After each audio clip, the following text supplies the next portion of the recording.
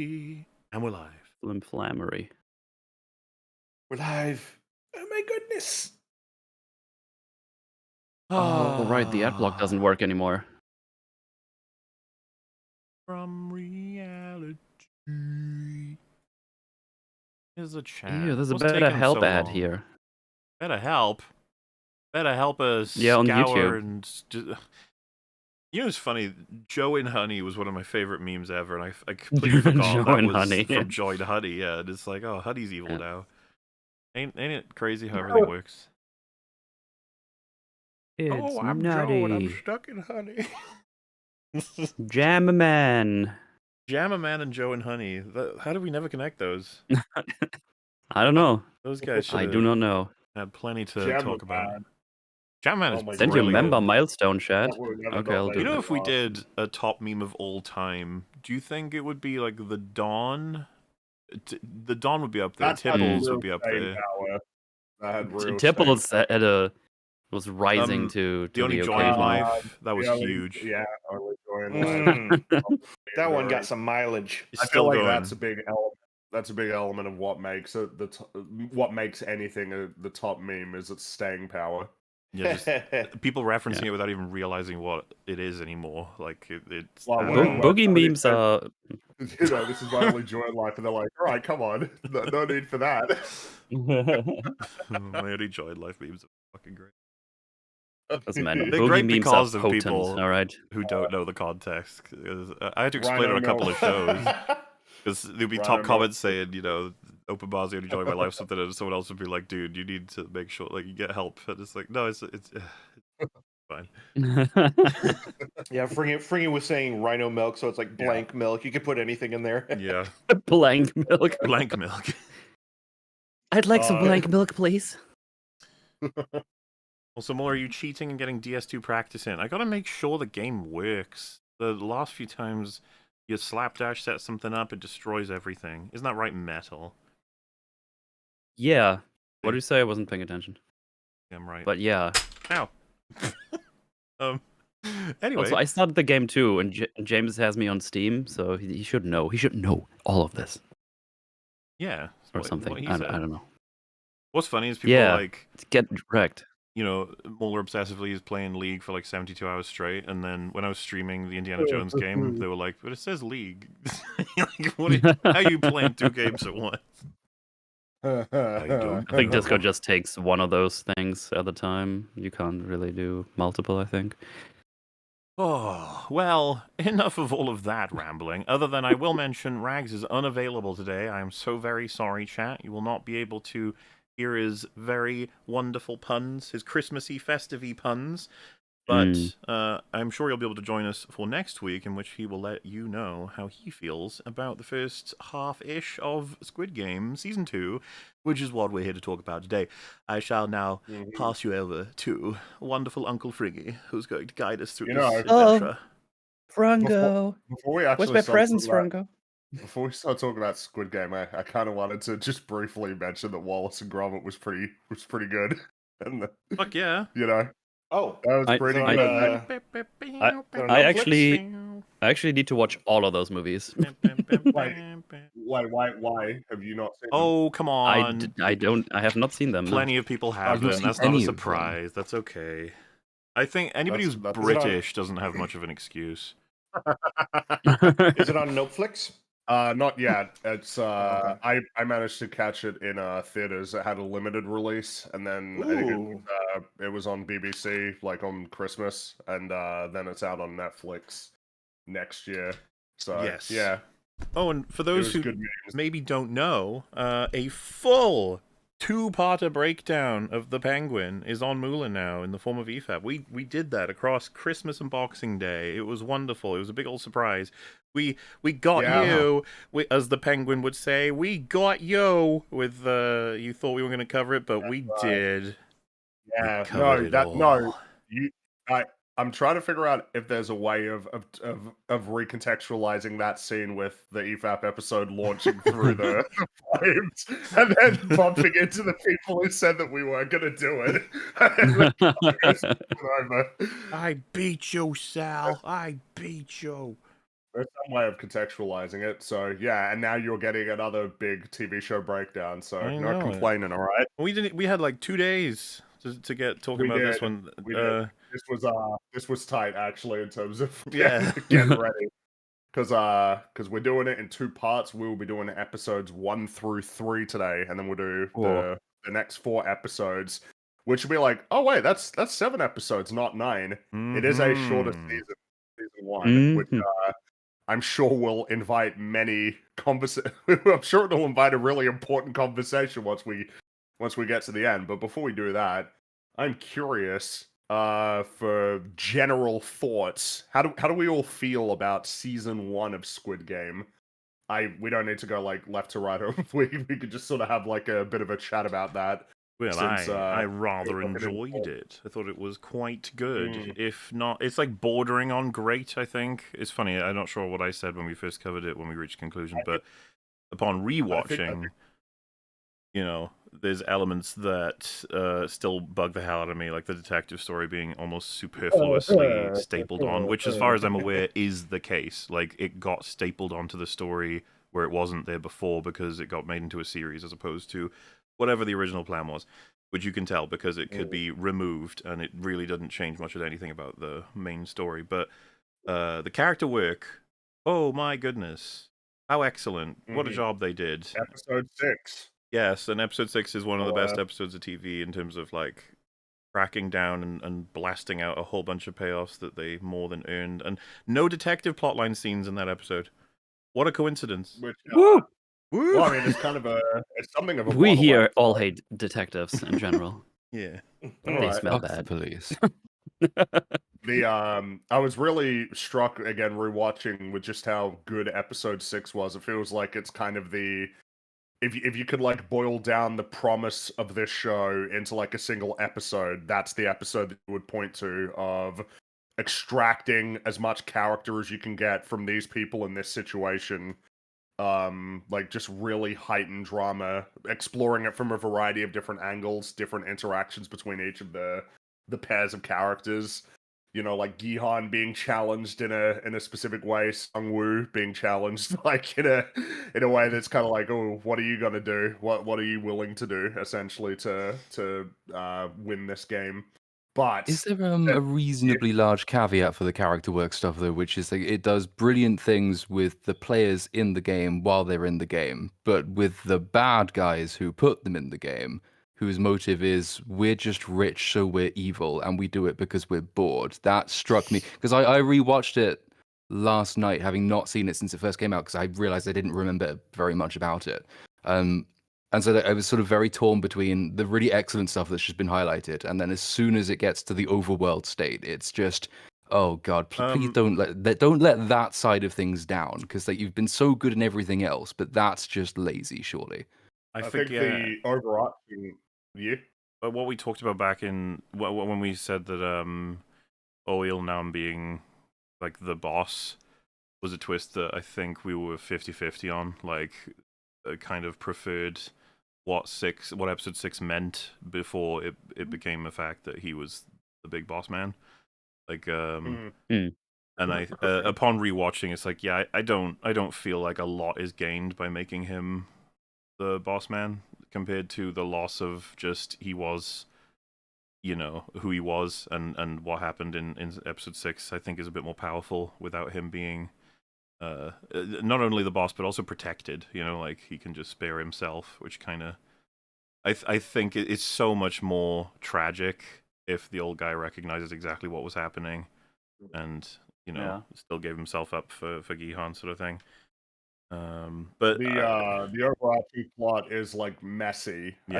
I think that's the only conclusion that can be drawn when watching season 1, is that how we get to a lot of the big payoffs is very inconsistent. Sometimes it works, sometimes it relies on really absurd coincidences or characters making stupid decisions, which is just a bit frustrating. But that it's not like it doesn't have like this reliable trend of being dumb in terms of how we get to each of these, big moments.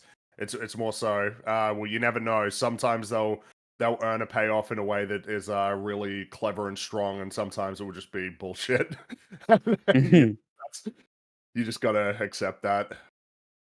Which is Yes. kind of the thing that drags it down overall is that the plot is just like, especially when you factor in like the detective storyline ain't short.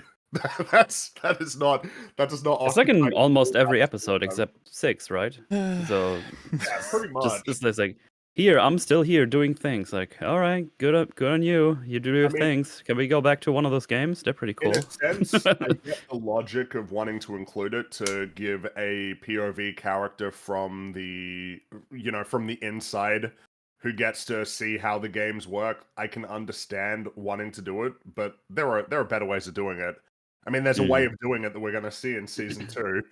So, which I can understand the reason why that they might have wanted to hold off on doing it in that particular way in season 1, but still, there are better ways of doing it than the detective storyline.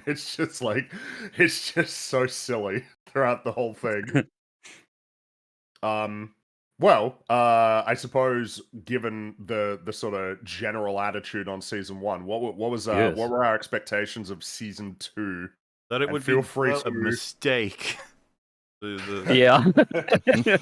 That generally Like, speaking, honestly, after getting my heart broken with Arcane and everything like that being the way it was, I guess my expectations were kind of like, I shouldn't go getting my hopes up. And honestly, it's like, I don't think they're going to be able to really top all that much of season 1, even though season 1 wasn't like perfect by any means.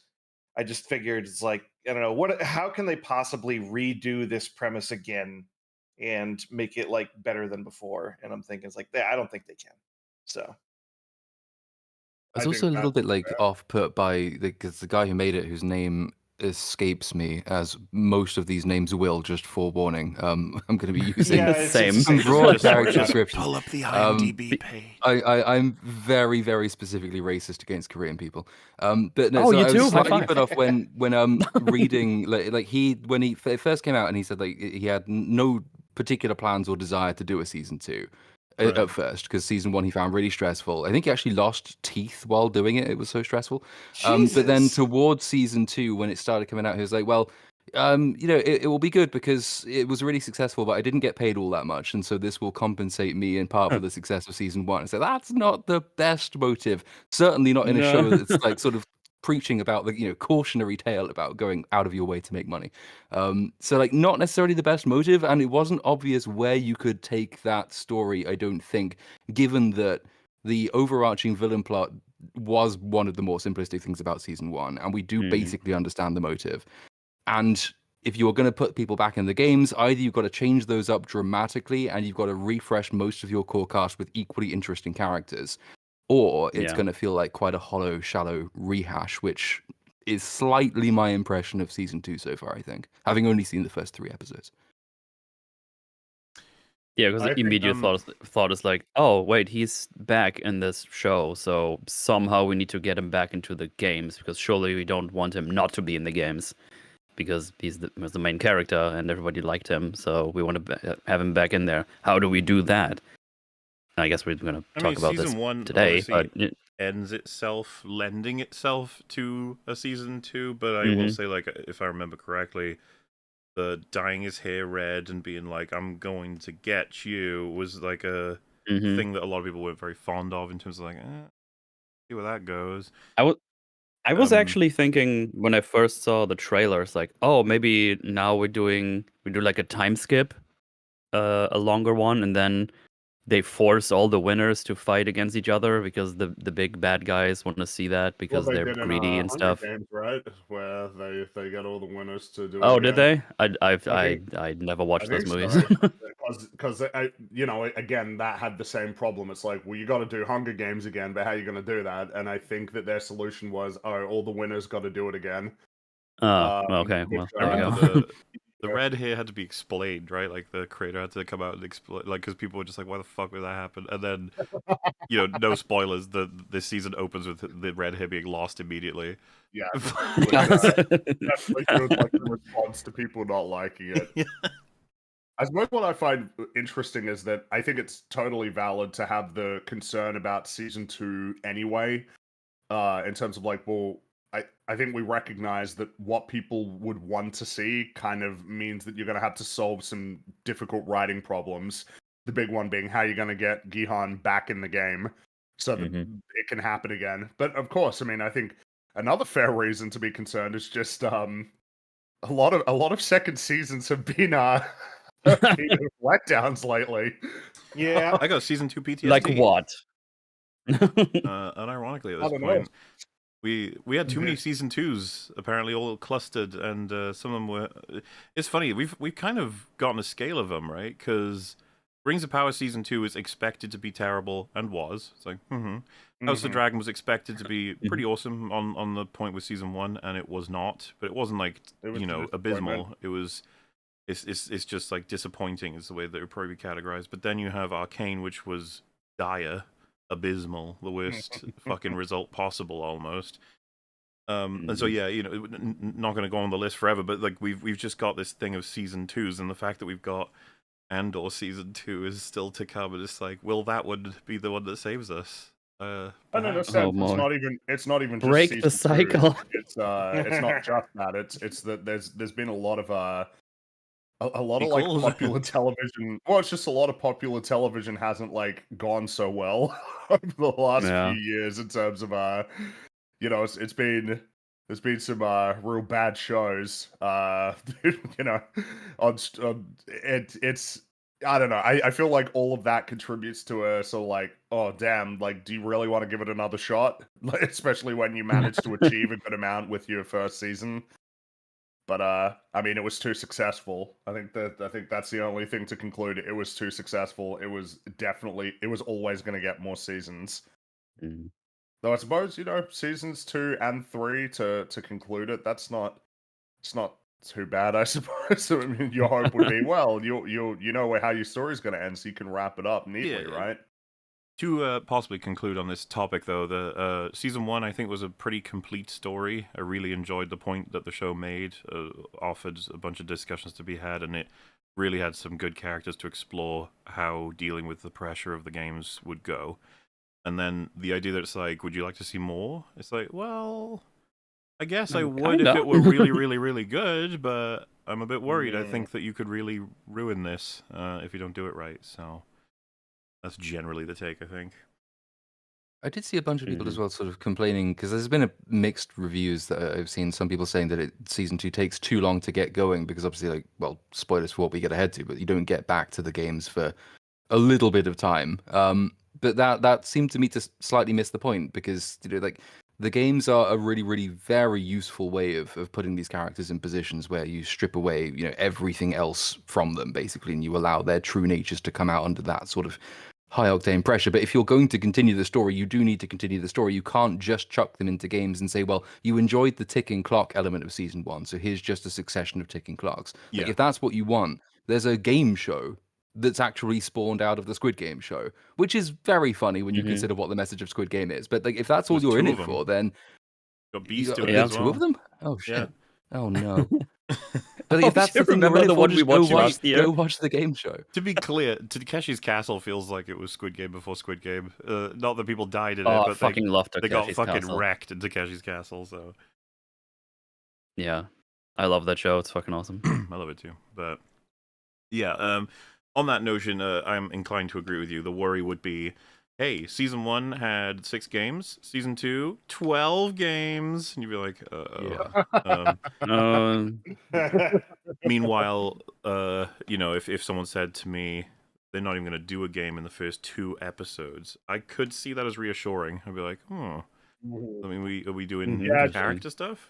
Because well, I suppose it's reassuring because it doesn't seem like the most popular choice. It doesn't seem like the correct choice to make, just to make most people go, oh, look, new game, crazy. So yeah, in a sense, it could be reassuring, but I suppose we'll find out how reassured we are by going through the episodes. And in our usual fashion, we're going to try and remain spoiler-free up to the scene we're talking about. Yes, indeed. So we begin exactly where we ended in season 1, with Gihan leaving his plane, because he's gonna go get the bad guys. But as he's walking through the terminal, his phone rings, and Frontman asks Gihan, "Where are you going?" Which is a bit nerve-wracking. Gihan sort of nervously scans his surroundings, but then he calms himself down, and he demands that Frontman face him. But Frontman says, "You should have gotten on that plane. You will regret your decision." And Gihan declares, "I'm gonna find you no matter what it takes." And he hangs up the phone and steps into a taxi, takes a few deep breaths, and he asks to be taken to Seoul. It's very So that's clear, I would say, from season 1, and obviously what we'll gather here. The Gihan's perspective on them is that they are the root cause of the suffering that is involved in all of this, broadly speaking. The blame should not be placed on any of the participants really at all, which is interesting considering his attitude towards Sungwoo near the end of the season, especially when he doesn't want him to perish at all, the finale. Well, yeah, the willingness to just say, let's put an end to it, let's leave together, and then Sungwoo saying, "No, I'm not. I can't. He can't do it. Not after everything he's done."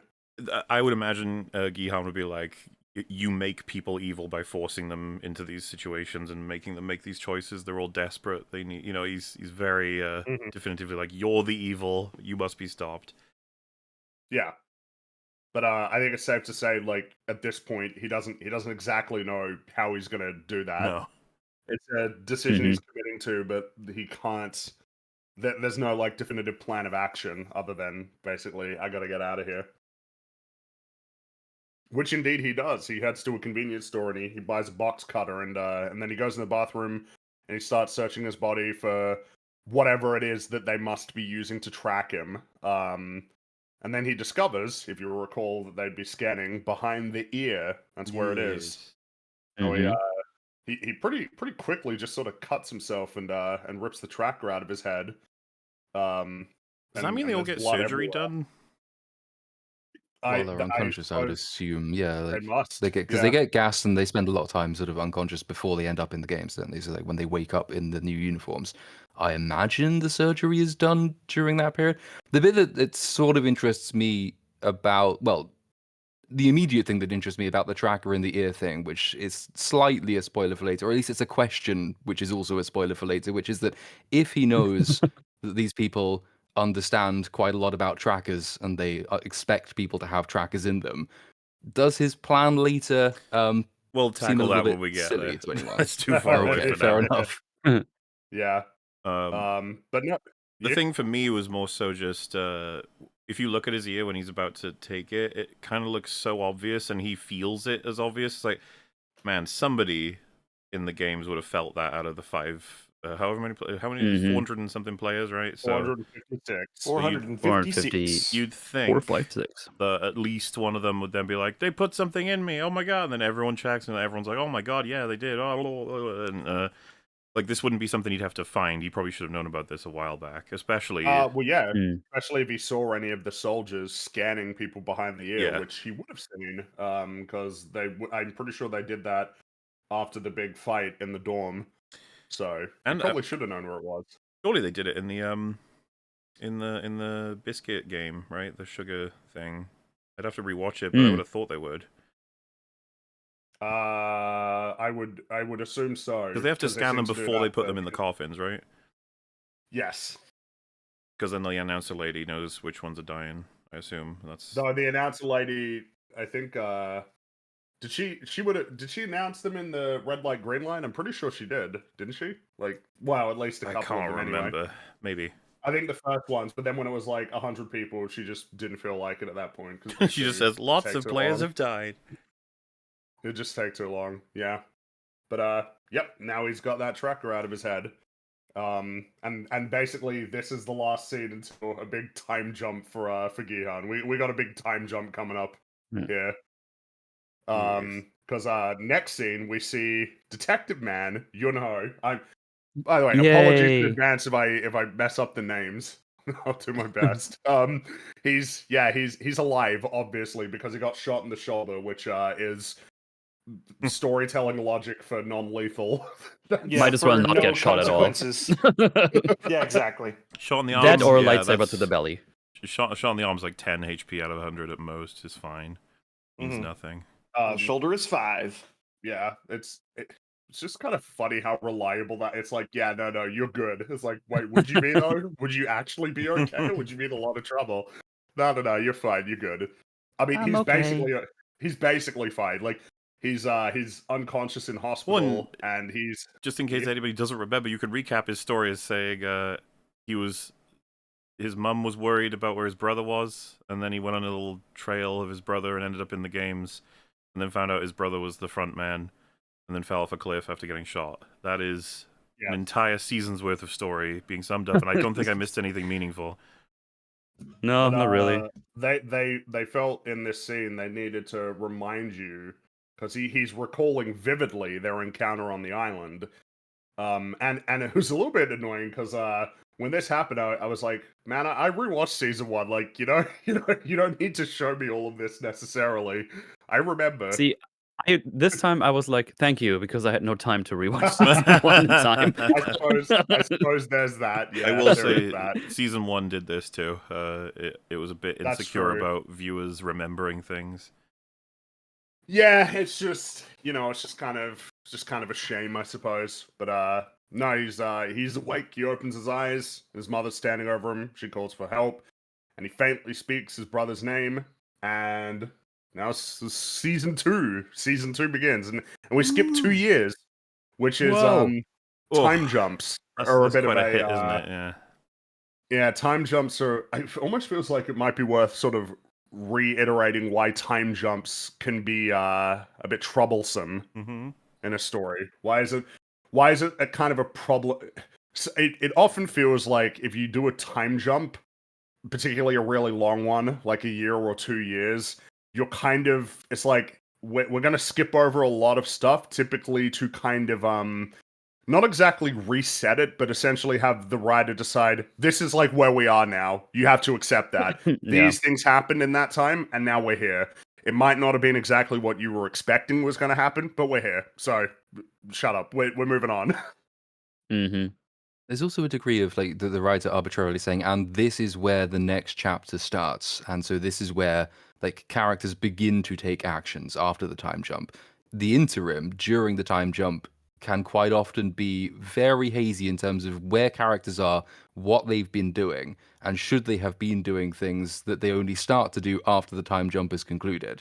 So, like, if hypothetically you have a detective character who knows the name of another person who was in the games, who he might have an interest in finding, should he have done perhaps more to try and track him down in the interim or not? Like, it's like.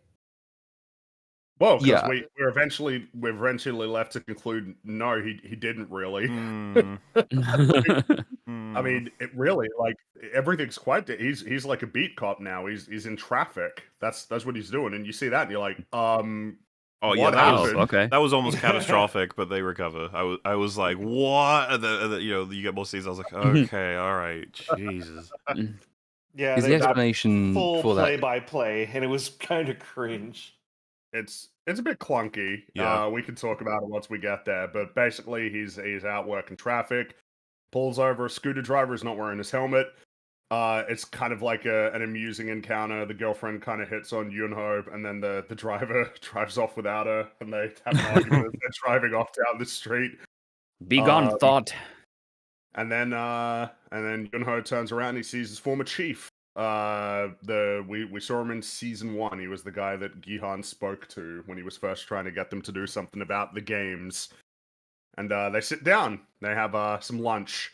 And the chief asks Yunho to return to the Major Crimes Division, but Yunho's pretty brazenly just outright ignores him, basically. Pretends like he didn't even say that. And then the chief essentially declares that he tried to help Yunho find the island, but the photos that he tried to send through, if you remember when he was running away from the soldiers, he tried to send photos. They didn't get through. His phone is gone. It's at the bottom of the ocean. And basically that there was nothing more that he could do to make something happen. Basically, it's just stating pretty plainly, pretty much in as many words as that. Like, yeah, we tried and it didn't work. Very Yeah. very exposition-y, and it's like Everything you thought would work didn't. Okay, audience, you're like, okay. Yeah, Fine. it didn't work. They didn't find anything. It's like, I don't know. You know, it's I mean, I suppose I can accept that the photos didn't get out there from the like. I mean, it was kind of something that they were trying to play with. It almost feels like they left it vague on purpose in season 1 because they hadn't made their mind up yet on how the detective storyline was going to progress. Because like playing with that as a thing of, oh, will it get through or will it not get through? And then it's like, no, it didn't. It's like, oh, okay. It feels like you picked one of 2 options that you could go with. And then Someone this is the in chat said the ultimate as you know. We have not yet bumped into the ultimate as you know in this No, episode. no, I'm pretty sure they we're not used the there words as you know in the worst Uh, one. Oh God. yeah, that one's coming later. As you know. The chief also basically, again, because he's talking to both Yunho and the audience, says, you know, you basically you were gonna get fired, but then I helped you. Like I stepped in and saved your job. Which prompts Yunho to be like, yeah, thanks, but I want to be I like traffic now because, you know, evidence is clear evidence, and I couldn't secure enough evidence to stop the games. That's essentially the logic, is everything's simpler in traffic. But you're sort of sitting there like, okay. Alright. I mean, like, I don't know if this is I don't know if I buy that you would be quitting at the moment. Can we not just admit to this whole the traffic aspect, like that's gone in a matter of minutes. We don't return to it. It's, No, I mean, it- you No, know, this was other than- basically like here. This is what it- this is what he's been doing for the last 2 years. Anyway, cynically speaking, it's going to facilitate one thing and then it'll be gone. Yes, exactly. That's basically the only reason that it's happening. I mean, my assumption, based on what we get later, was that he's kind of fibbing and like doing his other things in secret. He is. It's Okay. he is. Yeah. Well, that's he could be doing that'll anything, revealed right? later. Why traffic? And it seems like the writer wanted to take a chance to say, I can make something meaningful here. And it could be that, yeah, he prefers this of all the jobs he could be doing while doing the other he's thing. still. Because Yeah, it's such now- a definitive, now- evidence-based thing, and he's got an insecurity about how everything turned out with Squid. And I just feel like, okay, you don't need to do Yeah, it. It's fine. Someone in chat maybe said- they should have made like a thing out of this. Like, hey, if he works in traffic, he has more free time instead being in the special division, so he can do his own investigation stuff. Maybe that was the idea, but I don't know if they followed through with that properly. You know what I mean? Well, That's what someone in Like chat that he- said. It's a peaceful life. That's how he feels about it. they could have gone with that. But like I said, they chose to have him say that, which I think was an attempt to try and make it more meaningful. Which, Yeah. fine. Mm, And But to really- make like the recap a little less clunky, I guess. I guess that's the other attempt. you got to put some character in there, otherwise it's just plot. It's Yeah. just Yeah. like plot. And the chief then asks Yunho if he remembers who shot him, and Yunho says no, which is a little lie. That's a lie. It's a porky pie. Yeah, all right. Oh my god. But yeah, he that's the end of them having lunch. As he's clocking off, he stares at the gunshot wound on his shoulder before again recounting his encounter on the island, which is a bit Yeah. that feels a bit awkward. It's like, why are we doing it twice in like 5 minutes? Yeah. Why do we need to see it again? We know what happened. There's really not that much going on with this character. But then elsewhere in town, there's a couple that are walking down the street and they see a motel, but they're answered by nobody when they knock on the door, and they have kind of an awkward argument about like their understanding of how hotels work, which is also kind of amusing.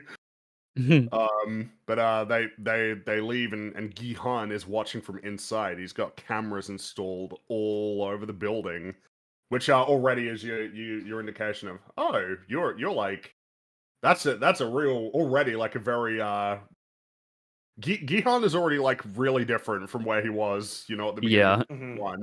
Yeah. There was obviously a big transformation from the beginning to the end of season 1 anyway, but this now feels like we moved into the next era for this character, of instead of being super apathetic and just sort of wandering around, now he's got more skills now. He's a bit more serious, and as he steps away from the computer, the doorbell rings, and he re-examines the cameras because he couldn't see anybody on any of them.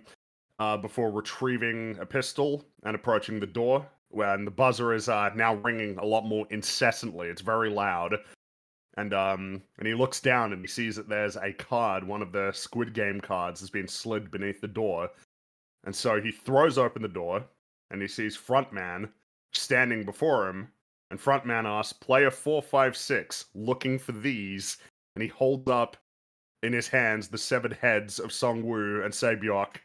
And they open their eyes, and Gihan screams as he shoots at the Frontman, and then wakes from the nightmare, because it's a nightmare. Oh, I am Real. quite a very fan spooky. of this sequence because they trick you nice and well into thinking this is absolutely Yeah. real by showing those Yeah. fellas outside, and then we get the information of it's such a normal scene in terms of, oh, this is a cool way to show us how far he's come, what he's doing now, how in control he is.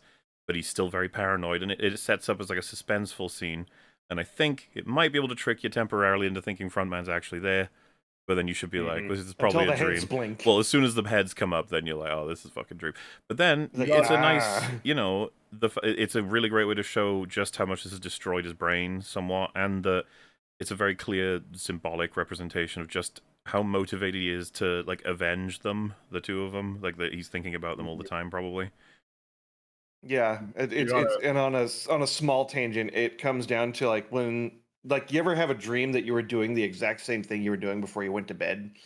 It's like it's a whole lot like that, which can I don't know if anybody else has that same issue every now and Well, again. you'd be the but it's like person I can imagine. to ask this, but I've had exactly 2 dreams where I was editing, and I fucking hated the fact that was a thing.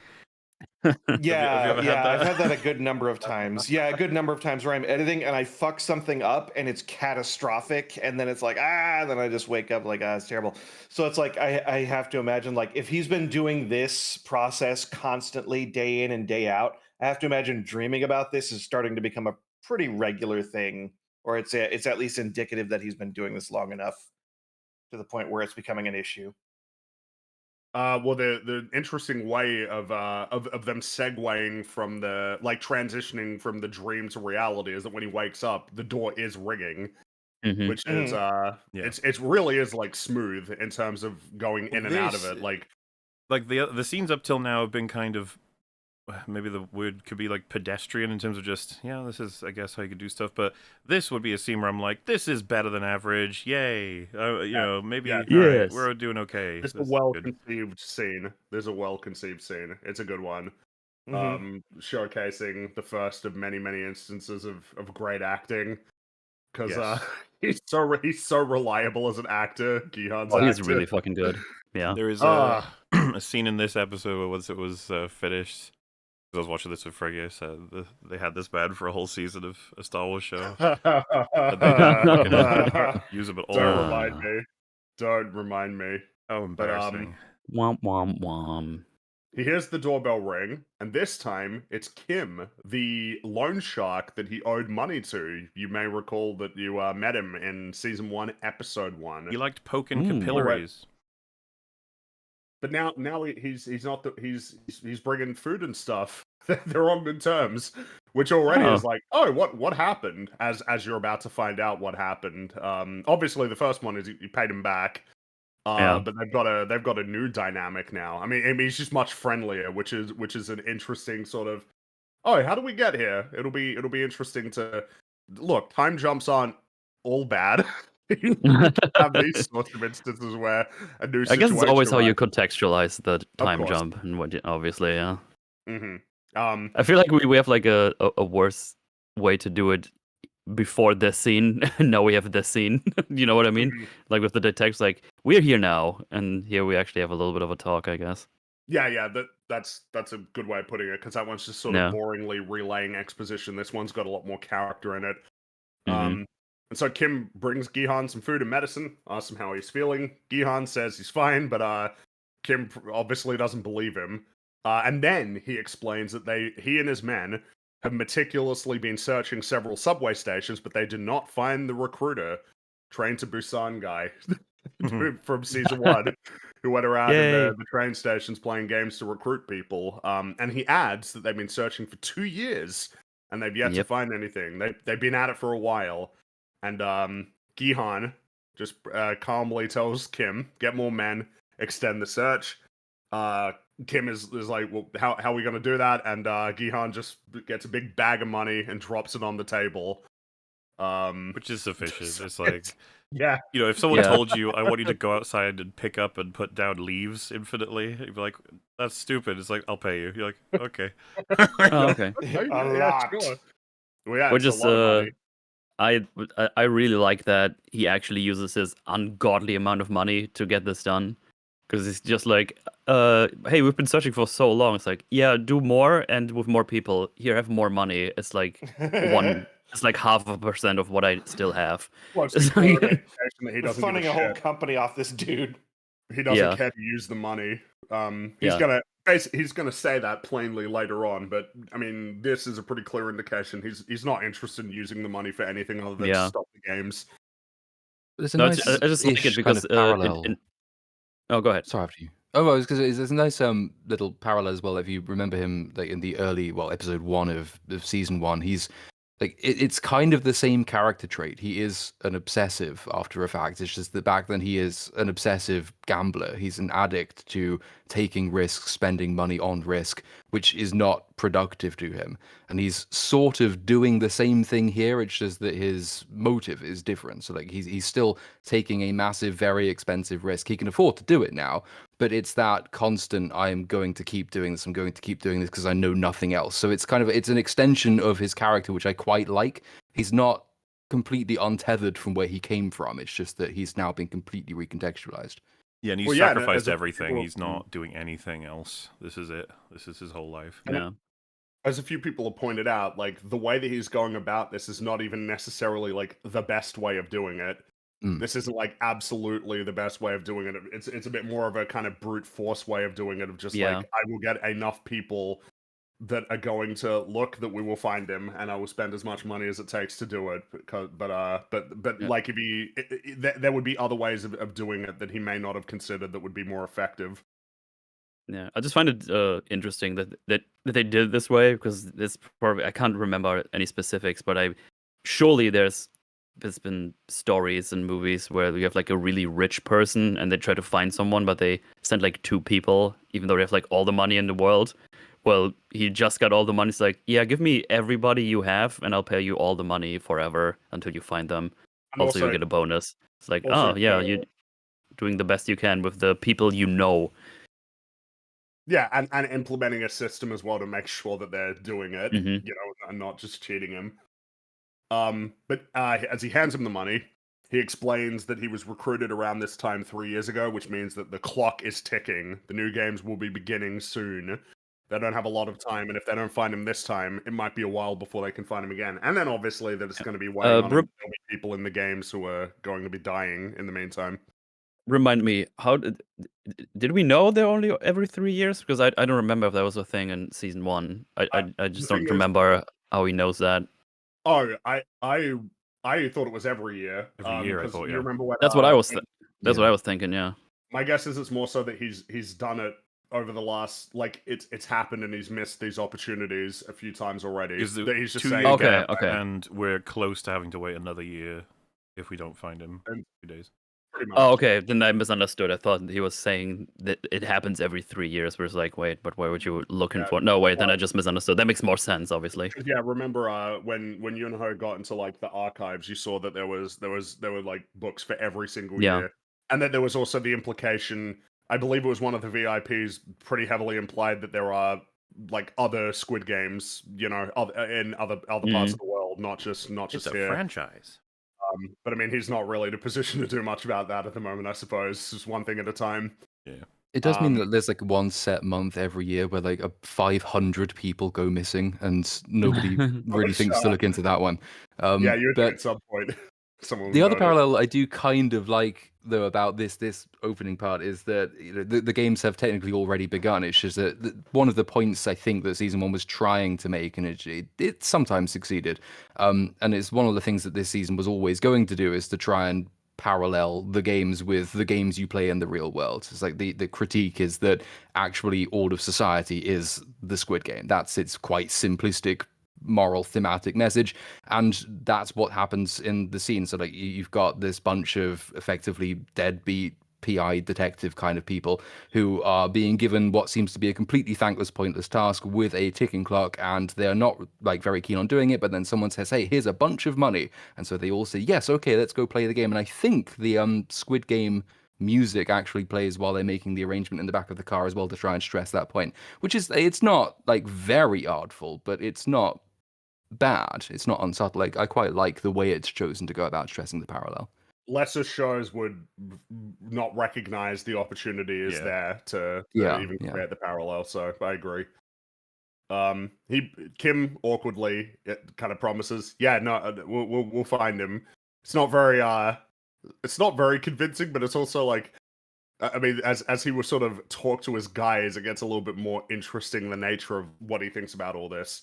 He leaves and he gets into his van and he explains to Woo Suk, I think that's it.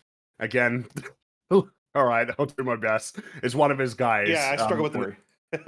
And there's a whole bunch of them in the van, and he's explaining to him the new plan of action. They're all baffled. But Kim seems sure that something must be going on, and the reason why, he cites that several people who owed him money have disappeared before. And so now that he's heard this story, because Gihan has explained what happened to him, that's now sort of lingering in his mind. Though when he gets pressed a bit more, he shouts like, "I don't really believe it," but that he's doing it for the money.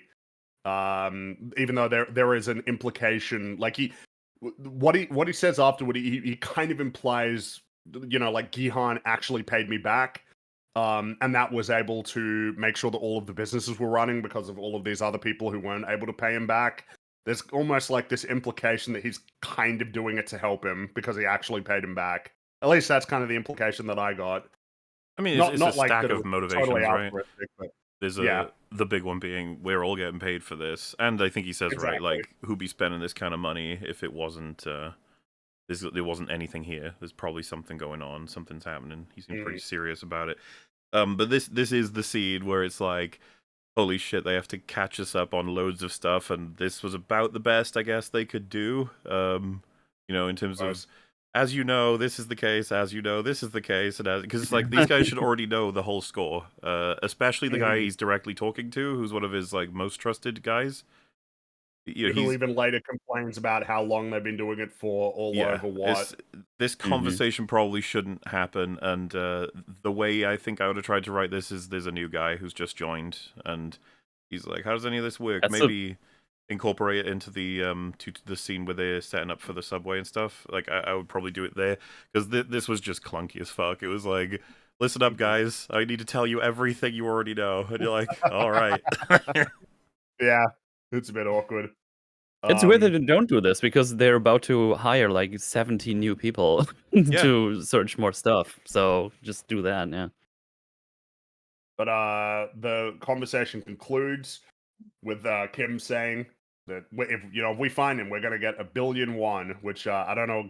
It's a lot of money. I don't know exactly what the conversion rate is, like the exchange rate is for this to like US dollars. It's a lot of money, and whoever finds the recruiter, which is what we're just gonna call Train to Busan guy, we'll call him the recruiter, will get a 500 million won reward, and so they will get super excited as they drive off to get to work the next day. But meanwhile, Gihan is just sitting alone upstairs. He downs his medicine, looks at the calendar, and scratches off one more date. We'll be using this calendar to punished Gihan. Basically keep track of how long. That's right. And we'll use the calendar to figure out how many... We'll use the calendar the way that the calendar works. But we'll just be coming back to it. I know how this works. That's what I did. I do that. I know that. I do. But yeah, they next scene... It's so funny. I feel like my energy is gonna sink every time we have to go over to detective storyline. This is not a spoiler. This can is summarize also this the shit real fast. It's this. Yeah. I'm really not trying to be mean, but I don't like. If you told me right now you've got 1 minute to summarize all of the meaningful things in all the detective storyline plot scenes, I'd be like, yeah, that's fine. I can do that. I probably don't even need a minute. Probably not. Yeah, Yunho heads to the harbor and he meets Sea Captain Park, who's prepping a ship for the day, and the pair have been searching the islands, like for the island, for about a year and a half. And as they disembark, Park sarcastically remarks, "Why did I have to save a drowning man and put Ugh. myself through all this trouble? I pity myself." This might be the one thing that we can talk about, actually, because when Mola and I were watching this, the first thought we had when he said this was, huh, I don't know about that. Like, It was- in terms of, it's- like, what do you two mean? things, It's right? like, Like, one, he's probably evil just generally, but two, like, kind of needs to be evil for this to make any sense. Like, if he were good Yes. and just happened to save his life in the middle of all that, like, no, I don't think so. yeah. But yeah, basically the conclusion was, "Oh, are you evil? Is it worth basically just saying?" You could whether or summarize not- detective plotline right now and then just continue with the season. It wouldn't matter. I'm sorry, that's just true. Yeah. We could, but I've not organized. No, I got you. Such that we can do that. So Well, we're and just gonna I have wouldn't to jump I back wouldn't do every now that and then. until post episode 2, probably anyway. Yeah, at that point it becomes a lot easier to do it. Yeah. But yeah, so it's the next day, and Wooksiuk is he's got his much larger crew in the office, their office space, and he's basically explaining the plan of action. He's got a mannequin dressed in a grey suit with a kind of a funny. You got to show. I quite love the right? faces. With a very It's pretty funny, yeah. The reason I love it is because I look at it and I'm like, I can see him. I kind of get how I you can hear, you but I go with can it. believe that you drew it just sort of very quickly to be like, yeah, all right, he looks like this, okay. The guy from Train to Busan, obviously, he looks just like him. That's right. Train to Busan, man, the recruiter. Yeah, so we're looking for a guy, a tall man in a suit playing Duckgy, I think is what it's called. The game where Yeah. they throw the paper down to flip it over to the other side. That's a good way of summarizing it. Playing that game with strangers on subway stations in exchange for money, and maybe slapping them as well. And if any of them are to find him, they're to report it immediately. And And then again, they'll get 500. What do they get? Like Million 500 million. 500 million won, and they all go, yeah, all right, and then I love money. I think they all- conversion to pounds anyway, I think would be knock off 3 zeros and then half it, and you'll get what it would It's be. something in like pounds. that. You're basically halving 500 it million. from what I understand. 500 From, million for British South Korean. pounds, it's like, yeah. Oh, I got it right here. It's $339,000 around about. Okay, so okay. Wait, which is converts to what? A million, is it? Or, what did you say that It was converts? 500 million South Korean won. Yeah. okay, Give you a good so example. Like basically- 1 billion. Yeah, 67 million for USD for a billion. About 540 for British pounds. 540,000. Oh, it's not. Okay. That's what I was This saying should about. be one of the- the Squid Games. It's just trying to work out Yeah. how Asian currencies convert. Yeah. I Okay, like how that so didn't help means at all. that the total prize money then for like Squid Game, because it's 54. Wait, Billion. goddamn, no, it's 40. It's 54.6. 45.6 billion won, right? So that means it's what, something like 35 million. Something like that. 30 yeah. million, 31 million, or Okay, I was overestimating. Okay, Like yeah, I said, it's a knock lot of off money. 3 All right. zeros, and then maybe 60% of that number is. Or the if you want to conversion. do it easier, it's just a lot of money to an average person. That's I mean, I not just type it into easier. Google and it tells me exact number I need, so that works Yeah. too. It's a lot of money. It's a lot of money, and they'll be real happy to get it. And so You know what? they, I take that money. I take it. I take the money. If someone would Um, offer me that much money, I would like, yes, thank you. and Wooksiuk also wait, no, it's oh god damn it. I've already got his name wrong. It was Wooksiuk, that's right. He basically says you got to split up into groups, search various stations throughout the day, and at the end of the day, you got to prove that you searched the stations by sending pictures of yourselves to Gihan.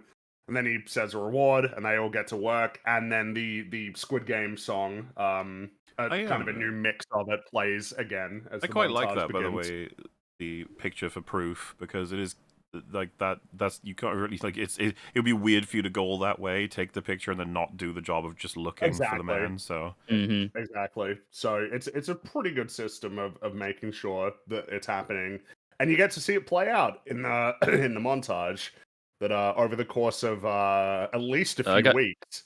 I got a question though. Why did they take all like a set of the game with them? I don't really understood why they did that. To show people it and to be people. like, have you seen a guy playing this game? Ah, okay, that makes sense. Yeah. Fucking idiot. Yeah, I just watched it very casually. I'm sorry. I wasn't paying all the attention because I had to rush through it. There might be something I missed about it though, but if the evil people in charge know that Master Soul is after them, would they not have made? I can't remember his name. Would they not have made some change, perhaps, to the way they go about recruiting people? I mean, surely they know that he's hunting them. He has lots of money.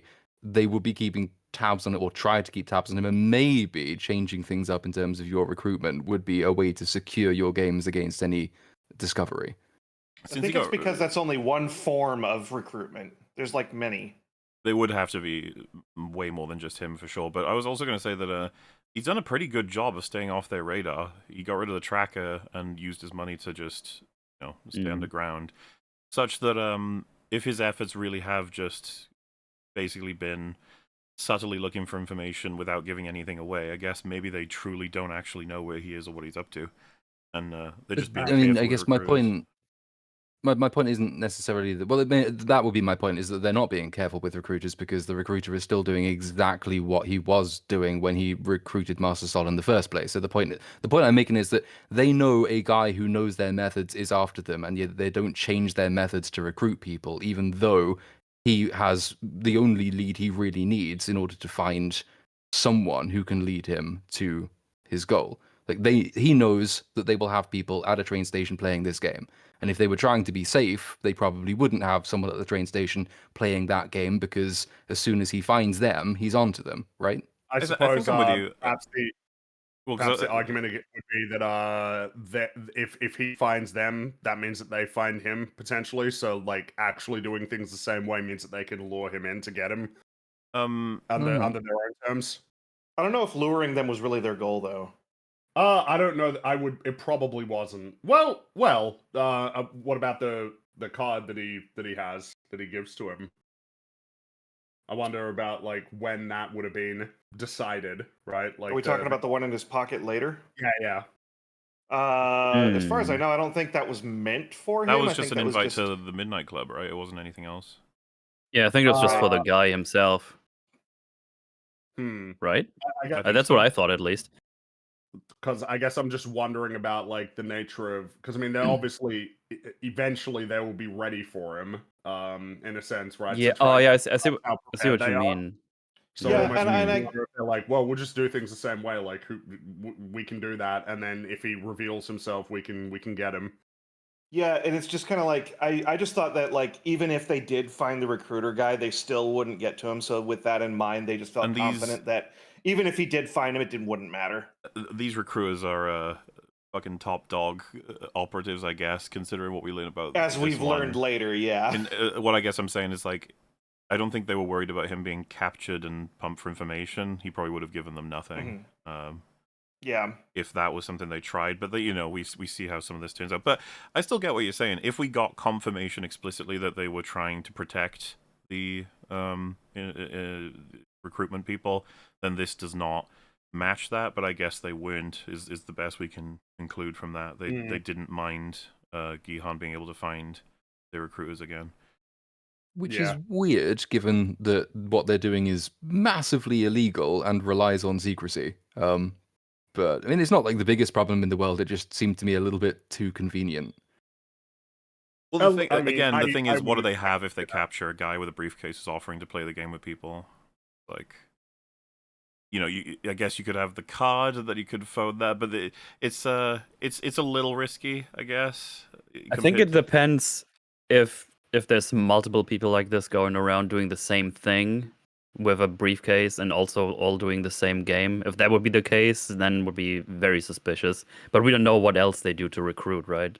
Well, we So if we don't would know have- how they go about if- doing it elsewhere. If we'd had more information, it would be Yeah. quite interesting to see. Because if they would all do the same shtick, it's like, probably want to switch it up. Actually, I was actually maybe want to switch it up like every time you do a game. You know what I mean? I know this game is like kind of easy to do, but Maybe yeah, one I don't know. every 3 years. And this is Yeah. what he's doing again. 'Cause I think I mostly agree. Like they probably should have not only stopped using that game in that station permanently, but moved that recruiter into a different game in a different location entirely. There's been Yeah. like no need Yeah, like to. moving to a different Or maybe city. they have been doing another game. That's why they didn't find him. Maybe. Maybe. Who knows? In any case, we see it play out over the course of several weeks. Kim's men meticulously searching subway stations through a variety of means, demonstrating the game to people, asking if they've seen anybody do that, asking if they've seen a man in a suit slapping people. They see a couple of guys in grey suits, and they'll just grab their briefcases and search them to see if it's got the game in it or money. And also, meanwhile, Yunho is searching islands. He's just searching a bunch of islands. Just searching all the islands. Woohoo! And yeah, but both of their searches come up short. They don't find any. They don't find basically anything at all. It's over the course of a few weeks. They don't get anywhere. Fiddlesticks. But they're trying their best. Damn it. They're And then, doing their best. we end with Yunho and Park returning to the port due to really bad weather, and Park explains finding the island is bound to be difficult. This is exposition. It's bound to be difficult. For starters, there are hundreds of islands within a 6-mile radius of where Park discovered Yunho. There's no telling how far he traveled because he drifted while clinging to a buoy that that he must have, I guess, just found and grabbed, and then the currents could have taken him anywhere until he found him. Basically saying, yeah, who knows where it was. There's a lot of islands, and you might not have even been near one when I found you. And Yunho says, you're right, it's time to stop, we've done enough. And Park doesn't really believe that. And then Yunho thanks Park for helping him search for the island. He offers to give him money. Park's like, nah, you don't need to do that. And he says, well, I'll visit from time to time. And that's basically it. I mean, I don't know if anybody has anything. There's nothing. Knowing the whole season, there's nothing to say about this. It's only plot, unfortunately. Pretty much. Yeah. I don't have anything else. It's not how boys work. Like you don't drift with boys. That the whole point of boys is that they're anchored to the ground so they don't move because they're navigation markers. So if you found him on a buoy, then he should know where he's going, right? Well, so it's all bullshit anyway, because the bad guy. The only way this makes sense is the bad guys basically passed him over to this fisherman, and then that was that. Quote unquote. I just thought you were talking about. I just thought you were talking about the boys hanging out on the boat. It's like that's not how they work. He just grabbed a small child and drifted with him for many, many months. Ooh. And so next we have Kim and Woo-seok sitting together in the subway station eating lunch, and Woo-seok moans about the food. he's really upset. And Kim reminds him that he's being paid very well to sit in an air-conditioned subway station in the middle of summer, and that he could be doing anything else. Which prompts Woo-seok to ask him again if he believes Gi-hun's story, given how long they've been searching and found nothing. And this is where Kim mentions, well, why would Gi-hun waste billions of dollars, or billions of won, looking for somebody who doesn't exist? Which I think is a pretty fair, point, basically. There's a lot of money to spend on something that's bullshit, Yeah. It could be that he's crazy, but it just doesn't seem like there's much point in doing this. And then as Woo-seok is indignantly complaining about their situation, there's a loud thud emanating from the opposing platform. And they look, and there I he remember is, that sound. the recruiter. He slaps a guy before they play another round of Duckji.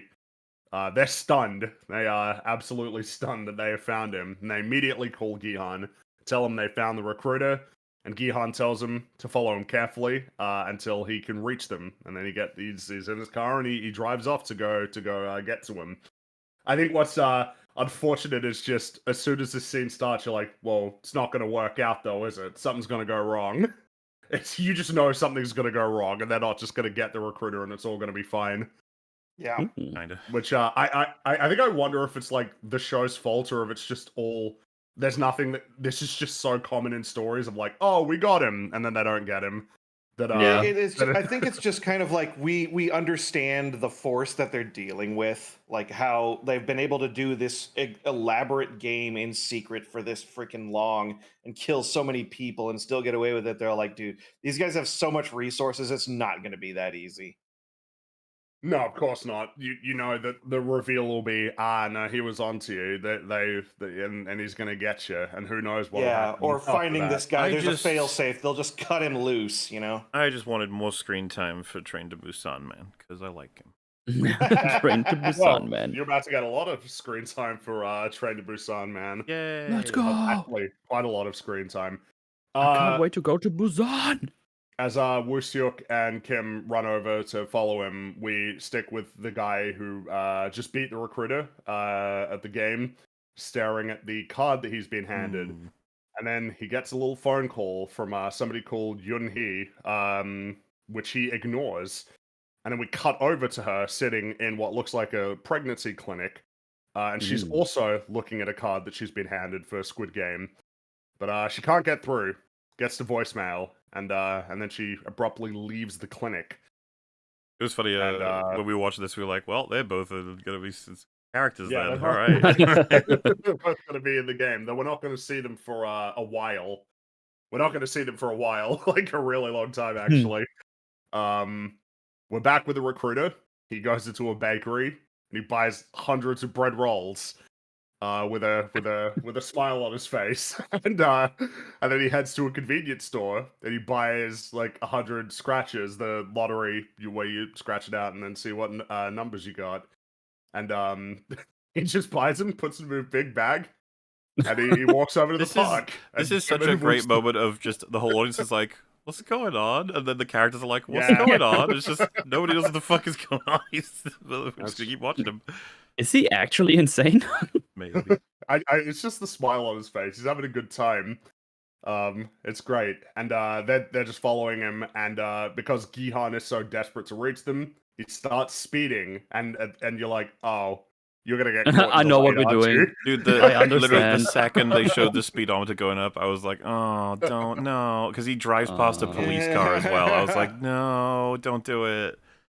Yeah, it's just you're gonna get caught, and then it's gonna delay you. Like we Yeah. know how it goes, and it's actually worse than that. It's way worse. Yeah, because you I also know know how exactly laws who is work, going to catch show. him.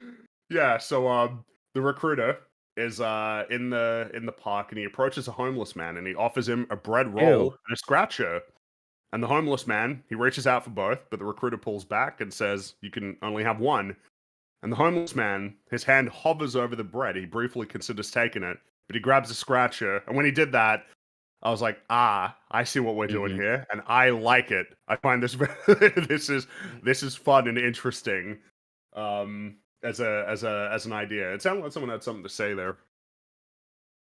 Oh no! I just chuckled with you. That's what I did. Maybe that was the noise you heard. And maybe next time you should basically shut just- the fuck up, Mel. Jesus. Oh my look at this. God. You Ruining stop! everything. I'm right below you. I'm don't gonna go- spit don't on throw your a grenade balls. down there. No, don't fight. No. No, don't do it. Don't fight. That's it, Devin. Doxy now. No. I mean, I'm gonna it's slap just you. you already know exactly what it is. It's like, do you want to take the sure thing, or do you want to gamble for a long shot at getting a whole bunch of money? Pretty And straightforward. quite an as a extreme choice. long shot too.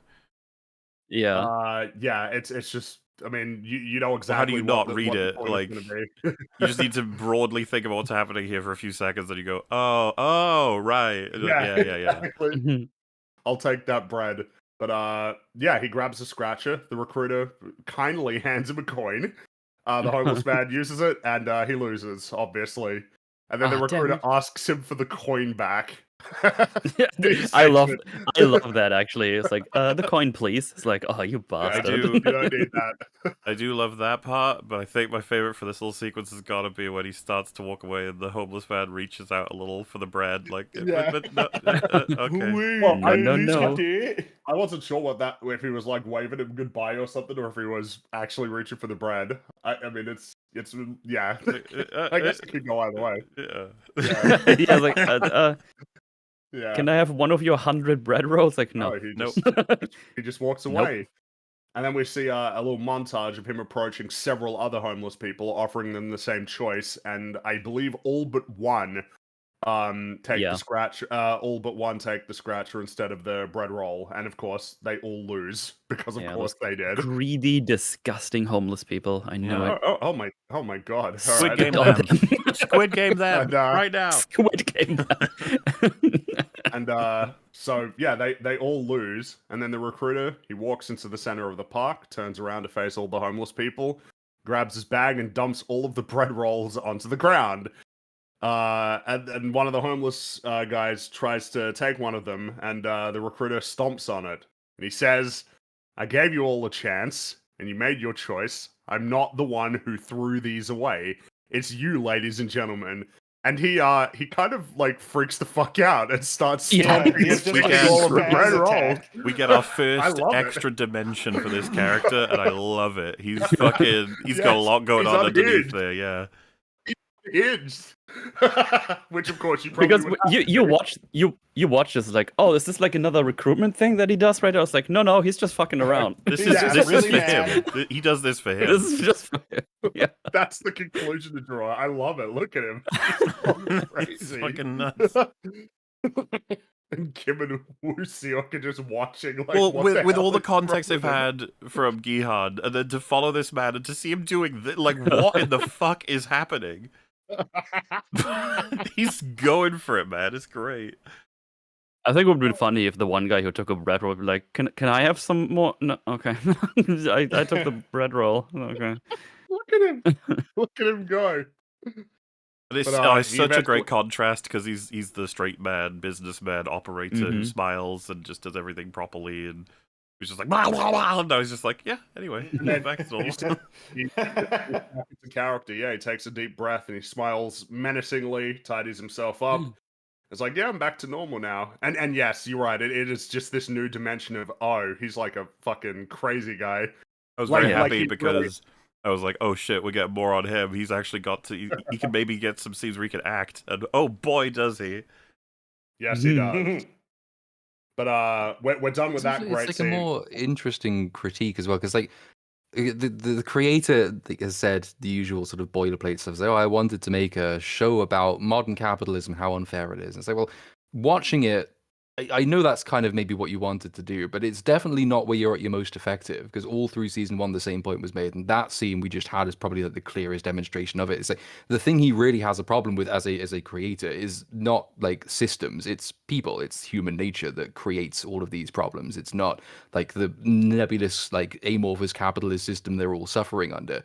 People make these terrible choices all through season one when they all leave and then they all end up going back. It's not because the system necessarily betrayed them. It's because these people have made terrible decisions time and time and time again in pursuit of money. And yeah, I Again- prefer that to when it's trying to do like the silly like boilerplate critique of nameless masked businessmen. Well, to stay as absolutely spoiler-free as possible, because I'm aware of those bits of commentary as well, and I actually agree with you. I felt Squid Game was much more strong as commentary on human nature than any given political or financial economic system. I was always like, there's so much more fundamental human nature shit going on. But after seeing season 2, after he'd made those comments, I am now of the position of like, do you watch your own show? Like, what do you mean? You're the points you're making here, and you know what? It's fine. We'll just carry on. Well, we're going to carry on from a really cool scene into a terrible one. No. we got a pretty bad scene here. So Gihan is driving along and he gets pulled over by the police for speeding, obviously. And there's a junior officer who steps out, but then the other one who steps out is Yun Ho, and you're like, oh. This was such a like, oh god, no, no, no. That's so convenient. Don't do no. it that way. what are the odds? This is Seoul. Is it like 10 million people? Like, God damn it. it's a huge Pretty big city. We can't even start there. There's like 17 huge variables that come into this. I don't even want to think about it. It is absolutely astronomical that this would happen. This is Yes, so this is unfortunate. absurd. It's so unlucky. Well, the thing is, I mean, it basically enables the plot to progress in the way that it does in a major way. Yunho instructs a junior officer on how to conduct a traffic stop, but he's the one who's going to do it. And the junior officer goes to Gihan, who just basically silently and swiftly complies with every request of him. And while this is happening, the recruiter hops into a taxi, and Kim and Woo Seok signal another taxi. They wave him down, and they pay the driver to follow the recruiter's taxi. And then we're back with Gihan, who gets handed. I did quite like the what he says. If you catch up to that taxi, I'll pay you double. The taxi driver's like, ooh, like, all right. Yeah. Let's go. But the ticket gets printed. Gihan basically just snatches it from the officer's hands and then drives away. Yeah. And But that was also the second irritating thing about this scene is like not only the convenience of it, but so like he sees the ID, and this is when detective knows who is in the car, right? And that's the only solid lead he's ever had. And yet, while the private detective pays a taxi driver to catch up with the person he's pursuing, we don't get that from the detective because we're not actually ready for them to meet yet. So he just looks at it, looks And at the lets him ID. go Oh shit, instead it of was him, and following him. then yeah, that's it. We don't. I don't really get actually his catch up for reaction. ages. It's like a contemplative reaction, but it should be like a holy fuck. This is like the only Yeah. possible thing that could get me anywhere. Holy shit. It's the guy. Yeah, and he he should pulls speed up off his, immediately ID. and just chase him down. Mhm. But Yeah. never But no, mind. he does not do that. They're not going to meet until They're allowed they're to. not going to meet for a while. Yeah, exactly, until he becomes relevant to the plot again. Pretty much. Yeah, pretty bad scene, honestly. It just It's such a like, the whole classic. story. The writer was like, I mean, he's like a traffic guy and he's speeding. That makes sense. And you're like, dude.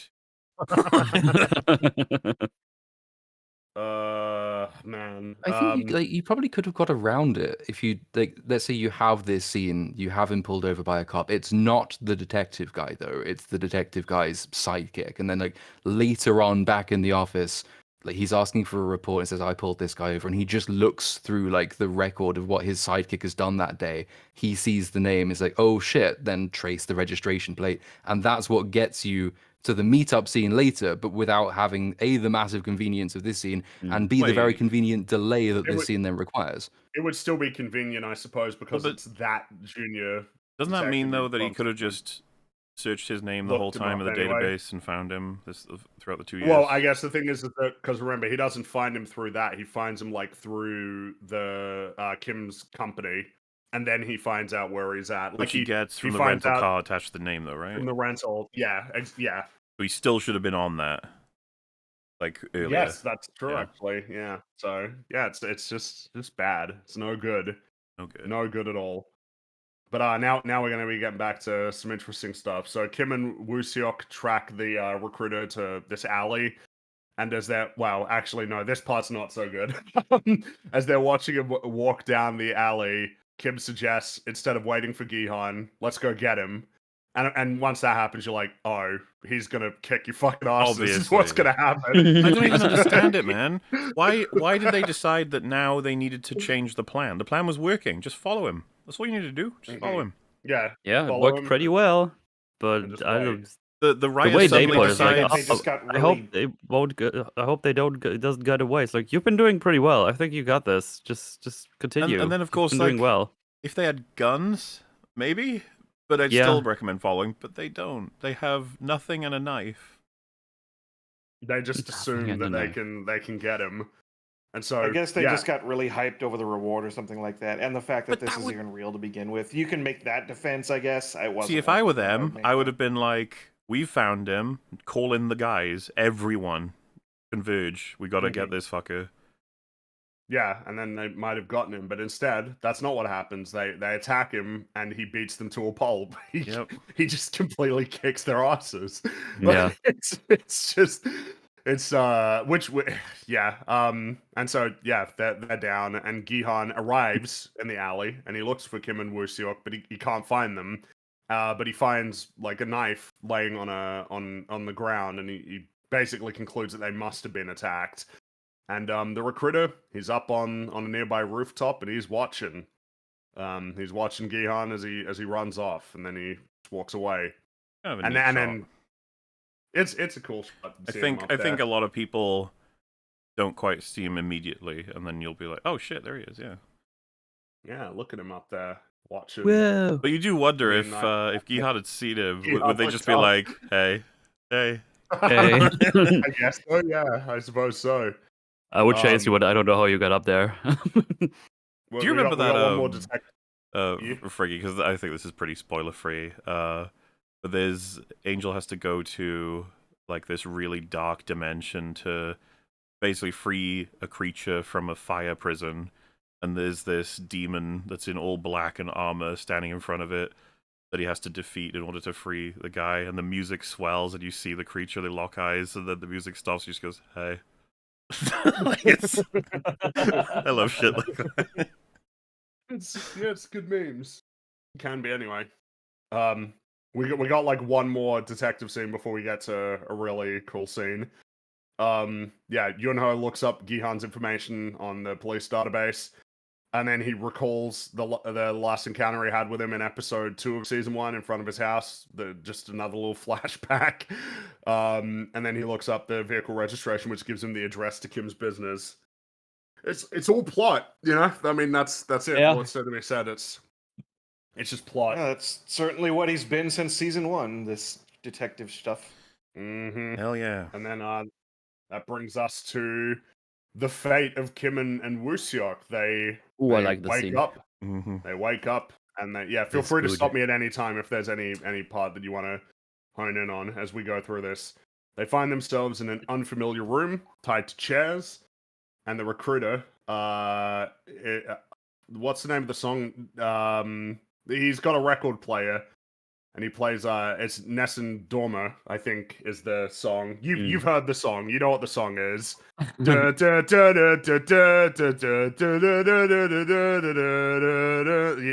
know what it is. He likes his music. That's what. Yeah. Well, and, that's all that's to be concluded. What becomes clear as well is he likes conducting custom games that he creates. Yeah. Like, I really think they've already done a really great job with the very limited screen time of showing us what kind of person he is already. He is an unhinged motherfucker who believes in the notion of the game. Yeah, pretty much. He was And never we're a guy that was just following orders. He was really into this shit. Well, and it's like Mola said. He will spontaneously come up with interesting games because he wants to see what people will do. He's interested in the choices that they make, and so he sort of kneels down and he says, "You're going to be playing a game of rock paper scissors -1, but there's going to be a Russian roulette modifier." He explains. Honestly, basically, to me, the -1 was already a modifier. I've never seen this version played by anyone before. I wasn't even aware that's a thing. It's I don't know.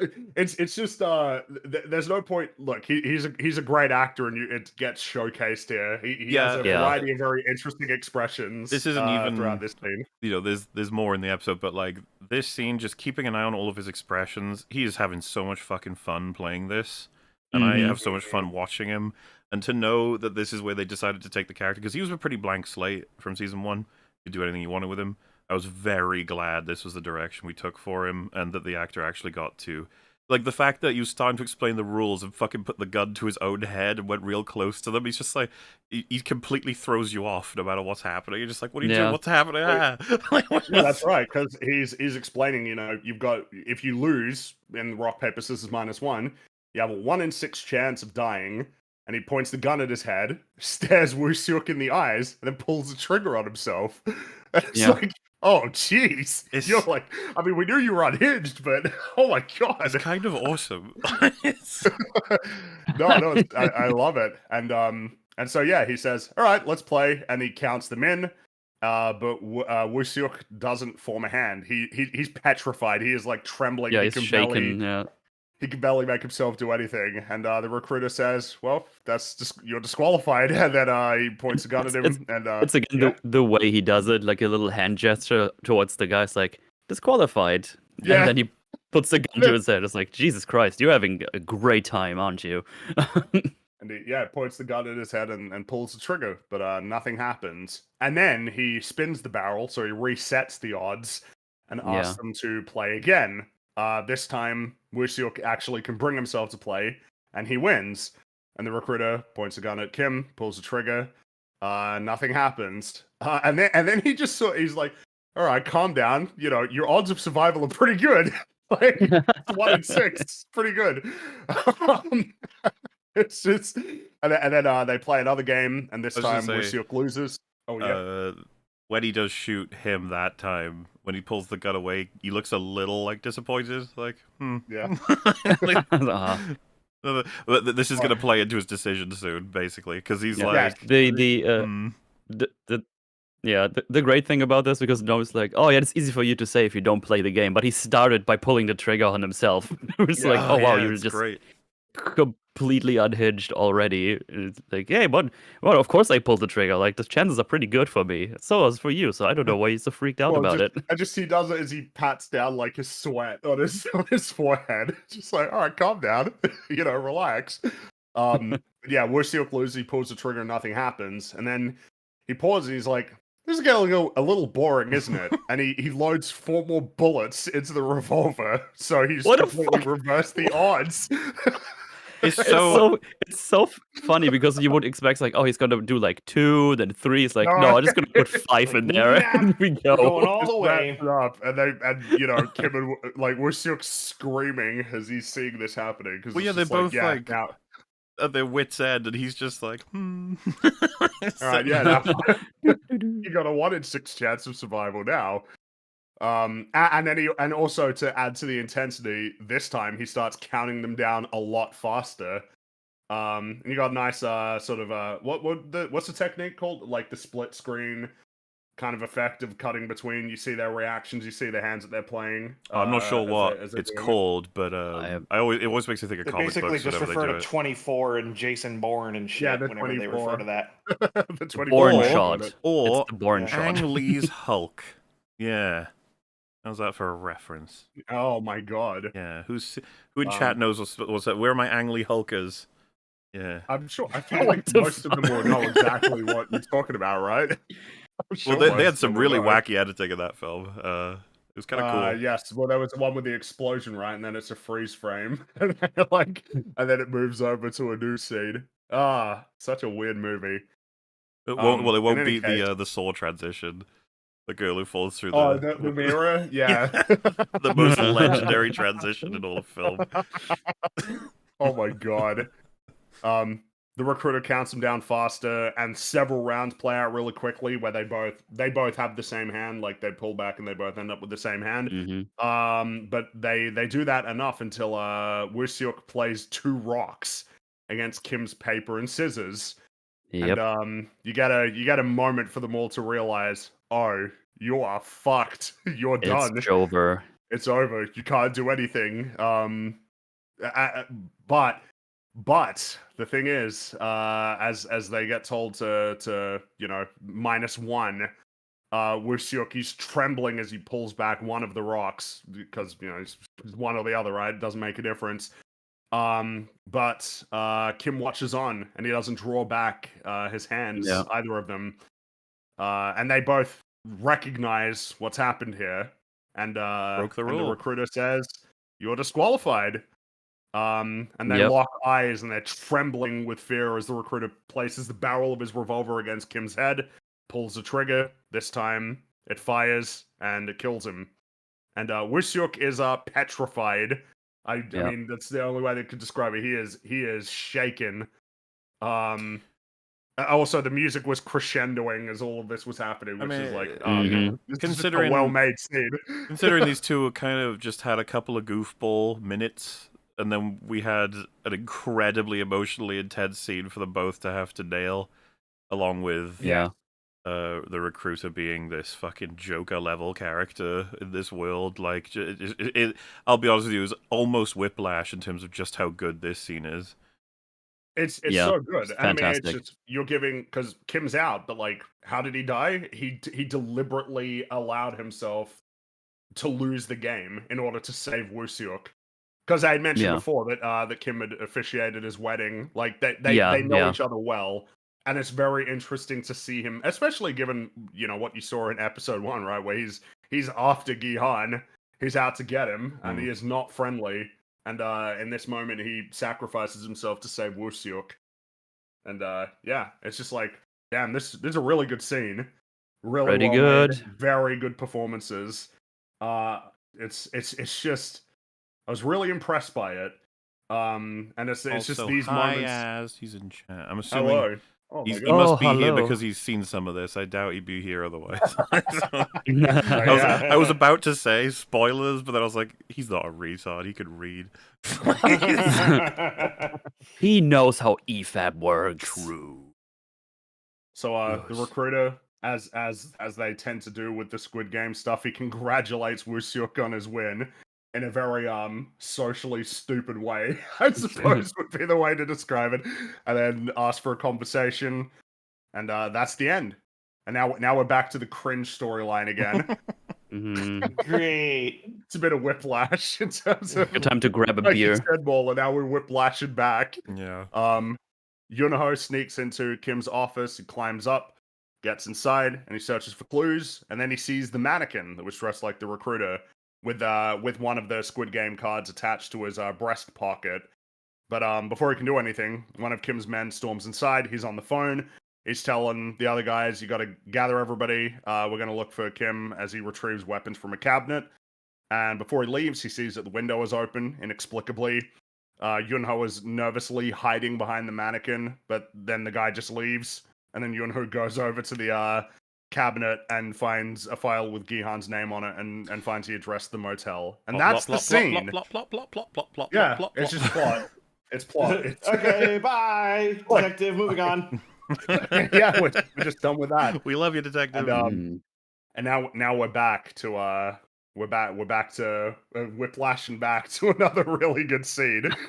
So He's also, Gi-han can I is just back- say, it's also, no offense to Detective Man actor, but he's very kind of bland to watch. Meanwhile, I'll say about the actor for Gi-han, we already know this, but he's intense, especially in these episodes. Just Oh, yeah. Yes, he every is. moment you see him reacting, walking, acknowledging information, you're just like, oh, lots going on there. Lots happening. Well, and it's about to be quite intense. He's returned to the motel, and he's coordinating the search for Kim. But before he steps inside, he looks up and he sees that the no vacancy sign is off. Unless I'm pretty sure that's what he sees up there. Is that the No, I think I No, think it's the other way. it's- It's on now. Oh, If you The remember up- the the top one is conversation on. the two people have outside the hotel in his dream, I guess, was that you can tell that the hotel doesn't have any places because the light's off. And he says, how do you know so much about hotels?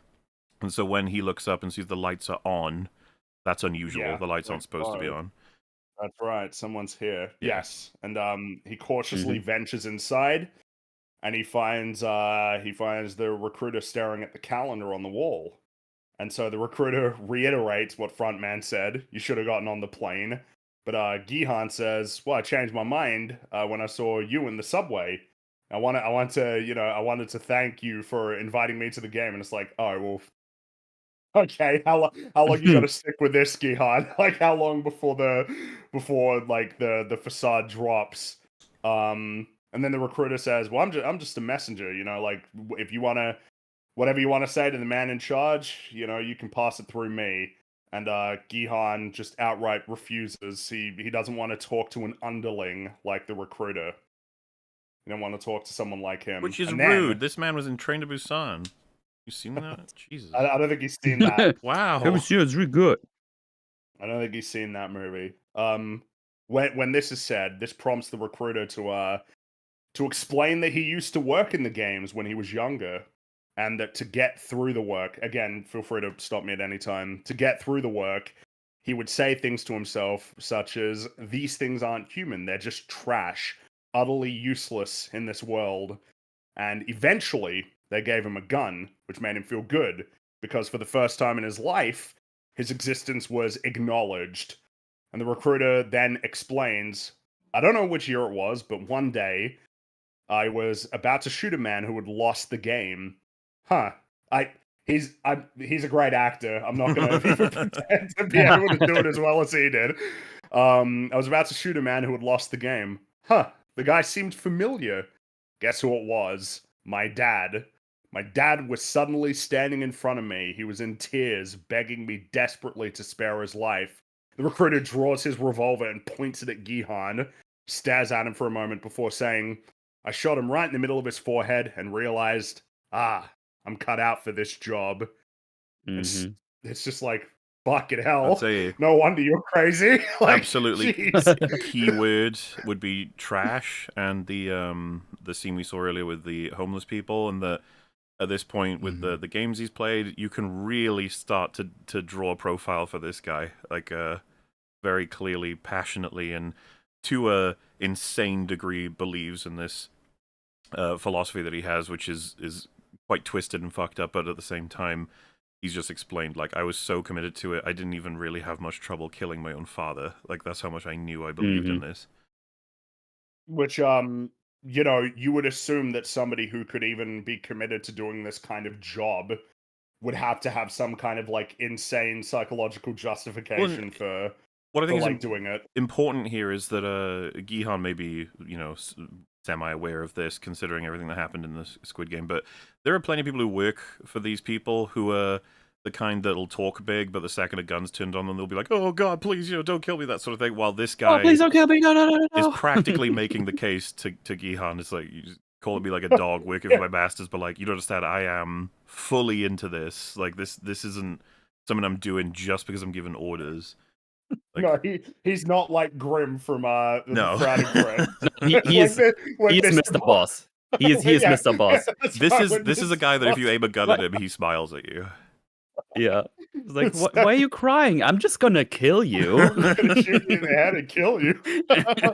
Wait a minute, man. He said life don't matter, but he's afraid to die. What the hell, man? That makes me angry, man. Makes me angry, man. Where's the fucking physical for season 2? Excuse me, hello. Yeah, come on. Get on it. Gihan watches all of this pretty stone-faced, and he leans forward and rebuts, whether you shoot people in there or con them outside, it doesn't change anything. You've always been nothing more than their dog. And the recruiter cocks his revolver and asks, do you think you're special because you won the game? And Gihan presses his forehead against the barrel of the revolver and says, someone like you could never know or understand how I made it out of there alive and how it feels to play the game. And the recruiter pulls the trigger, and Gihan doesn't flinch. Nope. Doesn't flinch at all. He is very resolute, and it's like, God damn, what a change compared to where he was at the beginning of this storyline. You know, he is a totally transformed and changed individual. Very. I did actually wonder whether they were like leaning almost too heavily on that transformation at certain points. I think there is a line. I don't think it's this scene. It might be when he's later talking to the front man. But like, it's actually pointed out that he's become more eloquent over time. Which is one of those sort of slight lampshading moments to they understand that they've basically given the protagonist an entirely new voice, and whether it's a little too drastic a change that he has gone full Batman in the 2-year time gap. Basically, there's almost nothing of the younger and experienced, more vulnerable one left. And I like the idea. I'm just wondering whether it's a little bit too much, whether there should still be a little bit more kind of variation in his performance. Did you see? I would say after seeing the mass death, I think that changes Well, a person. just one sec. pretty Platoon, sorry, I forgot what you said. Have you seen the full season? As in all of season 2? Yeah. No. Right. Just making sure, because there's something to reference in terms of what you just said that I think is quite interesting, and I think I would be on board with it having gone too far if he was using individual words that will be way too flowery, poetic / insightful in terms of his take on the situation, as opposed to him being filled with darkness, like, but he's been pretty alone, deliberately isolated, and he's watched, nearly 450 people die brutally, including people he cared about deeply. I think there's definitely room to say it would have changed him completely. This is how many years since he's escaped? 3. It's been 3 years. It's I think, because I'd have to check through, but I think I could buy this as long as there's no particular lines that would, because he was kind of an idiot, right? Like season 1 is kind of the aspect. He's not a particularly intelligent character, which is totally fine, by the way. I'm just saying that it wouldn't match that he would have very he's not like a Silco in terms of his assessment of any given situation, but I don't think that he assesses it in any kind of like hyper intellectual way. It feels much more sort of I think it's a lot more based. plain. I think he still speaks pretty plainly. Like it's more so that he's got a better. I think it's I would describe him as still speaking plainly, and in a sense having come to a pretty straightforward conclusion, which is the game's wrong, makes people do things that they wouldn't do. I'm going to stop it. Regarding and that seems believable. Yeah. Regarding the man that he is, there is a reference, I want to say, in episode either 5 or 6 that would be relevant to this, but we'll have to wait until we get there. Yes, that's right. I know what scene you're talking about. It's an interesting one, but after Gihan doesn't flinch, the recruiter sort of sits back and he asks to play a game. And this is briefly, rudely interrupted by showing Yunho pulling up outside of the hotel. It's like, yeah, look, he's there. He's here now. But no, we're back to the scene again.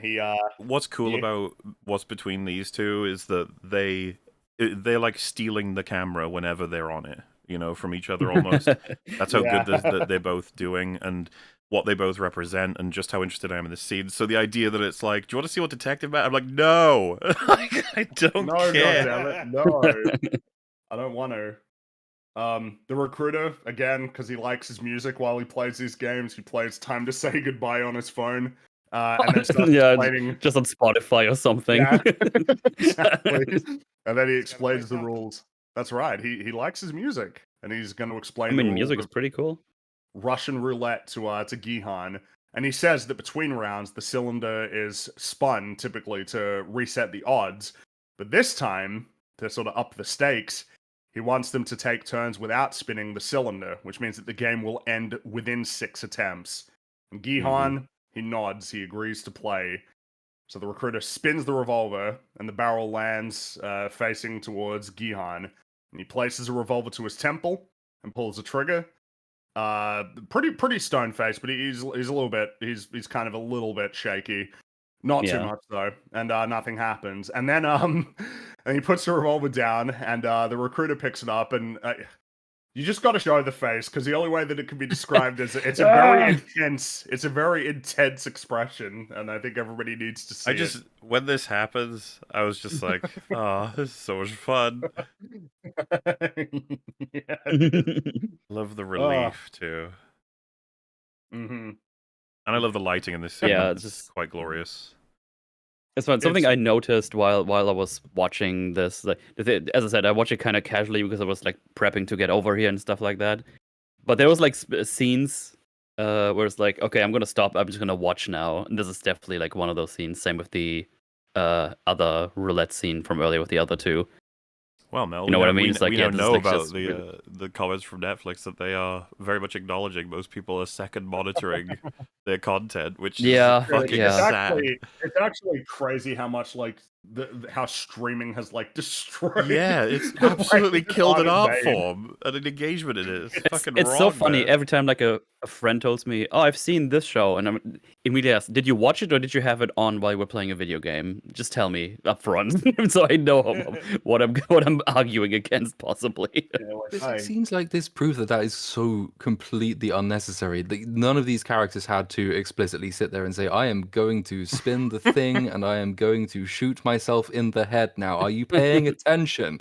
I'm feeling rather stressed. The more shots I'm feeling taken. Stressed. The more stressed There are I am. things at stake in this scene. It is important that you pay attention. But like, I second monitored all of season 1 yesterday to sort of prepare for this because I didn't remember very much of it. But like, as I went through, I saw this bit's familiar, so I don't have to pay complete attention to it. But there are so many moments in season 1 where even though I did vaguely remember what happened, they pulled me away from primary Yeah. monitor to actually completely pay attention to it. And that's what you should be striving to do is scenes like this. You don't have to accept that people are always going to be Well, like, divided in their attention. Your job is to make sure you capture their attention. If Yes. there are certain things, right? If Lord of the Rings were constantly playing on loop in my room on a TV in the corner of like the ceiling, I'd get nothing done. whenever Amon Head comes up, I'm like, well, like, it's time to go ahead and sit down, watch that. Same for Helm's Deep. Same for, you know what? I'm not gonna list. It would take too long. I'm just gonna fucking sit there and watch it all the way through, all the time. And it finishes, and you're just like, well, I'm free, and then it starts back up. You're like, oh fuck. I mean, I probably said it before this year, so because I did finally do a rewatch of all of the extended ones. Like the way it just captures you. You just watched 4.5 hours. Like, yep, I'm gonna put in the next one immediately. It's like I just want to see more Well, instantly. What can you It's say? so Other, good. I mean, it had its 20-year aging, and now it's just completely confirmed by basically everybody to be one of the greatest things that ever got made art-wise. So Oh, it's so fucking good. yeah, you know, it's pretty cool. Meanwhile, now there's going to be a mountain of content that was like designed to be disposable.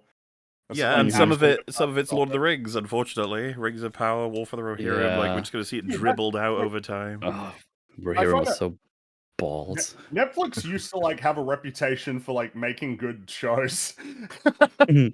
and now it's at the point where it's like they are actually like the slop factory in an admitted way. I can't believe it. Yeah. It's Yeah. crazy. Anyway, back to the great scene. Woo. He made that intense expression, pulled the trigger, nothing happened. And then as Gihan places a revolver to his head, the recruiter says, I've always wondered how you made it out of there alive. For one thing, you were even terrible at duck G. And Gihan pulls the Oof. trigger, which feels like a bit of a, no, shut up. Which is true, No, but I shut almost up. want to take the opportunity to say, like, I really liked, this is, I guess credit goes to season 1, but, you know, the same guy creating all this stuff. The idea that the recruiter would be able to make sure and filter through people who are perfect for Squid Game, which is like, he loses so many times, takes so many fucking slaps to the face, be it like, again, and then, like, finally winning. Being like, oh, fuck, like, you're more. It's like, yeah, you're perfect for Squid Game. It's like,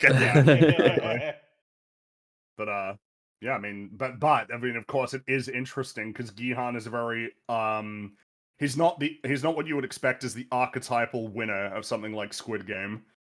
It's No. it very much would be a surprise that he managed to make it through, especially given how committed he was to not getting into direct conflict with other players to try and win. And Yeah. that's what I he's mean, he was- hinting at, isn't he, it in was- this scene when he says that you wouldn't understand how I got through those games, is the fact that the people who are archetypically best placed to win those games are the people who lose the games because it's the lack of faith in their fellow man that eventually is their undoing. Like the big tough brawny guy who gets kicked off the bridge by the irritating mad woman who he shafted.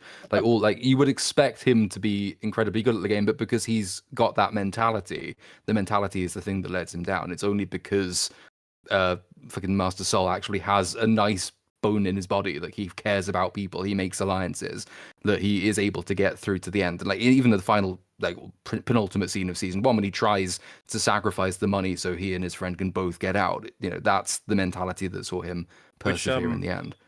I completely agree with what you're saying. I don't think this is a contradiction. I actually think it's a genius, like a part of episode 6 being the putting a good person, a truly like good-willed person who, you know, something that's genius about that episode is the old man soils himself, right, and then Gihan takes the effort to hide it, to give him back his dignity. It's like this thing that's happening that's so small, but it's still representative of like, wow, you really do care. And then to put him in a position where you're dealing with someone whose mind is clearly falling apart. And I remember when I was first watching it, because you get the same feeling when you rewatch. You're just like, man, what a fucking clever writing decision to have him say, wait, did I say odd or even? And it's like, Yeah. you have a choice to make right now. What are you going to do? And it's just like, well, but and it's perfect because you could be like, I'm going to lie here, because just once, just small, and it'll save my life. One marble, whatever. But not, not anymore. And then he it comes up again. He's like, "Fuck, shit, you Yeah. said the other one, right?" And then he's like, "Oh, I did." Oh, so like, I'm not just gonna repeat all of the dialogue. It's just so fucking good. I loved it. Yes, it is. It's excellent. Then the recruiter he grabs the gun again and he stares Gihan down as he puts it in his mouth and pulls the trigger. Nothing happens, and he has a little smile as he leans back and places the gun down on the table. And Gihan's expression sinks as he picks up the revolver because, well, it's down to 2 more. They've already done 4 out of 6, and well, the recruiter kind of explains it pretty clearly. He says, "Is your mind starting to race? Now your odds of death are 1 in 2. That's pretty high indeed. I'm sure you're afraid. Lots going through your mind. Let me guess what you're thinking right now. The gun is in my hand. Screw the rules. I'll pull the trigger once or twice, and I can blow this guy's face off. Isn't that right? If you want to meet the person you mentioned earlier, the key is in my pocket. You can simply shoot me with that gun and take it, but I'll have you admit one thing, that you're a piece of trash, just like everybody else. A piece of trash who got lucky and made it out of that dumpster." The recruiter, he chuckles as Gihan points the gun at his head, stares him down, is shaking, but pulls the trigger, and nothing happens. And I feel like this is definitely a case where you need to show the expressions and the reaction of the recruiter once this happens. It's very interesting, and I'm not quite sure how I would describe it that would be better than just I'll have to go showing piece by piece, but the look on his face. the acting on both of them is fucking flawless as far as I'm concerned. It's an incredibly intense thing to do, to basically 50-50 shoot yourself. And Ian obviously makes it through, which is like a, but then the camera to cut to the recruiter being like, like, really? Not only did you pull the trigger, but you survived. And But you survived. he looks at the gun, looks back at him, and the camera just does this really quick zoom that I've always, like, looking at this, I just feel is comedic. It's like, fuck. Like, because he's kind of fucked now. He's got a choice, commit to the whole That's game right. and all of your philosophy, or check it out. What are you gonna do? Well, yeah, Yep. I think it's the expression is among many things him recognizing, fuck. I've kind I of think locked myself in now, haven't I? he throughout his life has probably done many examples of, I'm running against the odds or with the odds or whatever, but this is a guaranteed loss now. That's Yep. right. But what was everything? I mean, what's he gonna do? Because the decision he makes is an admission about his philosophy, which he is very resolute on. And Gihan has put him in a position where it's like, oh, how much do I actually believe in every single thing I've said that I've constructed my entire life around? Yeah, that I just talked mad shit about to you. And of course, the chongo balls of Gihan to do that as well. Yeah. A pretty clear indication of how far he's come in terms of a willingness to follow through and commit on it. Now, someone might say, well, wait, but why would you do this? Why would you allow him to basically debate Lord you like into pulling the trigger? Which I don't know what to say to that other than the nature of talking about character decisions and whether or not they are illogical. It's like the question is whether or not it's a choice that character would make based on their values and beliefs. And if you ask me, it's like, oh, would Gihan has something to prove, not to the recruiter necessarily, but also to himself. Because, like, what the recruiter said is, like, an observation that, I mean, yeah, like, if he pointed the gun at him and shot him multiple times, it's like, okay, what does that say about how you came to succeed in the game then? And, like, consequently, your attitude on all of the other players, what you need to do to bring an end to the game. It's like, well, yeah, it does start to raise some questions that he would need to be going through compared to having the fucking chongo balls to pull the trigger, and then nothing happened. It's like, whoa, damn, man. shit, you got him. You win. Like, that's it. You've won the debate. Well, they've only showed us this man is hyper committed to this way of life, and it would essentially destroy him not to pull the trigger here. It's which is an interesting thing to think about, right? But I also adore this shot. It's the combination of lighting, cinematography, and the actor genuinely manages to pull off fucking Harvey Two-Face with a regular face. Yeah. Yeah, it's so really great. good. It's good shit. And this is when because Gihan hands the recruiter the revolver, and he says, "What's the matter? Is your mind starting to race?" That's right. Screw the rules. Now, with a single pull of the trigger, you could kill me, but I'll have you admit one thing. You put a mask over your face and do whatever your master says. You run, bark, and wag your tail for them. You're nothing more than a dog. Which then leads to this expression, this look on his face, Yeah. which is very intense again. But a smile slowly forms on the recruiter's face before he points the revolver at his head, pulls the trigger. And it's like, oh damn, he's gone. But it was a really great. It was a really great, a really Genuinely. great scene. It's almost Well, a at monkey's first- paw of like, you got to have more of him, but you will not have any more of him. Yeah. Well, at Mhm. first I thought that the shot seemed a little like the effects weren't as very good on the shot, so I thought, oh, it's got to be a blank, right? That would be his insurance from Gihan shooting him, right? But no. As soon as we get into the next episode, no, he The did. only conclusion He to draw actually is did. no insurance for him. There's no insurance. There is no He insurance. He committed. was I was so gonna say- balls to the wall Yeah. on his ideals that he died for it. That probably would fuck up that scene if there was blanks in there. Yes. If it was a blank, it would be Yeah. it'd be cringe. It wouldn't be great anymore. Yeah, no, exactly. Well, that was what I was afraid of. It's like, oh shit, he's gonna give up last second. Nope. But yeah, those two scenes were significant highlights. I was very happy with them. Yeah. They, Yeah, really good. Really, really the- good. I suppose what's interesting is the nature of how like episodes when you're watching a season through for the first time and you don't have the full picture, like how they can kind of inform your expectations, because when this scene happened as well as the other one, I think the conclusion I had from that is I think we're going to be okay. not necessarily that it's going to be great, but that it's like, oh, you've already got like scenes that are indicative of a kind of talent when it comes to storytelling, that is like valuable and presumably reliable. It's like, well, plot has been messy in parts in this episode, but you still have these really great, well constructed, well conceived, well performed moments, these scenes. And Yeah, they made me a little hopeful, basically, is Yeah.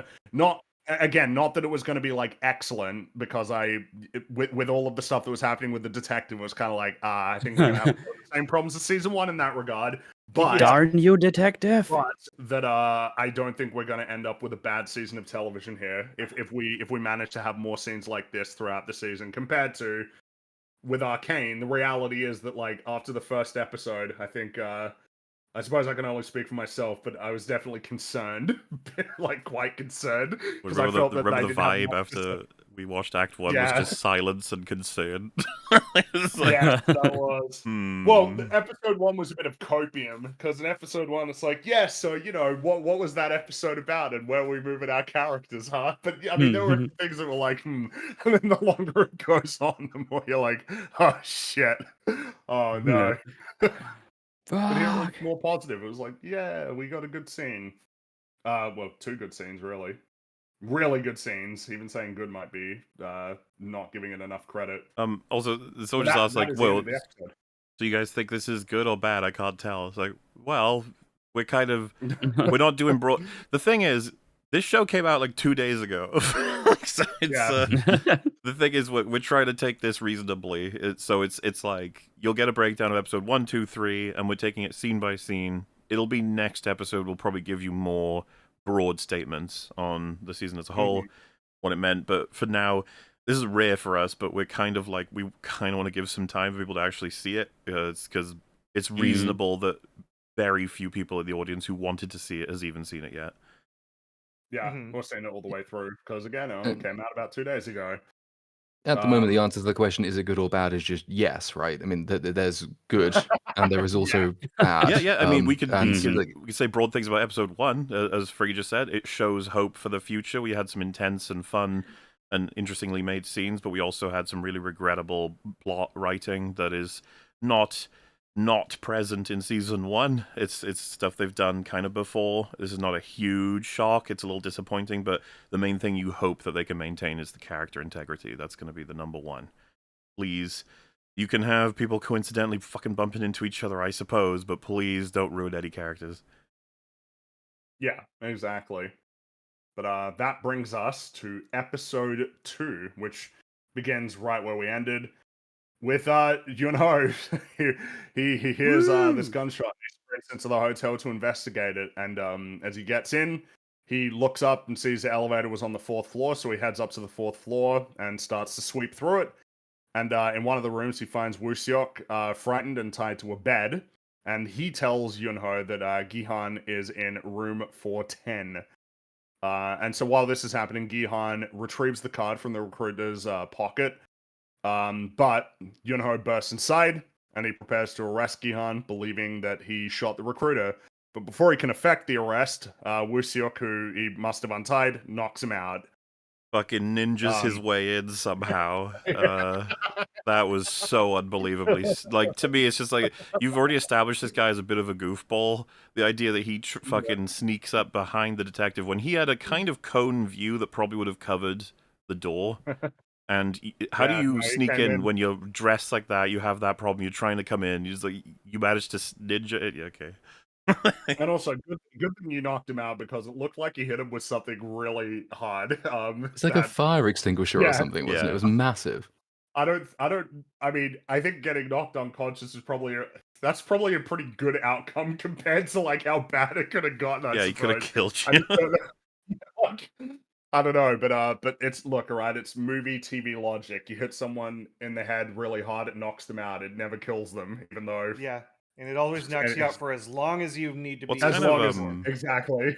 I prefer the trope of tranquilizer darts instantly knocking people out when it's like not at all how they work at all, but it's like, yeah, whatever, fuck you. Like, all right. That's how it works. It knocks you out straight away. Well, chloroform, right? It's just like, oh, this is the thing that you can use in movies to knock someone out just reliably. Do you remember the Magical sleepy rag. the Community joke where she chloroforms the security guard, and Yeah, then they come up with the plan of we'll all pretend to be chloroformed. So when he He's wakes like, up, wait, why are you holding a rag? He just looks chloroforms him around and and then they just run off. Yeah. Oh, that's a good meme. The part where Troy just sort of like leaps over him as they're panicking. He just kind of like leaps gracefully over him with his arms up. In any case, back to no. Yeah, you know, dude, enough he has to community hop crap. around, and he stealthed him. Yes, he did. There's no man. way. That feels like he achieving like one of the extra objectives in Assassin's Creed to get full memory synchronization. Remain stealth while hopping. Yeah. Gihan points the gun at Woo-seok because he doesn't realize like who he is, but he desperately pleads with him like, you know me, I'm one of the guys. I'm one of Kim's guys. And then he sees the recruiter slumped over dead on the couch, and he's crying, and he tells Gihan that the recruiter killed him. We get a little reaction from Gihan of, oh shit. And then he looks at the card that he got, and it reads, "It's a club, October 31st, midnight, Halloween." Halloween! Goodness. Woo! Yay! And they released this shit at fucking Christmas. What the fuck? Yeah, I know. Bullshit. Well, you know, we're doing Die Hard, right? Die Hard released in June, but it's a Mm. Christmas movie, so you know. Which we proved objectively. That's right. Yes, I think I saw Oh, nice. people on Finally. Twitter arguing over it, like, "Oh, Die Hard, a Christmas movie." It's like, ah, Stop! Well, Don't do this to me. the counter I've heard is if you consider it a Christmas movie, even by the logic you provided, then there's like a billion Christmas movies you'd have to also consider it. I was like, fine, put them on fucking Okay, trial. sure. Yeah, Like, alright. we'll have Yeah. a look. Okay, Put them on trial. fine. Yeah, sure. That's okay.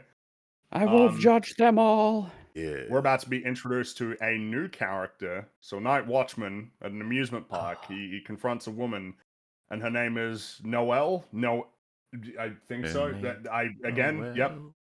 Yeah, So, well, Well, that does make this a Christmas thing, then, doesn't it? that's right. Yeah, exactly. And she's sleeping in her van, and she says she works there. She's gonna move her car the following day, and that's basically that. She's living rough. That's what we learn here. But then we're back with Gihan, and he's questioning Yunho, who is tied. He's handcuffed him to a wall, and Yunho explains, "I snuck onto the island because I was looking. He's looking for his. He snuck onto the island, and Gihan's.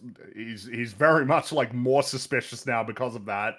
Of him saying that he was there, but then he explains he was there to find his brother, and he reminds him of their brief encounter during the games. We get a little flashback to when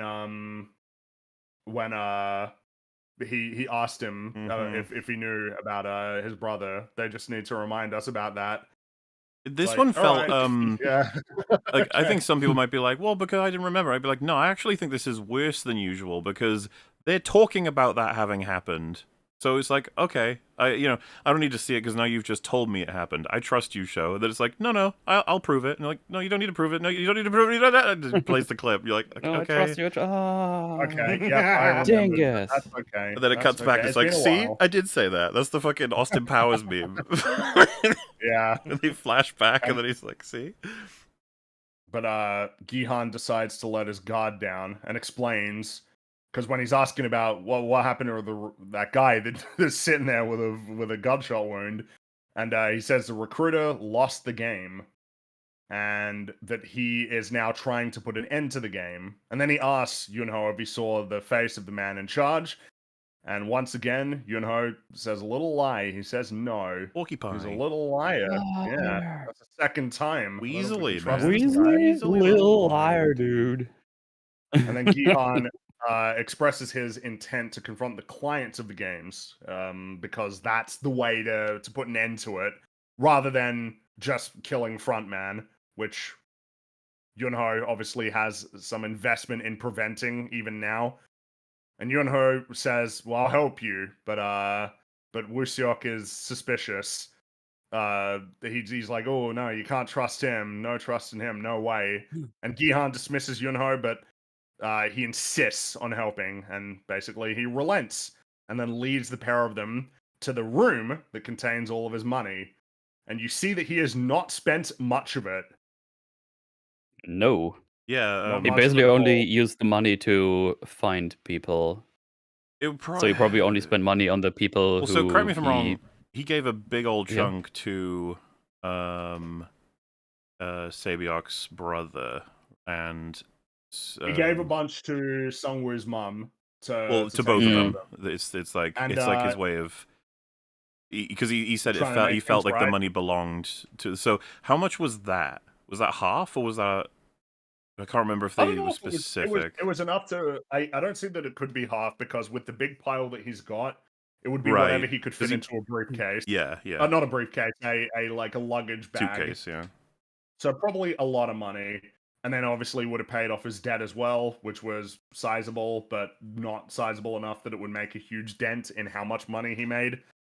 Because it was a lot of money. It really is a very small portion of the money has actually been used at this point, which speaks to his unwillingness to use it for any, he's not going to use it to support a Well, yeah, lifestyle of his own. He's only using it to take down the bad guys. That was a thing in season 1, right? The fact that he asked for 10,000 won as a favor because he was looking to basically spend 0 of it, because blood Well, money. of course, it was really funny that the guy would just give him that when he's already super fucking rich. Yeah, I love the He's point just being like, yeah, made of there. It's course, like here's much your easier to make 10,000 money won. when you're rich than it is when you're poor, which is the complete opposite of what Yeah. you would need.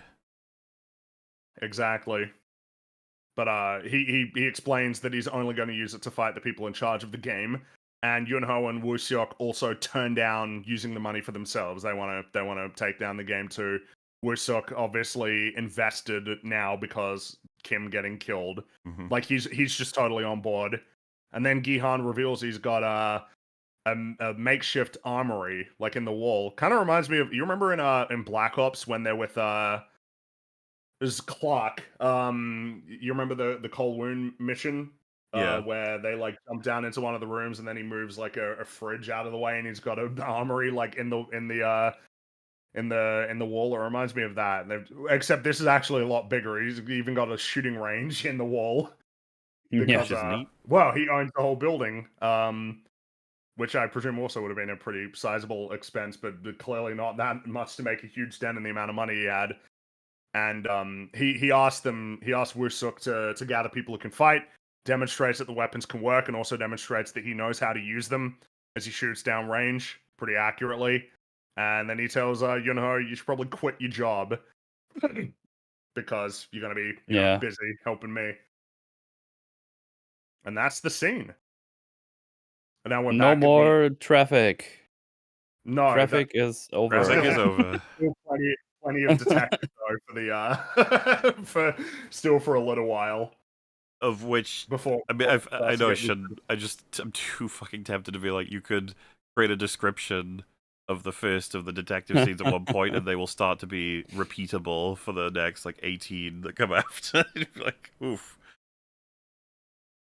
So it's back at the amusement park this time during the day, and Noelle is dressed as a bunny, and she hands a girl a lollipop before going into the break room, where a bunch of the staff are complaining, you know, about like the weather, and their job. But then this young girl comes in and enters the room, and all the staff kind of awkwardly, they're like, "Oh," and then they put on all their costumes It's and kind then of a start nice- like Yeah. playing their characters. It's almost a nice sentiment, isn't it, that they care so much. I mean, one could say it's like, Yeah. well, no, they're paid to do this. I'd be like, well, I hope I there's also get an the angle of impression it's just sincere, yeah, of like, like, oh, wait, no, there's a maintain kid here. All right, maintain get the back in illusion for the character. kid because it's important too. Yeah.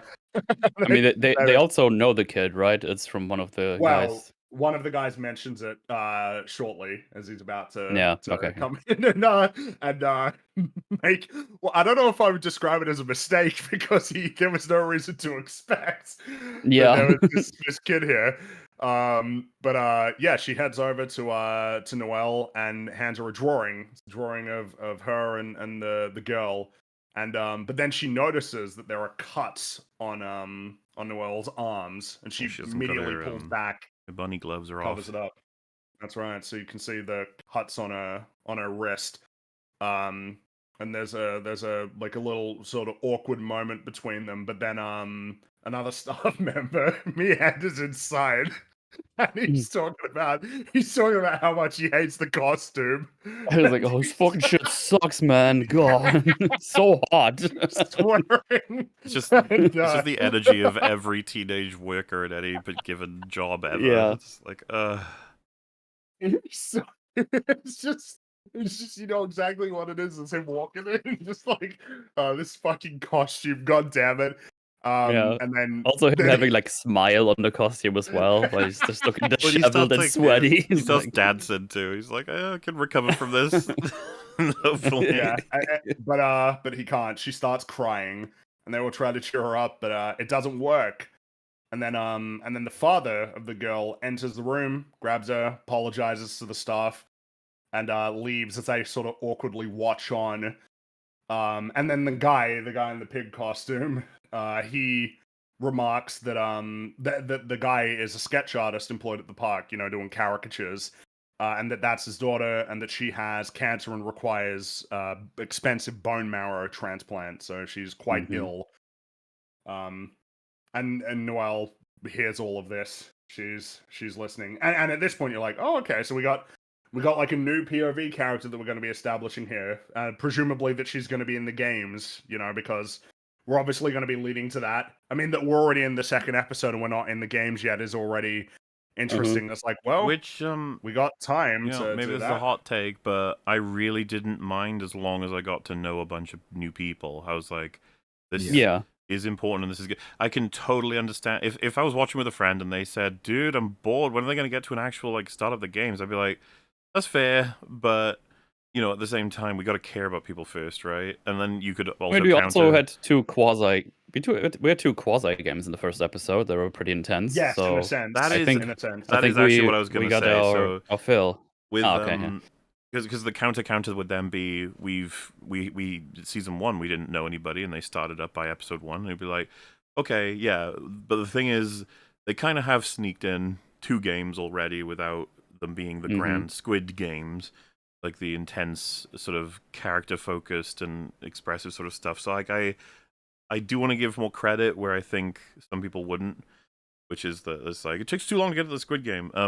Though the thing is, this is kind of hard to speak about, but it's just like if this, and we did warn at the beginning because it's seriously true, this is half a season. If season 2 were out right now and it was all one big 14 episode season, I have a feeling that I would be much more complimentary to that notion of pacing, depending on how it's executed, of course. Yeah, yeah, I can see that totally. We'll have to talk about that a bit more though once we get to the end of this season. So we join Gihan. He's watching Sungwoo's mother at work, and then Sabyok's brother Chol. He runs over. They get and is brought into the shop to have some dinner.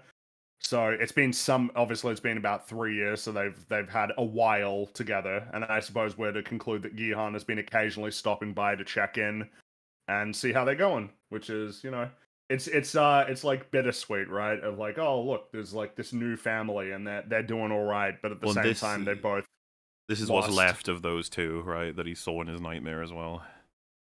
This is this is him doing what he can to try and make up for what they both went through.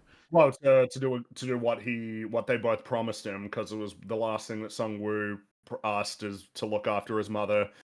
And Sabyok asked him to look after her brother. So he's still doing that. He's still upholding, which in a sense marks an interesting change in that, you know, for a year, right? He couldn't bring himself to do anything, but now he's very committed to making sure that they're all right.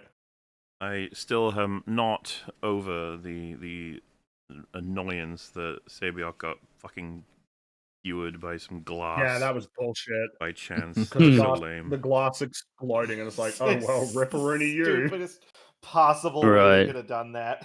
Yeah, that was dumb as shit. And so now he meets with the broker that was introduced in season 1, and he explains that Sabyok's mother is in poor health. She's not going to be able to move for a while, but once she's ready, they'll be ready to get her moving once she recovers. And Gihan offers the broker more money, but he turns it down, saying that he owes this one to Sabyok, which is, you know, their last conversation, if you recall, didn't end very positively. Mm-hmm. Pretty hostile. And then Gihan hands the broker the address of Sungwoo's mother, just in case he can't contact him, because they are getting ready to hatch their plan to stop the games with some amount of risk. And then as Gihan leaves, Noel enters, and the broker is pretty upset about this, which is kind of almost a strange. He's got like a sort of interesting temperament. This guy. They're giving him a little bit of an extra dimension, right? In season 1, he was kind of portrayed as just being a money-grubbing asshole, but in this one, it actually seems as though they're saying a little bit more complicated than that, a little bit more going on than that. Because he turns down money twice, and he turns down the extra money in the first instance, and he turns it down because she's come here to ask him to look for her sister, right? Daughter, even. And offers him more money, and he again turns it down. So I having not seen the rest of this season yet, I mean, I don't know, but I mean, I imagine he's going to play a reasonably important role later. Would I be right for those who have seen it? Just because it's an odd thing to introduce and not do anything with. We don't see him again, I believe. We don't see him again after this scene. We'll probably see him in season 3, but probably, yeah. No, we don't see him again. This is his only scene. Is this season only going to be 7 episodes, or are there more coming later? No, season 2 is 7 episodes. Season 3 is coming next year. They were shot back to back, which might lead you to be like, that could mean something. Like that could mean something about the nature of this season. and the Hmm. total content of the season? And the answer is we will get there. We'll get to that.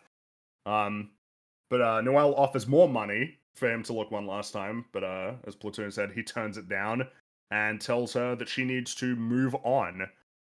And we join her later that night. She's in her van and she's looking at a photo of her family and she weeps for a moment. But then somebody knocks on a window, the light comes in, presumably it's the night watchman. But no, this time it is a recruiter for the games, and she is handed a card. Which Ba-bum-bum-ba-bum. I suppose what's interesting here is that already this is different to the way that it normally is. You know, it's Yeah. normally that they get given the card after they played a game, at least based on what we've seen so far. But this time, no, it's just she's been found in the middle of the night and handed a card. And now we're back with Yunho speaking to his mother over the phone, and he's heading to the cemetery, and she asks him to see if his brother left any flowers at the grave of his wife. But we see that the flowers that had been left previously have wilted away. They've been there for a long time. And Yunho replaces them with fresh flowers.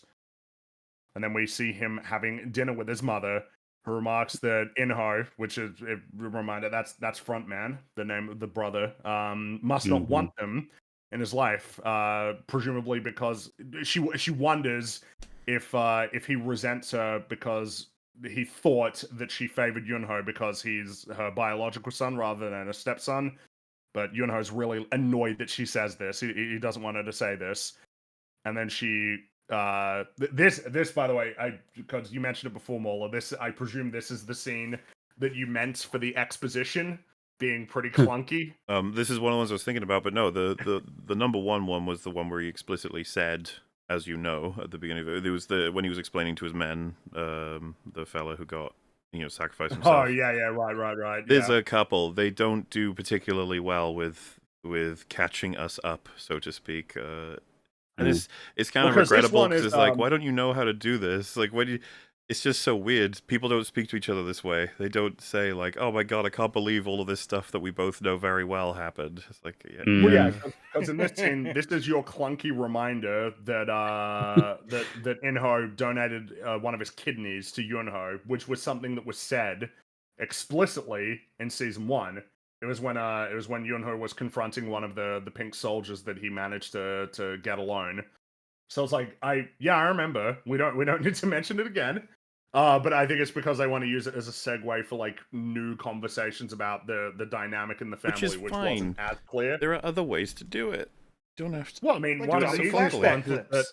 one of the easiest ones is that if Inho was competed in the games before, we already know that he would have been in dire straits financially. It's not like the kind of thing that needs to be rehashed. You already know that he was probably financially destitute. Otherwise, he wouldn't have participated in the game. But I mean, essentially that gets brought up again. Yeah, it's exposition, but angry and sad. Which is not bad. I mean, at least it's got those elements to it because it gives an opportunity for them to have an argument. Because Yunho, like she mentions that when Inho's wife got sick, she couldn't do anything for him, brings her to tears, and then Yunho basically he tells her to stop speaking like in this way of all of these things that she should have done and sacrifices that she should have made. And he says that it was Inho's decision to take bribes. Neither of them are responsible for his fate. And that's the end of the scene. Yep. Well, yeah, I can see how enthralled you are by the detective guys. Detective man, let's go. Detective man, yes. Great. He's gonna do so much variation, detecting. right? Because normally his scenes involve him walking into a room and all of the evidence jumping right out at him, and that was not one of those scenes. So that's different. It's kind of funny because I immediately have to think about Penguin, which I thought like a really good balance between like scenes that move the plot, but also like a lot of intense scenes or scenes you have to think about a lot, or not a lot, just have to think about, and there's multiple things to gather from. You know what I mean? I think it was a really good balance, and the way they did like the conversations were like really well and natural to the characters. While this is just like here's exposition. Anyway, moving on. Yeah, just, it's whatever. Anyway, we're back at the amusement park, and the young girl is Yay. there again, and she's waiting to see the pink bunny. But this time, the bunny walks right past her, makes her sad. But it's because it's not Noelle. She's in the manager's office. She's handing in her resignation. She's quitting, and the manager invites her to come to like a staff dinner to say goodbye. But she just thanks him and leaves. And then we find the guy who's the bunny now was the pig last time, and he's still really upset about his work. And they talk about how cold she is, and the manager wonders how she could have performed her job at all, given how antisocial she is. And then we are over with the sketch artist, the father before, who is working, and an ambulance comes into the park, and he watches it drive by, and he kind of has a sort of reaction. He's got like a heightened reaction to this, rather than looking at it sort of as a indifferent bystander. It's like he knows that something must be going on. And then we see that the ambulance is pulled up, and the young girl has fainted, and he runs over and hops into the ambulance as they take her over to the hospital. And Noelle is watching all of this happen, and she overhears the name of the hospital that they're going to. But the strawberry hat that she was wearing, the little girl, got dropped, and so she picks it up.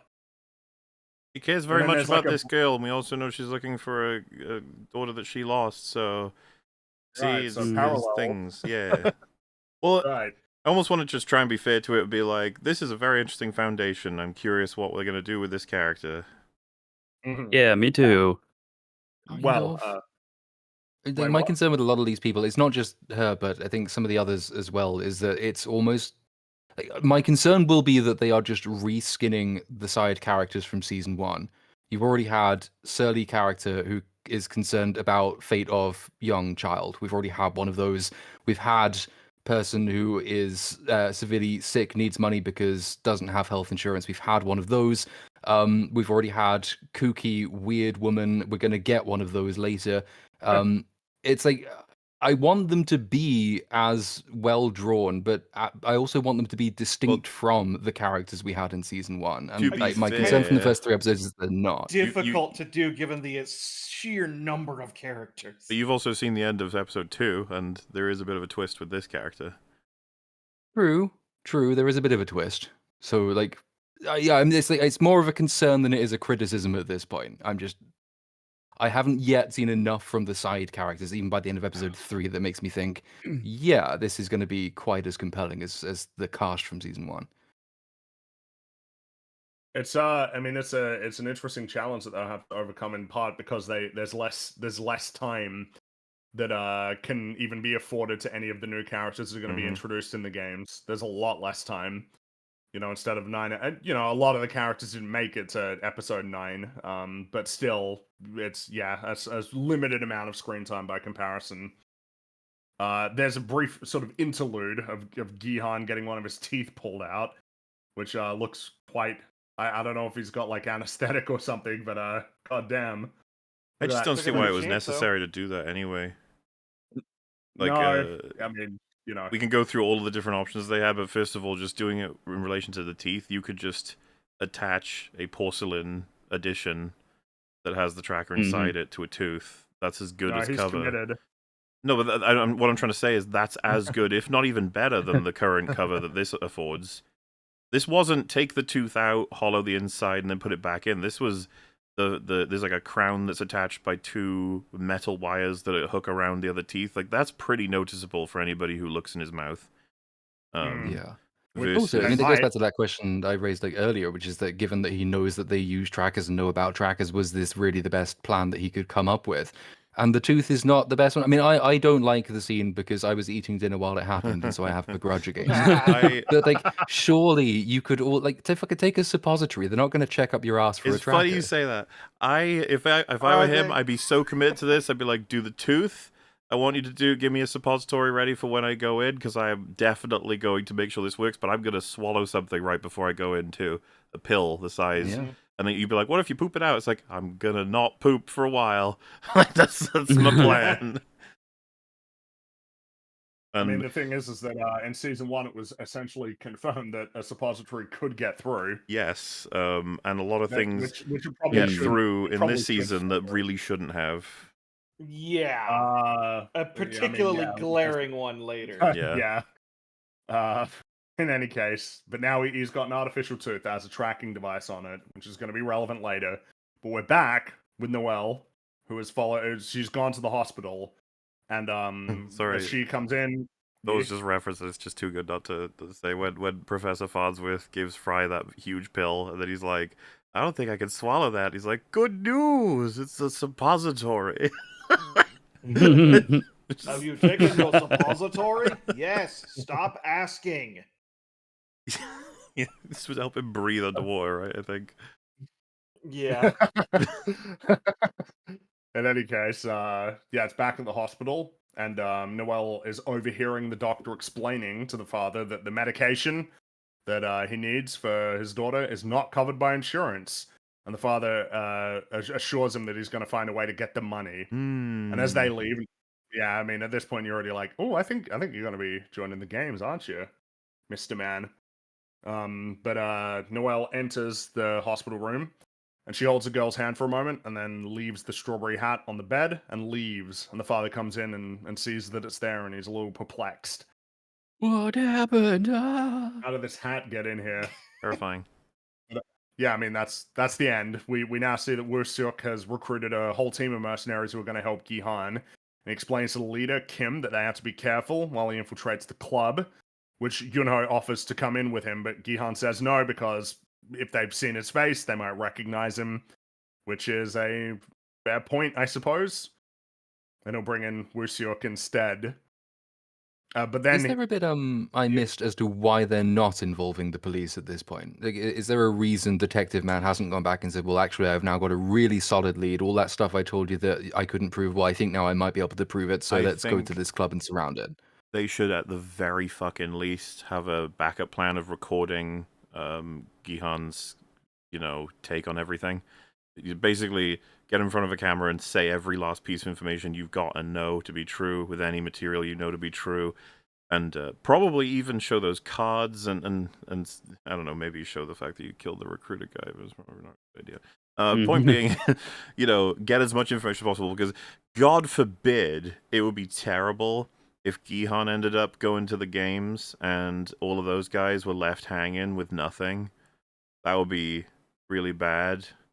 And you'd probably want a backup plan that could involve giving the police some kind of leverage in terms of actual information, evidence, anything that confirms anything, which, it's, I get what you're saying.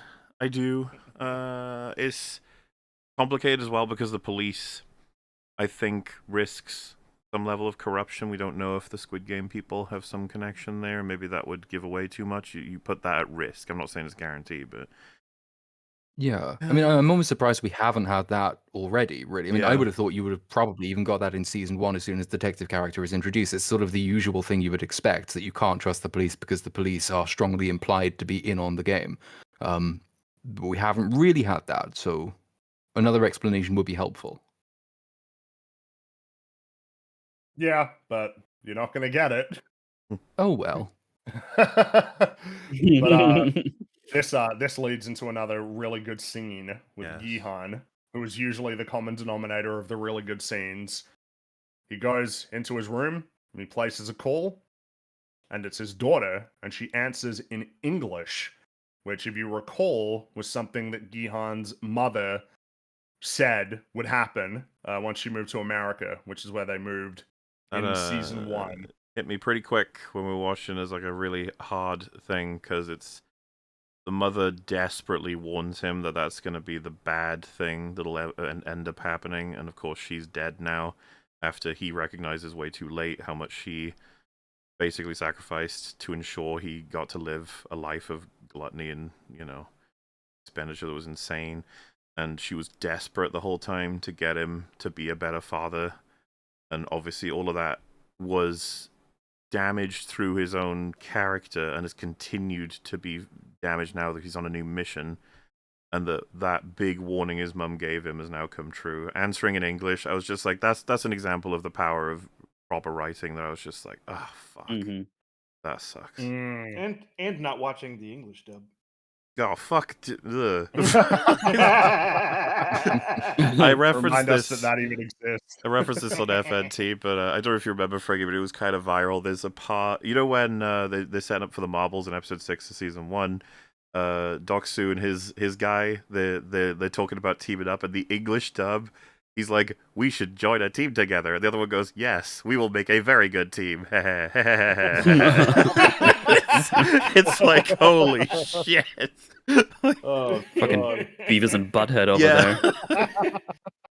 Oh my god, I don't remember that. That sounds There's a couple of hilarious. instances of that, and it's just like, Jesus Christ, don't watch dubs. Oh my god. Yeah, she answered it in English, and you just that he's a great actor, all right? We're gonna be saying this just over and over and over again.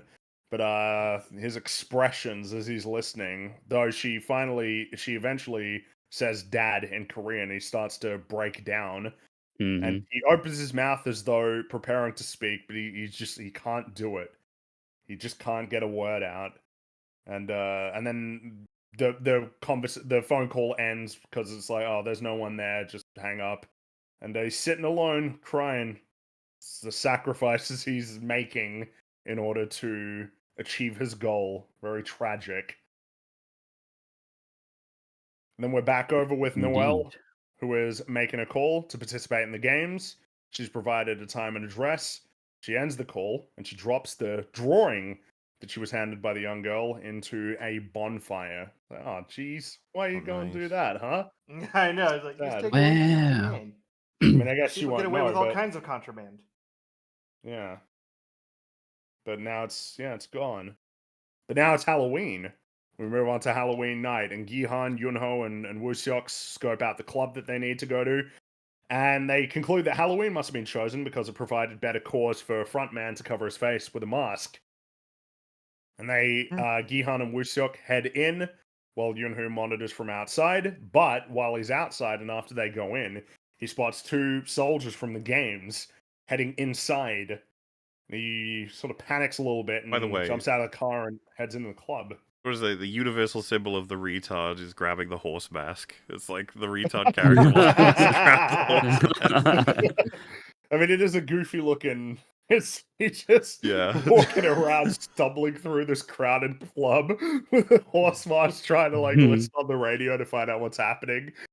And they get split up. Gihan is approached by one of the soldiers who leads him outside. And Wooseok notices, but then he bumps into another soldier who zaps him with the old taser. Zaps him with it and knocks him out. And so Gihan gets taken out the back and he's escorted to a white limo. And he hops inside as Yunho makes it to the alley. And so he tells him, trail that limo, don't lose it. And then inside we get, I suppose, what could, another important scene in terms of establishing, the dynamic for the season. Gihan is going to be speaking to frontman through a little piggy bank radio. I guess they really like that piggy bank. It's They're a big on the theme there. They got to stick with it. The branding. And once again, frontman says that Gihan should have gotten on the plane, but then he affords Gihan the opportunity to speak, and Gihan tells frontman to stop the games. And frontman responds, "All we did was create it. All of you participated by choice." And Gihan thinks that's a bullshit argument, and that they took advantage of desperate people. And frontman, like Recruiter, refers to the dead players as trash who were eliminated from the competition. And then he says, the game will not end unless the world changes, which is a interesting response. It was about as on the nose as I can remember it being, actually, for the entire thing. This is the point the writer, I think, wanted to make, but then he got too interested in giving us good characters. So this is like the first and only real time it's like, oh yeah, this is just gonna hit you on the nose briefly with anti-capitalist stuff. I don't even agree with that. I think you can take, what does world mean? If you can say it's the systems in play, but that's still dependent on the people who decide them, construct them, and run them. And it's like, if is the failing of capitalism the system itself, or the manipulation that people that are participating in it can run with it? It's like there's plenty of conversations you can have with that, but why couldn't you read it then as for as long as there are people who have extreme vices and addictions that make them decide to take extreme gambles, there's always going to be people who can take advantage of it. You know, like in order for this to stop, the world has to change such that human nature has to change. Like it's, I think there's a You couple can. of ways you can read it. Oh, definitely, yeah. I mean, I think there are other ways to read it. I'm basing it in part though off the preceding exchange because Master Soul does actually throw back that you call it choice, but it's bullshit. You are manipulating people who really don't. Like you pretend that this is a choice and you pretend like it's charity, but actually these people don't have that, and that point isn't rebutted. So, like, I'm sort of based it on the way that preceding argument went. That's The interesting. system he's criticizing is the rest. I would actually like this is the thing. This all has to be said without me knowing what the creator has said. I mean, death of the author in this case for me because I do believe this show makes the counter in the game, like Yeah. with the special edition version of the game. Like that's the whole point it wants to make, even to Gihan specifically, to be like, yeah, how about we play it this way? And does that change your mind at all about all of this? Which my assumption would be that the new rule set for the game, which will be revealed in the next episode, was introduced specifically to challenge Gihan. Yeah. That'd be my guess. That it was like a new decision of like, yeah, we'll do this. Because I mean, it's speaking to a problem that Gihan is going to have to deal with, which is like, yeah, but what about the people who know exactly what it is and then they still want to participate, even against the wishes of like nearly half of the people who they're playing with. I would say to the creator, if he said, you still didn't understand this was criticism of capitalism or something, I would just be like, bro, you're going to have to actually put the word capitalism in if you want the characters and for me to believe fully that's what they're exclusively talking about.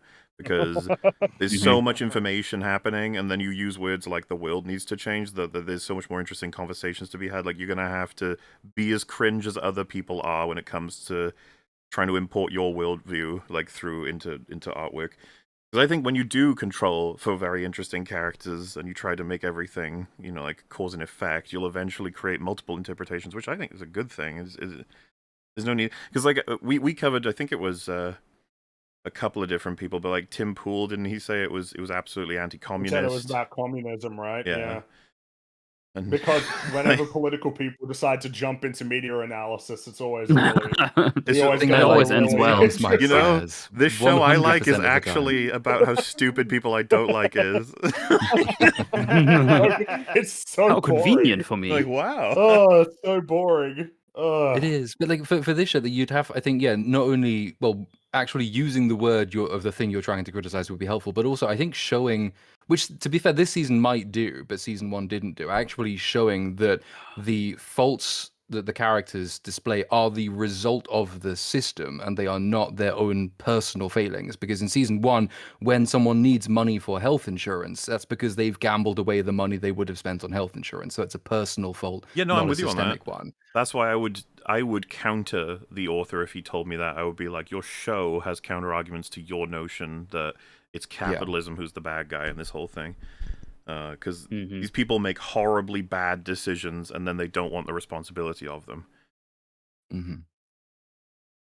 Well, and I suppose the various nature of how the debts arise, right? Like that some of them it's just like gambling or some crazy decisions, or well, I mean, a common one will be in this season is crypto.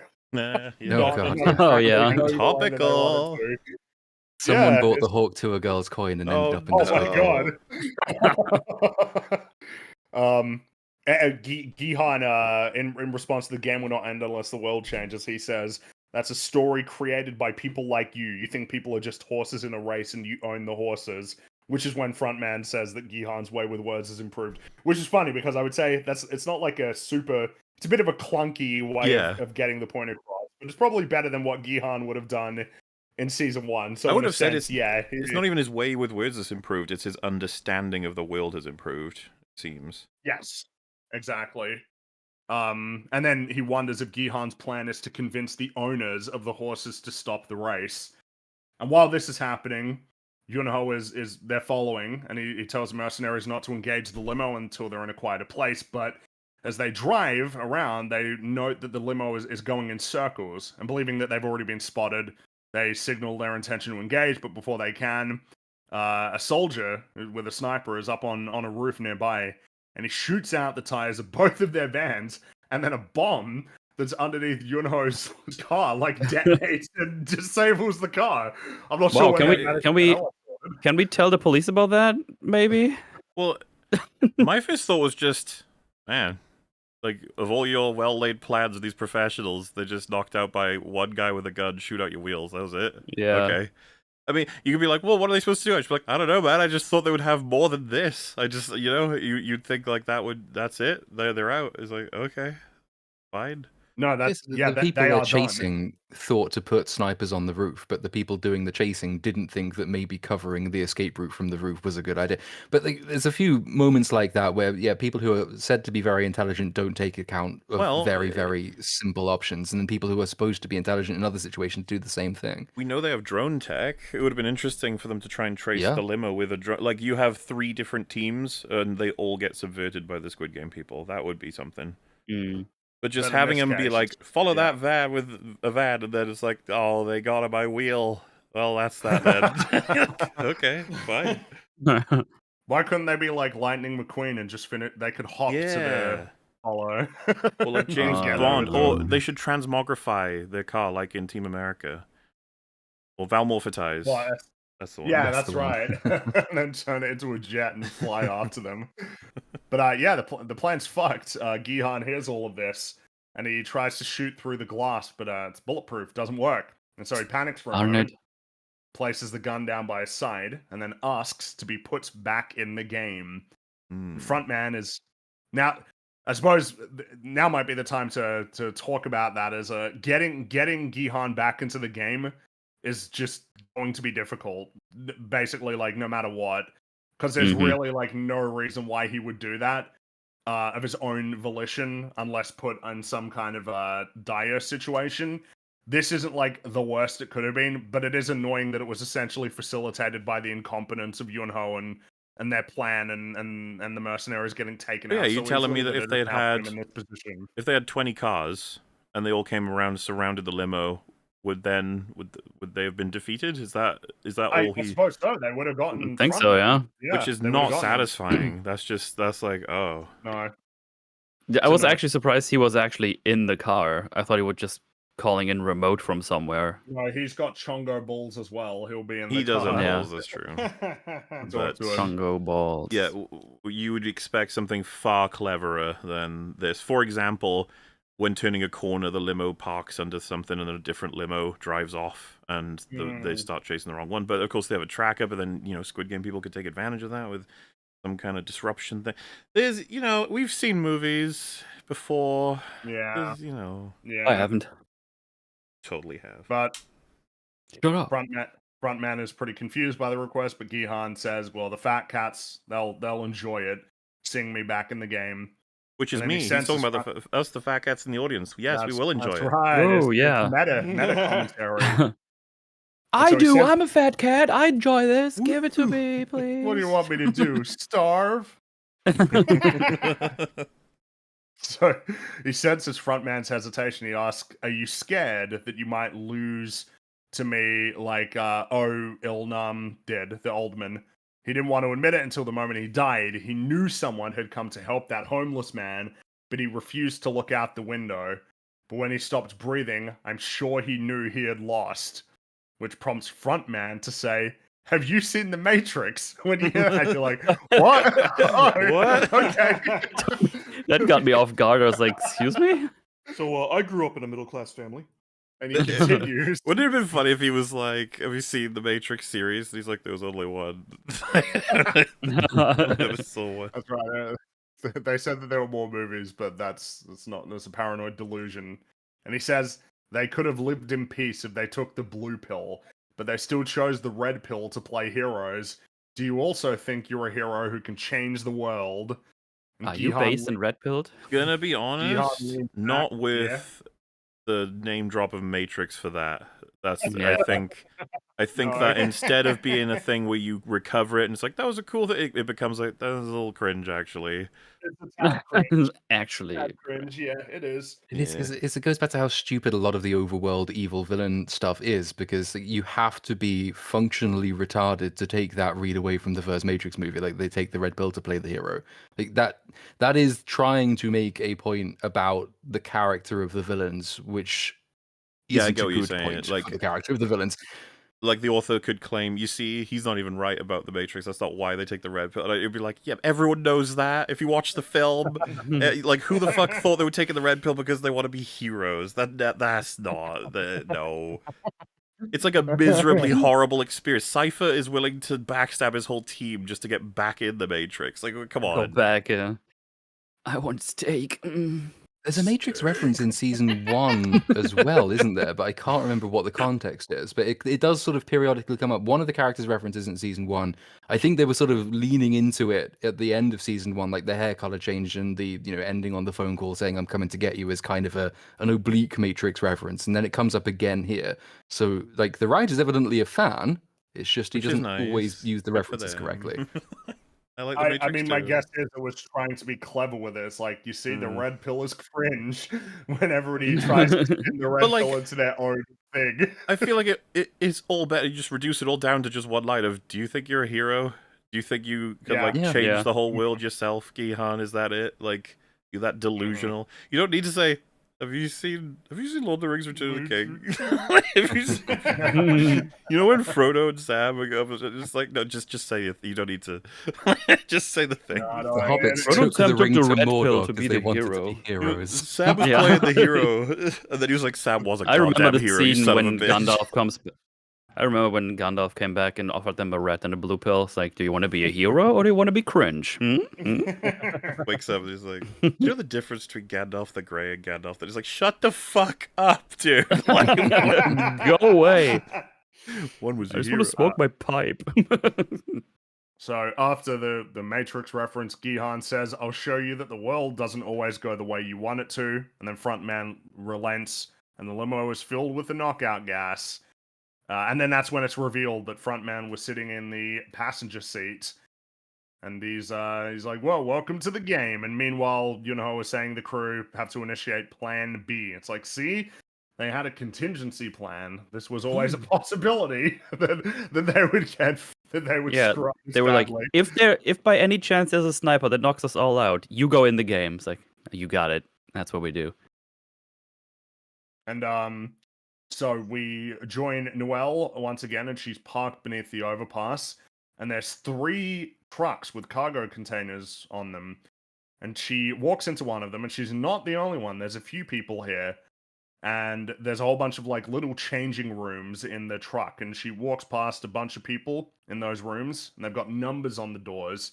She gets in her room, which is marked with the number 11, and she changes into a pink uniform and puts on a mask. Ooh. Oh, She's shit! one of the soldiers. I thought this was At this point, I was like, cool. oh, that's really... So yeah, the same. normies in those. I was I like, was that's like, cool. we're We get getting super a interesting.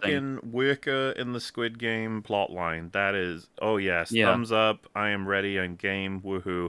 I was on FNT and Gary was saying he's seen up to episode 3 and he was super interested in the idea of having a POV for Squid Game people. I am not making these statements as though to make some contradictory statement as to the state of the remaining 4 episodes post episode 3 because we're not talking about them yet.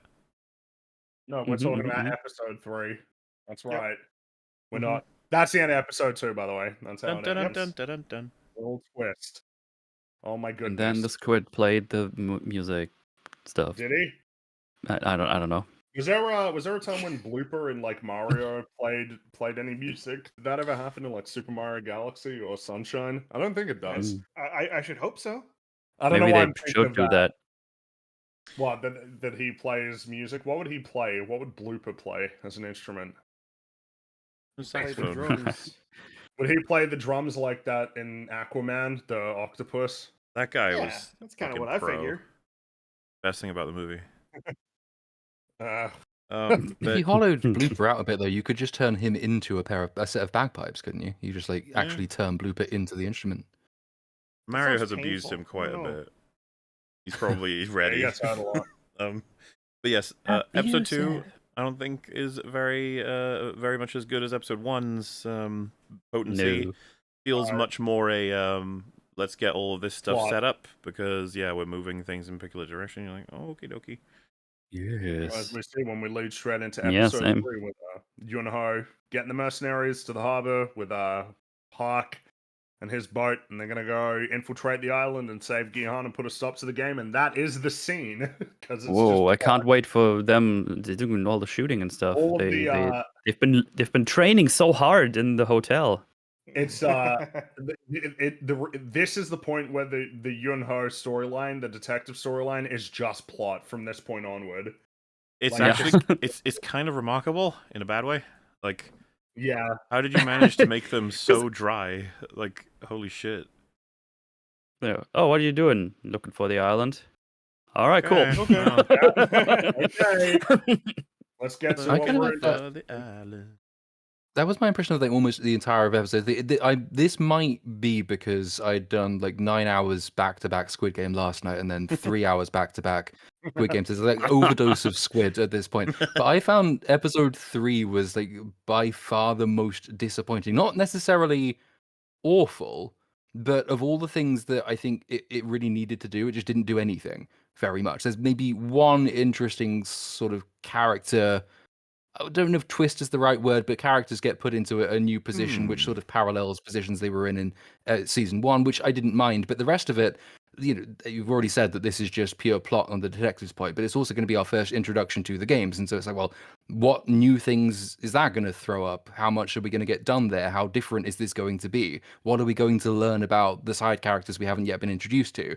And I came away from the end of this one thinking kind of nothing really. It was just very formulaic. No. I think even though this episode is pretty long, we're probably gonna get through it fairly quickly. Oh. Is the impression I get. Whoa, hey, we'll see. We'll see. There was stuff to talk about. There was stuff to talk fine, Fine, about. I'll get see. another beer then. Jesus. Okay, Another fine. beer, I'll God. do it. Do it then. Not even beer. Do It's Pussy. Do cider. it.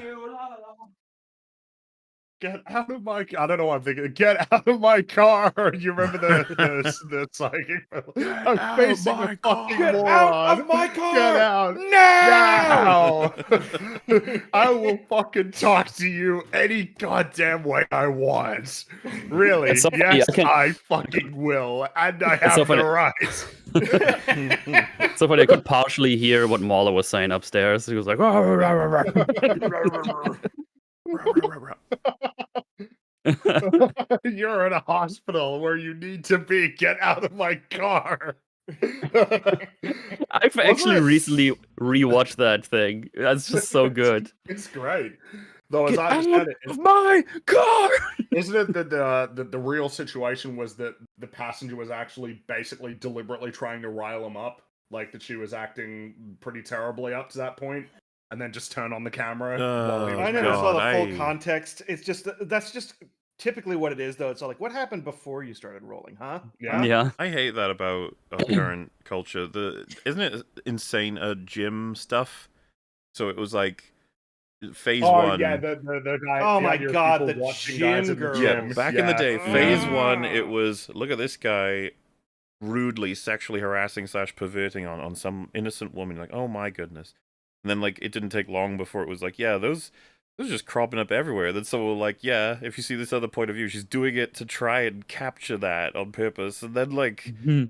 people doing their I'm doing my gym video, and some guy just like casually walking through the shop because he's in a gym, and then she's like, "Excuse Yeah. me," and then he's like, "What?"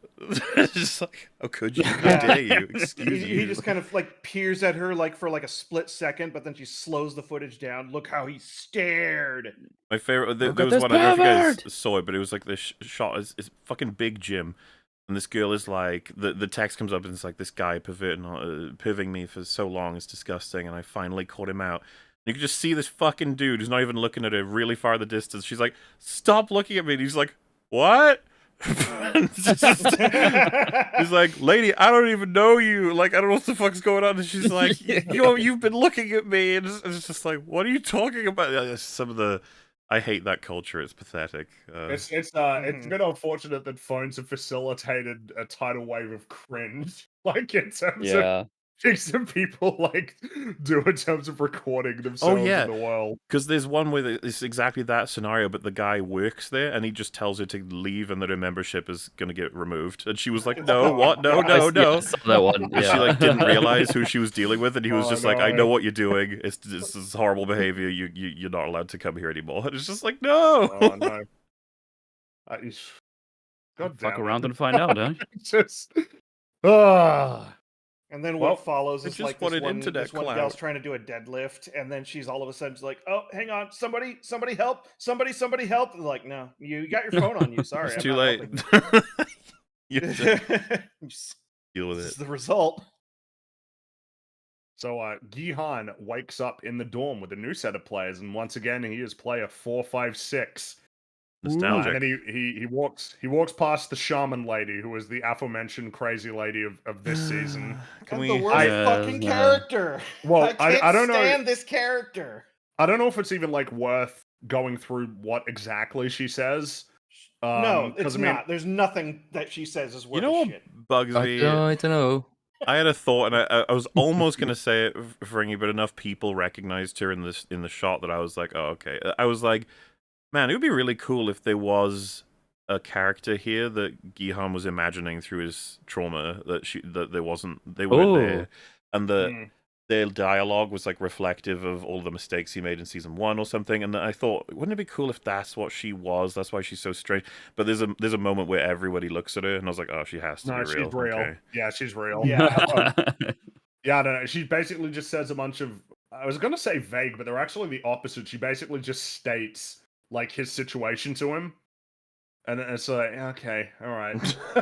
Yeah, That was going to be sure. my concern with that character all the way through. Not only is she sort of aping a lot of the mannerisms of one of the most irritating characters in season 1, but that character at least had a point. Is that my concern with her is that because she starts off with this, oh, I can say incredibly accurate things because I'm a psychic. It's like, how much are we going to be leaning on that like later? Is that going to be a really Mm. lazy means of expositing people's feelings? Is there going to be some creepy, is she right, maybe kind of thing going on? I don't want that to happen, but I haven't seen the rest of the season, so I don't know if it does. She But just she- keeps she really saying is- things that are just very accurate inexplicably. Yeah. yeah, but also coming off really culty. She's even got a nice music sting every time the camera goes onto her, which is so fun. I fucking think hate you're this be- character. Oh, It's that's I so think you're being fun. sarcastic, but Yeah, very sarcastic. I hate this character Yeah. every time she's on screen. I mean, I suppose we Yeah. can just move forward then, can't we? Yeah. So, Yeah. a group of soldiers come in, they welcome everybody to the games, and they are met with the expected questions, and just like last time, they provide really obtuse answers. I mean, it's basically, it's very similar to the first time around. They ask a lot of the same questions, and then it prompts them to do the thing again, where it's like, they start singling out people, and one of the guys they Mhm. single out is Myung Gi, who's number 333, and he was a YouTuber who promoted like a crypto coin that like Boogie. crashed, and so MG coin or whatever the name was. whatever it is. I mean, MG it's just coin. some crypto. I saw And there are a few players who look at him that seems to have personal grievances with him specifically. I saw the notion that it was cringe to have crypto coin referenced in this. I don't see that the same way I see Why Ryan would- Johnson saying SJW. Crypto's a real thing. Oh god, That yeah, has, like had real, Well, it's a real thing that- consequences in the world, and it's yeah, significant, and people like people have people lost blown their everything lives through up crypto. over crypto. So I don't know why. Yeah, like it. The reality is that there are people who have made themselves financially destitute from investments in crypto. So Yeah, and Yeah, quite a few I don't rug see it. pulls have happened recently. Well, and how much, like Talk legit, to a how much coin. money did Boogie lose on crypto? well, remember he didn't. The way that he described it, it sounded like he just returned to what his initial investment was, but he described it as a loss because it was a loss from his highest paper gain, Right. not a real life Uh-huh. gain. So in terms of lot, I mean, the other examples, right, of just like the chart, right, where you see the chart and then it's just a fucking vertical line down to like nothing. Yeah. There's more than a few of those. And I mean, yeah. in I this mean, case- you just recently had the whole pump.fun website where people just go to get themselves scammed basically all the time. It's a crazy world out there. Yeah. And I mean, in this case, this guy, he's clearly lost money, and there are some other players there who are looking at him angry. They recognize him. I mean, it was mentioned he was a YouTuber, so some degree of fame. It looks like Which there was might be other people. interesting, right? Because there's a few other famous-ish people. There's the rapper guy who other people also recognize, Yes, and there's quite a Thanos. high-profile like futures investor who's there who like people don't necessarily recognize, but he had a high-profile job. And I was trying to remember, and I sadly don't remember. Were there any equivalently high-profile people in like the intake in season one? Because I would have thought that that would be an especially large risk for the Squid Game organizers, right? Because you're taking famous people. People will know if famous people go missing. Mm, True. that's It is risky. true. That's true. Yeah. To be fair, I think this whole thing was risky from in season 1, when you vote and they actually do to leave, and all those people are deposited back into the world with knowledge of the Squid Game. That's kind of insane. Like, That's a big Yeah. risk. Yeah. That is a big risk. That's Enough true. people saying that people would notice and be like, dude, why would there just be this thing where lots of people disappear for a day or two and then regularly report the same story all you need about Yeah. the same soldiers in pink in Like, the game? one of the most incompetent detectives nearly brings the whole thing down. So if they just had a couple of fucking, actually hyper-competent ones involved, this thing would be dissolved overnight. Must be over. And you think that they would come together to tell the story accurately. I know this guy. This is what we did. It's like, yeah. I mean, just imagine 300 people, or I don't know, 200 people coming back with suddenly tons of money and just starting paying off all their debt, or at least part of it to a degree. And it's like, oh, Well, yeah, what's going on A here? few of them would just get in trouble. Like it would be Yeah. noticed. It's like, how do you just suddenly have millions of dollars? Like what happened? Yeah. How's that Also, by the South way, Korean I find it tax fund going there.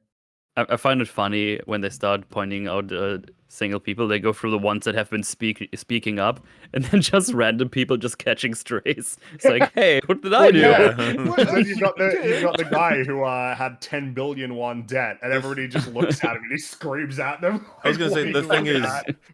you can sort of find that amusing in like a in-universe thing, but from out of universe, like it's all so very deliberate. The writer wants to make sure we understand those ones specifically, especially Thanos Yeah. being the guy who was in debt because of MG Coin. Because Which- of the coin, yeah. You'll notice pretty quickly, anybody watching, Thanos has purple hair and his fingernails are colored according to the Infinity Stones, which is He really likes Infinity War. yeah, it's just like, okay, fine. And apparently he's famous in Korea. He's like a famous rapper in real life. The actor. Yeah. So Yeah. that's fun for fans of him, I Mhm. suppose. I I wonder love what Thanos thinks about Endgame. I want to talk about it to him about it. it. But, yeah, Gihan is watching from the sidelines and he checks to see if his false tooth is there, and it seems to be. Oh, but by the way, did anyone else expect them to just drop on him? It's like, oh yeah, he has no debt at all. By the way, like he's. Yeah. I was kind of expecting that to happen. No, I guess Yeah, not. that would have been an interesting little thing for him to put up with. Then Well you'd have said. to explain exactly where Because he's that would have coming made from. it like Hmm. even harder for him to save anyone. It's like, hey, no, you need to look out. It's like, shut up, you 45 billion won. So what the fuck do you even want? What do you Why are have you no even here? debts. You're here for fun. You want to watch us suffer. Yeah. Are you some I think, kind of freak? The thing is, like, as he's watching, you do kind of have this sort of, Gihan, why don't you like take the opportunity now to say this is a game where everybody, it's you die when you're eliminated, yes, That's and why. ask Yeah. the soldiers, because the soldiers would say, oh, if you lose, you'd be eliminated. Be like, eliminated meaning dead, right? And then they'd probably say it means you'll be eliminated, and then everybody would be like, why do you not want to Yeah. answer the question? Like, this is a little bit concerning, and then Actually, that changes things. Straight normally away. I is think in general, Not only Go is ahead. it in character as far as I'm concerned, but it's actually a big missed opportunity for drama, because there's a couple of ways you can lead it. They obviously want the notion that you're going to get killed in red light, green light to be a surprise again. That's the main Yeah. thing the writer's trying to achieve. There are ways to get that across while maintaining Gihan's integrity as a character, but I actually do think, genuinely speaking, it's a bit of a mind game to get them to admit it, and that what was referenced by Fringy there is one of the things that you'd make happen. The officiators would want to avoid saying that. That's probably in their rules. You do not tell the contestants before round one is complete Yeah. anything regarding like the lethality of the games. So having Gihan be the monkey wrench you could then have them say, if you make like use of, if you basically expose any given, basically if you cheat, we will remove you from the game. And you'd be like, what do you mean cheat? Like, I'm just asking you questions, and it's like, they could just be like, you know exactly what we mean. Like, using any information about the games where you should, to gain advantage, will result in elimination. Or something like that, to shut him up, which, by the way, they do eventually do. They tell him that he can't continue to...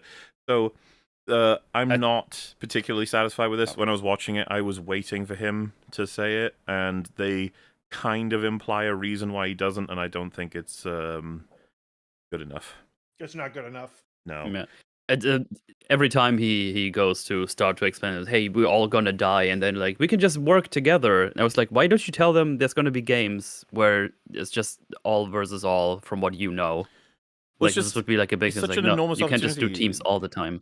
Being like, you guys are gonna win money, and this is like, yeah, you were kidnapped, but blah blah blah. It's just like, this is all season 1 stuff. He should ask the question, what happens to the people who lose the games, and just see what Squareman says. Because if Squareman says you will die, then they'll all be like, whoa, whoa, whoa, whoa, blah, blah, blah, you know, and it What do you mean die? It would change everything, you know. Oh, absolutely. Yeah, I think he's not. I'm completely with you. I don't think he's pressing enough towards the soldiers to actually get some information out of them that would persuade the other ones to not vote for go further at some point. We kind of need to bring it up now because like it'll be accounted for a couple of times when we go through. But the reason that I got as an impression for why the writers are saying he's not bringing this up is because he believes that the good guys are going to save them any minute now. Any minute now, they're going to burst Let in. everything be calm so that there's no panic and no violence. I think so. Yeah, I think that's what the writers want us to think, but I don't. I just don't. Like, yeah, but if they just vote, to go out, no one's gonna die, possibly, or not more people. Not allowed to vote until after the first game, right? But that's the thing. All of this should get prompted, and the thing is, there, as I said, there are ways to write around this. If the Square guys stonewall him and say, this the player speaking right now is Gihan. He has additional information that none of you have the advantage of having that constitutes cheating, and he's been warned if he is to do this again, he will be eliminated from the game to ensure that the rest of the game is fair for everyone else. We will be monitoring him closely, something like that. That's like before redrafting it completely. Basically, we need to make it so that he has to shut the fuck up, because he knows too much and he can completely disrupt this. Instead, the writers opted to make him shut the fuck up, which is not cool. You gotta do better. Well, it's just like, I don't. If that's what they were going for, the show hasn't exactly had a whole lot of respect for the audience in terms of, yeah, we get it. And so, if they were going for that, I feel like they would have been more direct with it. Someone said, I don't think it would matter because they're all thinking it's not going to happen to me. No, it would matter intensely. None of them think they're going to die at this point. And in fact, if you want to run that way, I'm on board with it. If you want to run the way of they're all shocked, they're all screaming, some of them are like, "Your God, you're gonna kill us!" And then Squareman says, "You can choose to leave," and then you want to try and play it the way of, it's some character like that's kind of what the season is up to, right? But like, you want to make it that way, you got to find a way to write it. You can't just sort of pussy out and be like, "No, we just won't have him bring it up." I mean, yeah, because I mean, more stuff. Like he does speak up eventually, because the soldiers talk about the total prize money, 45.6 billion won, and then they announce the new rule that after each game, the players will be given a chance to vote on whether to continue the games, and if the majority votes to leave, the accumulated prize money will be equally split between the remaining players, which is different from last time where the amount that gets added for each contestant eliminated would be sent to their families. So this is a new modifier that is gives like more of an incentive for players to leave because they can walk away with money, even if it gets divided, to some degree. So it's a lot less, but still. Also, the notion they wouldn't believe him if he said that they would die, it wouldn't matter because the officiators can't lie. At least I don't think they can. We've never seen them lie. It doesn't seem like they just can be obtuse. Yeah. So So, if he Yeah. says, has anyone ever died while playing these games, or what happens when you're eliminated, all these different questions, they're going to have suspicious answers, and then everybody will notice. Be like, why are they saying it like that? Strange. Also, I'll be right back. Just continue without me. I'll be back in a couple of minutes. The kind of thing that I think I was kind of interested in seeing as well, because imagine a Squid Game starting up, you don't even get red light, green light before everyone's aware that you die if you lose. I'm also interested in the notion that if you're aware of that, then you take the game extremely seriously. Like, what if no one died in red light, green light? Like, that's how efficiently it was played and how seriously it was played, which is possible. Probably get a few people dying anyway, but it would just be interesting to me, because the game makers then would be like, like, that kind of got ruined. And it's like, I thought that is what they were going for a large part of like the opening bit of red light, green light in this episode, when nobody dies. Well, we're not quite there, but nobody dies for the first couple of runs, and it's like, are they going to do that? Because that's kind of interesting. If they do that, then you'll have to see them reacting to this new factor, which is somebody with perfect foreknowledge of the games, whose then status within that group would be so much higher, because everyone knows that he knows more than they do, and that he'll be one of the most valuable commodities, like the Doctor was in season 1. But not only does that latter bit not happen, the way in which they contrive people actually dying is yeah. Well, It's I didn't Well, we're expect not to there see yet. bees again as a significant plot point, but there we are. I mean, we can kind of By talk the way, about oh, go ahead. in the trailer, what they imply starts to fuck up the games is that there's going to be, and I think this is an interesting way to take it, that if Gihan warns everyone before the start that these games are lethal, and then red light, green light's the first one, and that's actually pretty easy to survive, especially if you're aware of the rules, how serious it is, at least compared to other ones, then what's going to be the thing? And the trailer implied it was going to start being people sabotaging the games, which I'm super interested in as a concept. That is not what happens in this season. No. Unfortunately not. But by the way, did they remind me? Did someone in season 1 deny the contract signing? I don't think so. No, I think everybody agreed. Or the consent clause? A few people didn't come back though. Yeah. Like Okay, something like 10 or 11 people didn't. When they all come agreed back. to leave, not all of them came back. Yeah. Yeah. So we get the first scene between the mother and son pairing in this is Gumya is the mother and Young-sik is the son, and she sees he's here, calls him a fool for participating in the game, and he's trying to quiet her down because he's a little embarrassed. But she's sick about her. I fucked up the meme. Sorry. Go ahead. No. I knew where you were Wait, going. I tried to do Everyone- I tried to do a rags. I tried to do a rags, but I fucked it up. Sorry. No, just Everyone just pretend pretends this never that he happened. didn't try yet. No. Go on. No, go I'm not gonna ahead. do it again. We're all gonna No, laugh. no, Do it. Okay, fine. She's sick of his bullshit. That's what I was trying to do. There you go. Yeah. But yeah. Man, I'm glad there's more beer in the fridge. Fuck this shit. Oh my god. Don't be too sad. But yeah, he says there's no place for an old lady, but she says that she joined the game to pay off his dad, and he promises he's not going to gamble again. Or she mentions that he promised that he would never gamble again, and then he says, "Well, it's a game. It's not gambling," which is a bit, And then the soldier says, "If you want to participate, you got to sign up." And then you see all of them signing up, and then Myung-gi, the YouTube crypto guy, gets confronted by Thanos and Namgyu, both of whom lost money through the crypto scheme that he promoted.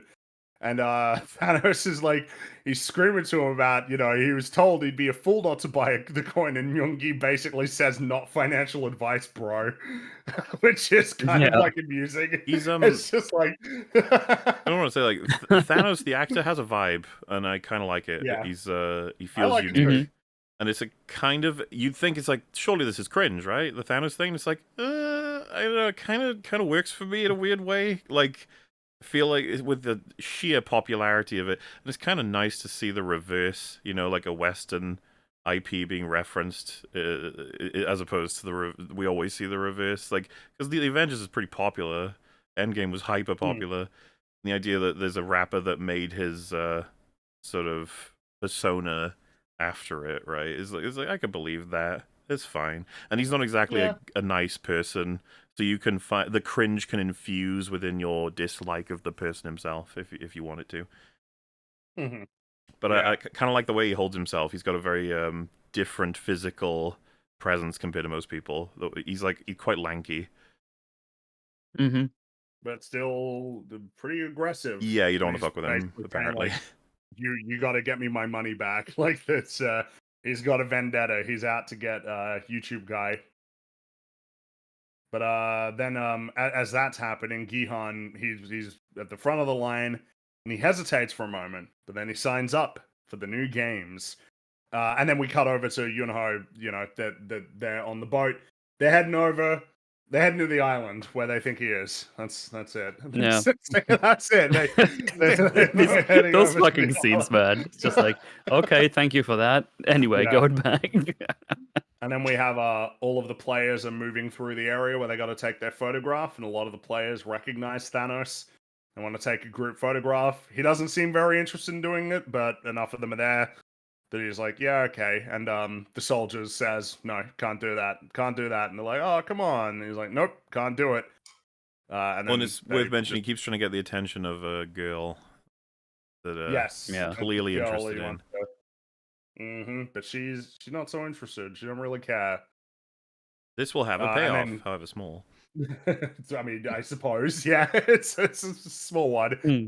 And then, yeah, you just see a whole bunch of the important sort of POV characters get their photo taken. There's a whole bunch of them, and you're going to get to know them, not really in this episode, to be honest. Like, you're really more so going to get to know them over the next, the subsequent episodes 4 through 7.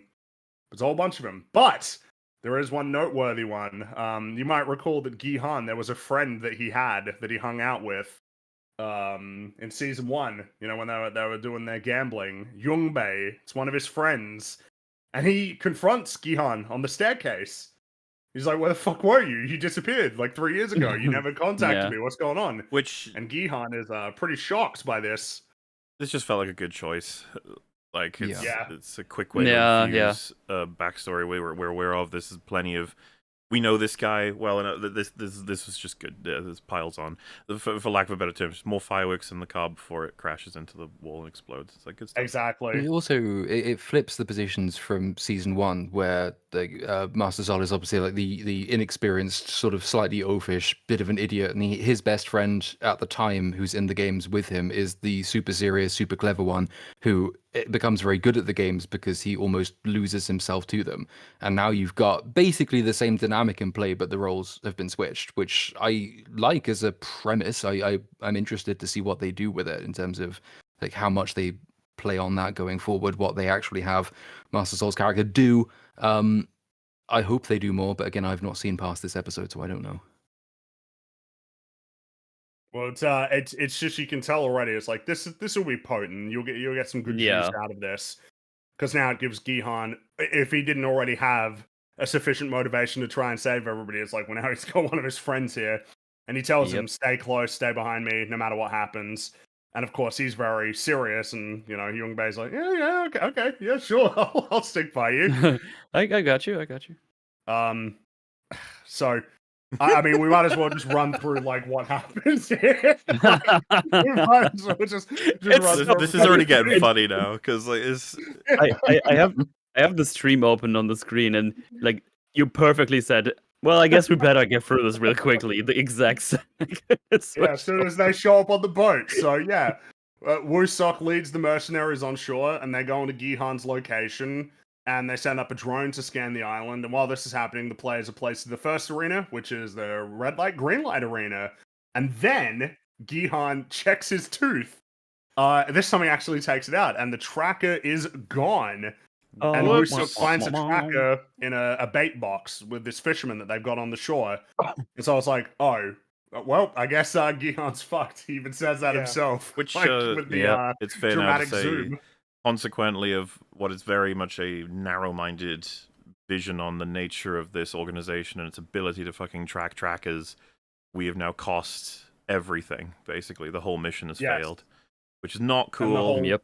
I would have way Mhm. preferred that, like, several contingencies, and then we find out that they account for all of them or something again. Just make it Instead look of- more difficult and smarter instead of this very simply because season 1, man, they like people. Do you remember Sabiok fucking while they're changing her clothes drops a knife in their pocket and picks it back out? It's Yeah. like It's like, hey, Mhm. that's what kind of what I'm getting at in terms of just can't you show something a little cleverer than rather than Mm. they found it. Well, guess Gihon's screwed, huh? It's like, yeah, I mean, I guess if only he'd come up with some other plans, rather than just relying on this one. But now that's effectively.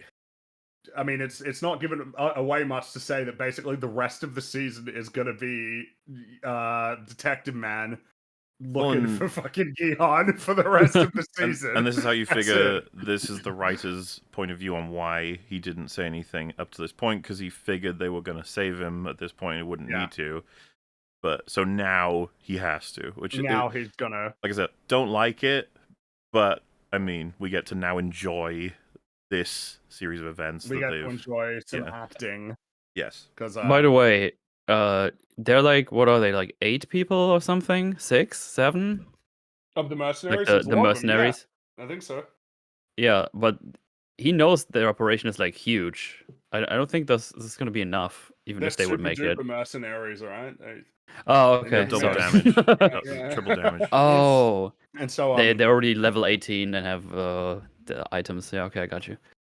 and then we see that while this is happening, Frontman, he passes control over to a supervisor. It's a soldier, but he's wearing a big black suit instead of the pink one. Yeah, And new he's guy. going to be this character that we're going to see for a little while. Oh, what were you about to say, Mola? Well, I just said new guy because we haven't seen a black suited square dude No. before. So it's like, and it's funny because he will be playing a suitable role in terms of he's more significant than a square, but less significant than Frontman. And Frontman, that's right. So there's new elements to it. But this is Gihon. He now realizes he has to take the initiative here. He gets in front of all the players and says, if you lose the game, you'll be killed. And most of the players don't believe him. They think he's crazy or drunk. Which I find interesting given that he starts telling them really specific information that if I was there, I'd be like, huh. Because he starts pointing out that there's a motion detector in the doll's eyes, and that's what's going to Yeah. get you, and they'll shoot you from up top. I mean, I guess you could still read it from their perspective as he's mad because like you can't Yeah. tell No, I from think where that's they're reasonable. standing. It's a That's- motion detector. that's That's true. fine. This is My almost problem why comes is that I'm frustrated with this because like I can buy this happening here, but the only reason that we can have this scene is by shutting him up to this point, which I don't think should have happened. my Yeah, main because- problem though with it comes after is the fact that he's telling them all this shit they don't believe, and it's all proven to be correct. It's their reaction to it after the event, which I have a fairly big problem with, but we'll get there in We time. can talk about that then. Yeah. Basically, he's explaining all of this to them, and Frontman, he's sitting down to watch. He takes off his mask and pours himself a glass of whiskey. And as the game begins, Gihon tells the players, no matter what happens, don't panic or run. This is something that he is going to be reinforcing pretty consistently, which, I mean, I guess that's all he can do right now. But that's all he can do right now. And so the game starts, the players start moving forward, and Gihon signals to the players to freeze before the head spin round. And everybody stays perfectly still, which is almost a little bit unbelievable to me that everybody manages to stand. I know he's helping them, but there'd still be somebody who's not very good at standing really still. When it's you know? that Not to many mention, people, there's you'd still think a one. lot. Yeah. Well, not to mention, there's Yeah. still a lot of people who just don't believe him. You would think that they would Yes. just keep on going and ignore him. It's like, are we Uh, listening to this madman or not? Because I mean, the whole point of the preceding scene they're was that trying to lots win, of them right? don't But- believe him. They're still trying to win, I suppose. So like it's just that you think maybe somebody, because I mean in the first season it was that there were two guys who wanted to get out really, really quick. And then one of them got shot, and then that's what triggered all of the craziness.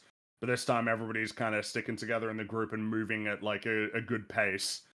And though again in terms of, because I like seeing Gihon be all heroic, so like him standing still and waiting and guiding them as all the players move around him, it's like, oh, look at him go.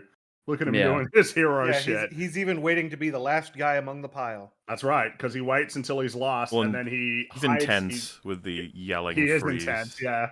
Yeah. He's screaming at the top of his lungs, and Like he's the kind of and, actor you might want to hire for maybe a Star Wars project and get him as a. Oh, Yeah, that'd be pretty interesting. significant Dude, role, don't yeah, make me yeah. sad. Don't make me sad Yeah. again about that.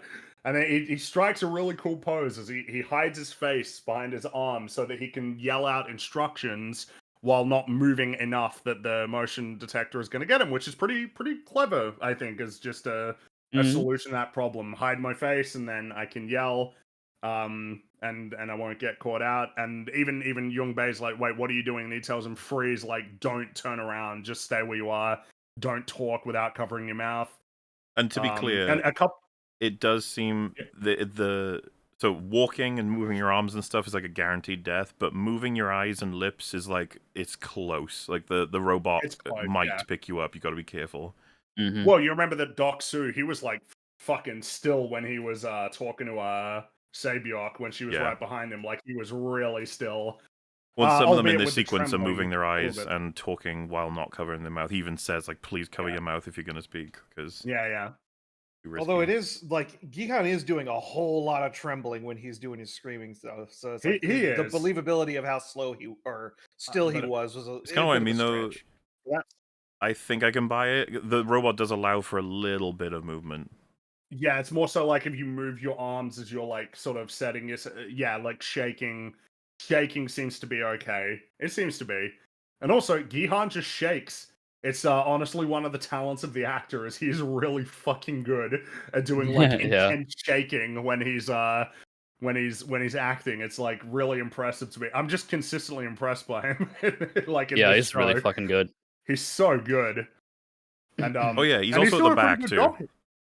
Yes, and as it was mentioned before by Das, he waits until everybody's behind, in front of him, and then he starts moving forward. Very, very self, and he's doing a pretty good job. Like about a minute and a half goes by, they're like halfway down, Yeah. and nobody's been eliminated, and you can see that as our frontman's watching, he's a little bit annoyed. He seems a little bit mad about the way that things are going. But by the way, I don't know if anyone checked. I was just thinking about this. If they pan away from away from the floor panel where all the contestants are on, can you see who's number 1 currently? That's an interesting point, Metal. I don't know if we can. I wasn't looking though, but maybe. Yeah, I just saw that it's panned away I was just wondering if maybe you can see what's up with that. I'll go see if I can check. Not that there's any reason that would be of interest. No, that's right. Player 1 is just a normal guy this time, probably. So there's a shot where you see a whole bunch of it, but it cuts off at around like 13. Okay. So you can't see. I was just really interested to number 1 is. No, but that's a It'd be good cool to know shout. who number 1 was. Yeah, because number 1 I was mean, we have significant him as the last season. one. Yeah. Yeah. And so we see as they pause, Thanos is with the lady that he was hitting on, and a bee has landed on her neck, and he tells her, and she freaks no. out. But then she stops and realizes, oh, I moved. Guess I'm out. And yeah, I mean, she's out. She gets shot in the head, and everybody's still, and Gihan screams at the top of his lungs that the players must not move. He is howling. He is screaming so loud. God damn, he's yelling. Yeah. I would have had Because more he- respect he- for this scene if they'd actually released the bees because they saw that too many people were obeying the instructions and they weren't dying, so they introduced a little like twist to the game. That would have been more thought fun. that Release was, the I thought bees! that's what they were doing too. I thought that the bee was on purpose, just to get people to Well, I mean, there's flinch. nothing to suggest it absolutely was not, but there is only one bee. True. No, it's just the one bee, and It was a Thanos robot bee. is looking. He's freaked out, but there is a lady who just can't help but look. She screams. She gets shot, and it triggers a panic in specifically like the far right portion of the crowd as people start bumping into each other. The panic is very much localized there, and while all of this is happening, Gihan is howling at all of the players to stand still and resist the urge to run. He has given it his all, but a decent number of players are running. And Frontman is sitting there watching. as it's happening, and so you see you very clearly see it's like something like there is I a don't know, shot like where you one can see fifth. number one, but the face is too hard to make out. But that's the last fleeing player as all of them sort of pile up on the door. The last one is shot by Noelle, who is up there doing her sniping stuff. Now, correct me if I'm wrong. as she Were would these do. turrets automatic on the first season? They didn't show we us. didn't see. They didn't show us. Yeah, but we now, didn't see. Yeah. I suppose what's awkward is I don't know that I believe that a bunch of humans would be able to I would do have this. preferred it. I They were don't automatic. either. I was like, oh, there's people doing that? They're Yeah, all I'm- really good shots. I I don't would know have about preferred that. that the robot scans them all, and that's networked in with the machine guns. That Yeah. then Yeah, you know, that's what I thought they Yeah. were doing. But they clearly want to give a role to They Noelle. want to do something here. Yeah. As will be relevant later on in this sequence. Yeah. But that's it. A whole bunch of players are out, and frontman he plays "Fly Me to the Moon," which I guess is just his song of It's choice. his thing. Whatever It Red has to Light, be Green sung Light through is silly playing. puppets. Oh, to be clear That's as my well, favorite because part. the reason why I think this is garbage a little with humans is that we actually get it such that the robot scans, right, and say it detects 5 people moving, it will then repeat into the earpieces of the snipers, player 111, player 163, player 201, and it's like, you really think the snipers are gonna read 450 fucking players and be like, that one, that one, that one? It's like, no, that would take ages. Well, and to do it so efficiently that they get every single one, and that there's nobody who manages to actually sneak back in. There's just no way. There's it no had way. to be Yeah. automated. Or the It had to fucking be. Well, and it would have been better if people they hitting had the like crossfire too. It's if their guns were linked Exactly. in such that looking through the scope reads people as green and reds are the ones you have to shoot. Like Mhm. that would have Yeah. that would have been better. And even still, the human error of aiming. It's Yeah. just, oh, Yeah, man. there's no way. There's just no way that it would Yeah. work. But they have Especially they have when they're something they wanna do with normies the off the character. street. I guess the thing is that I presume that a common denominator with a bunch of them is some kind of military background, Yeah, they're good. which I but guess is nobody's viable, that right? good. Doesn't South Korea has like mandatory National service. yeah, that's right. So I suppose there's some viability to that. Though in Noelle's case, she's from North Korea, but you see in the picture that she was in the military. And the game continues after frontman plays "Fly Me to the Moon," his favorite song, and Gihan sprints out to the front, and he reminds the players that there's a time limit that they have to all get across in time. And while this is happening, Thanos is freaking out, and he's got like a necklace, and inside of it opens up, and it's got a bunch of pills in it. And you might be Which thinking, are- why the I fuck don't does know he have a necklace? Yeah. Yep. No, he's just got it, and he's allowed to keep it, and he's allowed to keep it when it's got all of this stuff in it, which Yeah. he takes. He consumes one of the pills, and it drives him crazy. Basically, like he One of his he Infinity loses his Stones. mind. That's But right. not crazy enough to actually move while he's not supposed to. No, he still plays the game like really Yeah. well, except for what he chooses to do. But that comes a little bit later.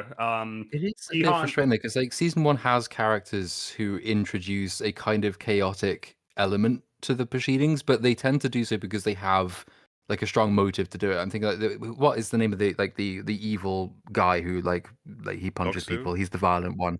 Possibly, I don't remember, but like he's the one who like throws people off bridges and shit. He's Yeah. like he does stuff which disrupts the games, but that's all perfectly sort of within a character motive, as opposed to I'm going to take pills and just become chaos, which is a little bit less satisfying. No, I was disappointed. I figured from the trailer that he was going to be somebody who quickly realized what the game was about and then actively Mhm. worked to fuck people over. But instead, he's just a whack job. The Which only is less defense interesting. I would like to tacitly provide is the notion of a character who is high while playing Squid Game. There's things you can get out of that. Do Sure. they get those things out of this? I guess we'll talk about it as the season Uh, progresses. So that's a no. Fair enough. From the game organizer's perspective, because things get snuck in and out of the games in season 1 as well, and you can kind of read it as like there's a utility to the game organizers for allowing certain things to get in because they do also want to set the players against each other. So I can sort of see them allowing him. Like maybe they know about the necklace and the drugs, and they think, well, that's actually probably good for us because, of course, that actually creates more chaos we can use in the game I itself. don't think there's that. I don't know if it's much ever confirmed thought. that they do know about it though. Because the way that we saw it happen is that they're like mass changed in that huge room by a bunch of randoms. You'd see the necklace and you just take it off and put it with their effects, right? That's how it works. You wouldn't feel the need to do anything more than that. Like check it and be like, oh, there's drugs, I think, in here. I'm not sure what they do, but because remember, he says they're like special drugs. They'd be like, oh, you should leave that on him because if he took drugs, that could make things more interesting. I don't think that conversation would ever happen. It would just be take the necklace off. I guess I'm trying to find an excuse for them taking Yeah. a guy's tooth out and finding a tracker, but not finding obvious contraband. Yeah. Well, okay. well, The explanation for that would be that he's Gihan. That that they had special treatment of him. That you could maybe rationalize it that way. They were like, better check everything. Better check inside his stomach and pull out anything he may have eaten. Look up his asshole. You gotta check there. Maybe. Right up there. Ooh, that So- looked fun to sneak up. Gihan organizes the players. He gets them to arrange themselves in lines behind the largest player so that they can hide in the same way that Sung Woo had figured out when they played first time around, which ends up being like pretty effective as a strategy. But then Thanos he fucking loses his Does a mind and pushes Hadouken down shot. like And so four this, people. yeah, this is the thing that you were So talking the- about. That's in the trailer, and it is such a great moment of, oh shit, there's going to be a guy in this game who's going to kill people as much as he can. He's going to play the games. He's not going to be like Doc Su, where he's selfishly trying to survive, and will kill people in his way. He's going to actively hunt people down to kill. That's going to be interesting. Yeah. That's not what this That's- is. That's not what it No, is. it's not what it He is. just lost his mind. By the way, I have one thing. We see a couple of, I guess, first-person shots where they look through their sniper rifles. They would shoot a couple of people in a row by accident. Yes. The Yeah. way they're That's very notable set up that- right now. They luckily, their bullets never pass through a target. They always stick in the Yeah, target. and they use like proper sniper rifles. Those No. definitely go through. Oh, the thing is, a lot of the time they show exit wounds, but the bullet just disappears. Yeah. It doesn't- Exactly. It It's evaporates. It disintegrates. And that's the thing, if they showed him Okay. taking extremely careful shots, it would be one thing, but there are several moments, like Mel said, where you're just like, wait, that's a risky Yeah. shot you just took. yeah. They didn't need to do this because we know they're like all around the edges or the sides of the thing. So you just need them to shoot from the side in a specific angle, so you don't shoot other people by accident. But they don't do this. They show very specific head-on targets where they would go through. So yeah, I found that a bit annoying. Something to note, though, talking about the snipers, is that Noelle notices that player 246 is the father of the girl with cancer. And Yes. she sort of notes that and not because he was out or anything, but just sees that. And then you get a remix of "Fly Me to the Moon" starts playing, and I don't like it Which is really. terrible. It sounds like shit. I don't like it. It's just worse. I don't know what to say other than that. It's a bit It's like cringe. those people that try to like spice up the national anthem and fuck it up. It's Well, where they do similar. all of the vocal the Yeah. vocal runs. Yeah, it's I don't know, it's In the just hub you of have like the a really world. great big band jazz, and now it's like kind of a boring like modern remix. I'm not even sure what's meant to be conveyed in terms of tone, because basically what's happening here is that some people are getting killed, but like way more people are surviving than when Gihan first played the game. Yeah. Lots of them are getting through.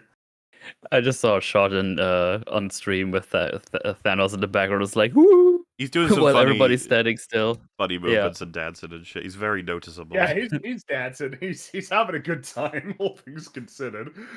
But yeah, they're getting through. A few people are getting taken out, but yeah, compared to first time around, most people are getting through. And then when they get really close, Gihan rallies them to get across, and a huge number of them get through first.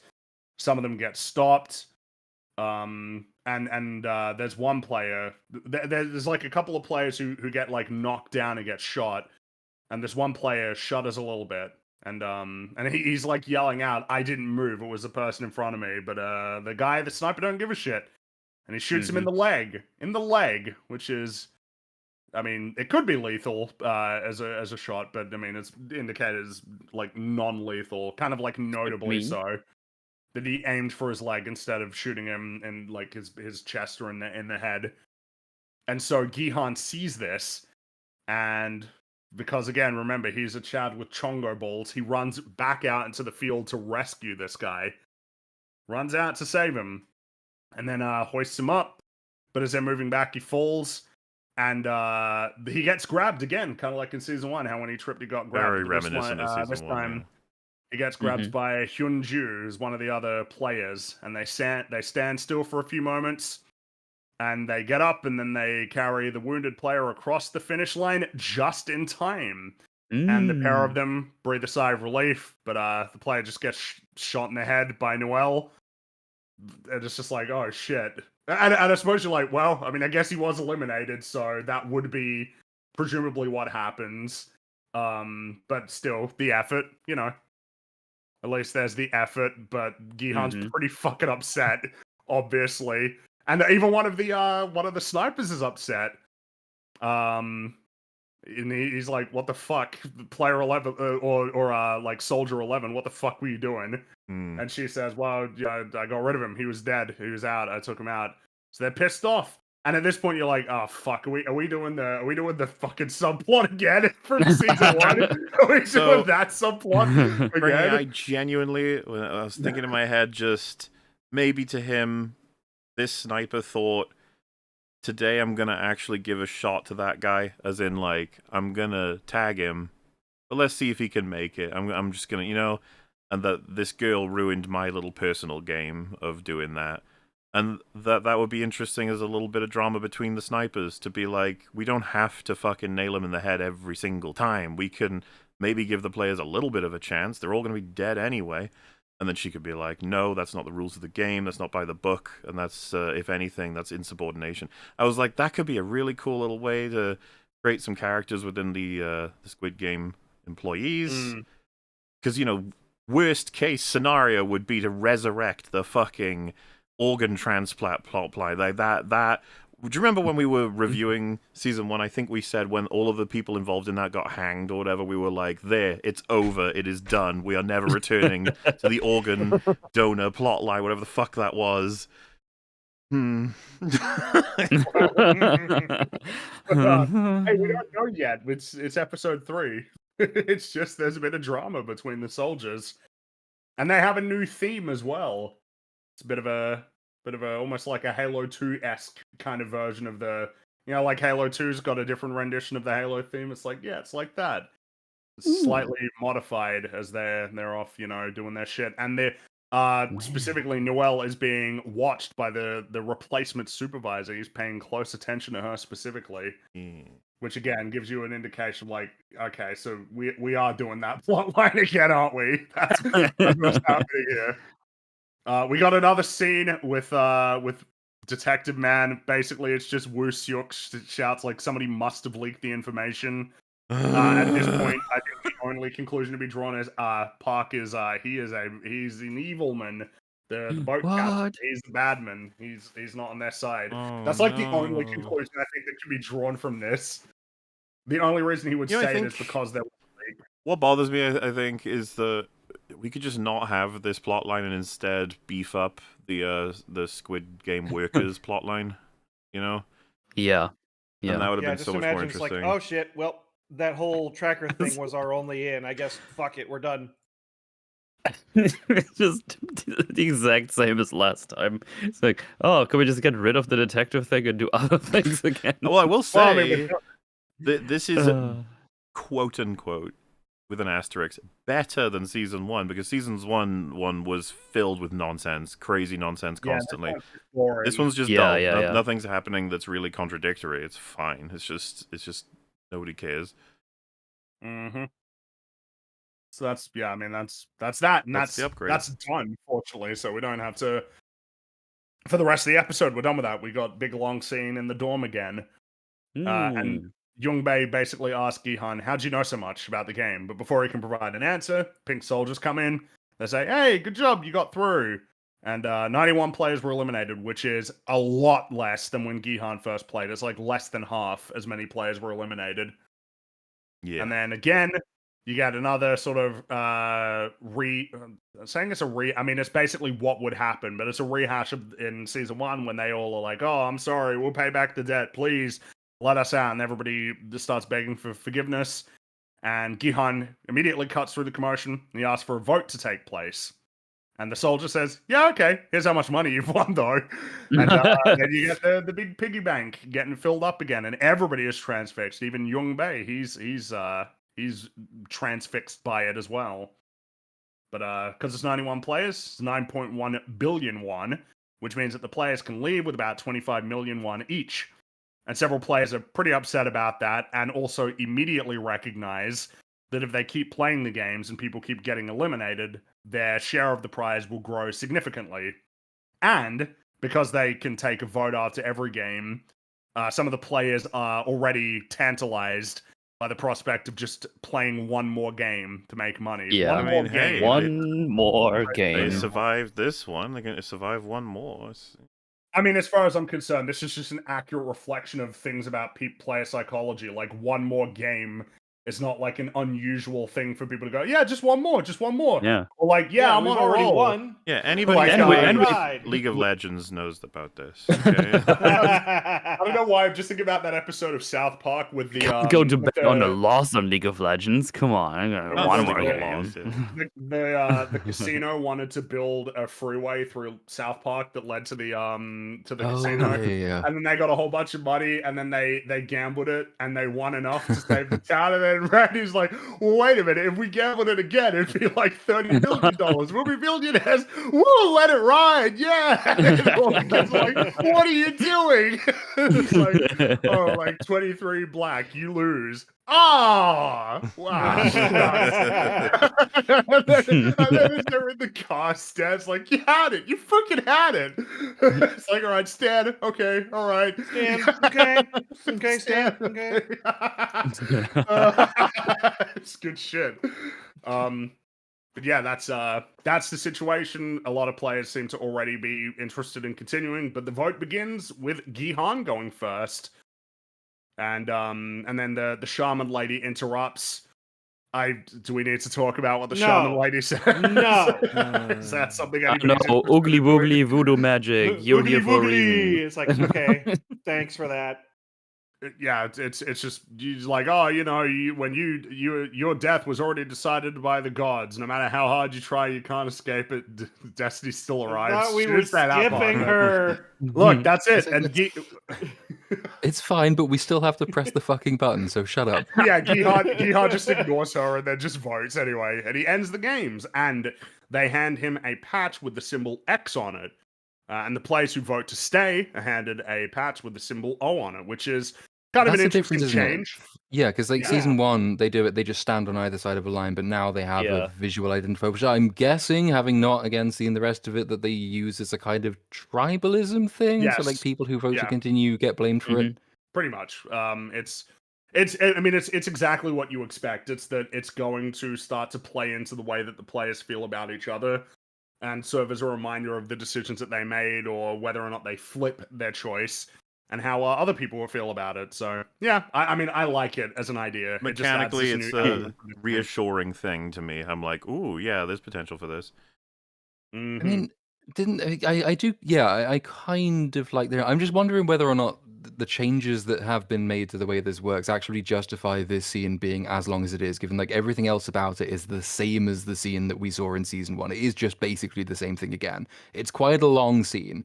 They already did like the division of the house in the vote in season 1 anyway, so they still knew in which direction people had voted. And it just seems to like eat up a huge amount of time for the amount of new information that we're getting from it.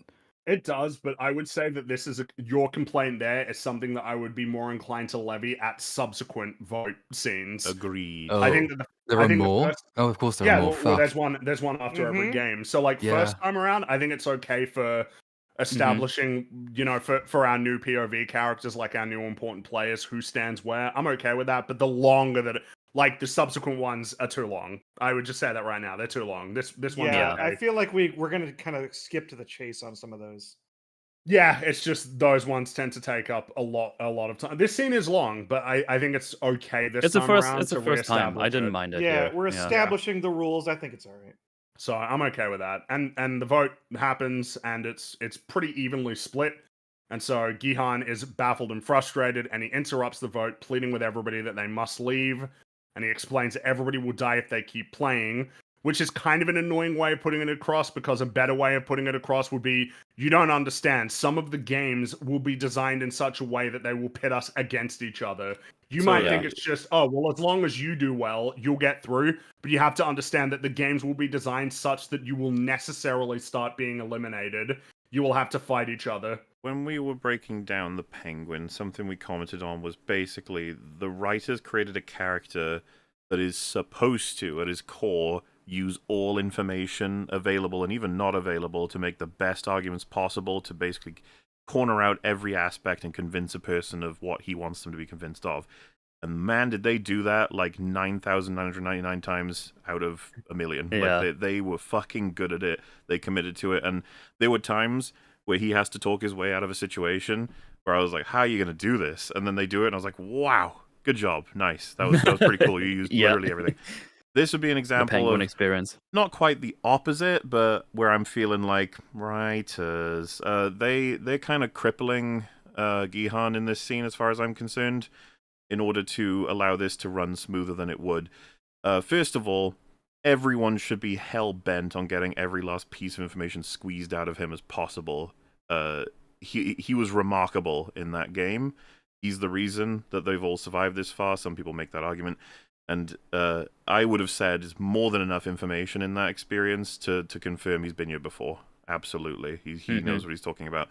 And so then I'd want to basically like ask him, how does this work? What are the games like? Do they change? Do the rules change? How does it? What does it mean? Is it literally we play X amount of games and everyone has a chance to survive, or is it that by the end they have to force a single winner, and so we play games that? And he would obviously then, as Free mentioned, get the information out of not only do they force a single winner, there are games where we will have to choose to kill each other or die. Yeah, Like, and there will be and some games that are games- essentially rigged to where the majority of you will die, like the glass bridge, where Yeah, it's just exactly. like most I was of about you to are say. fucked.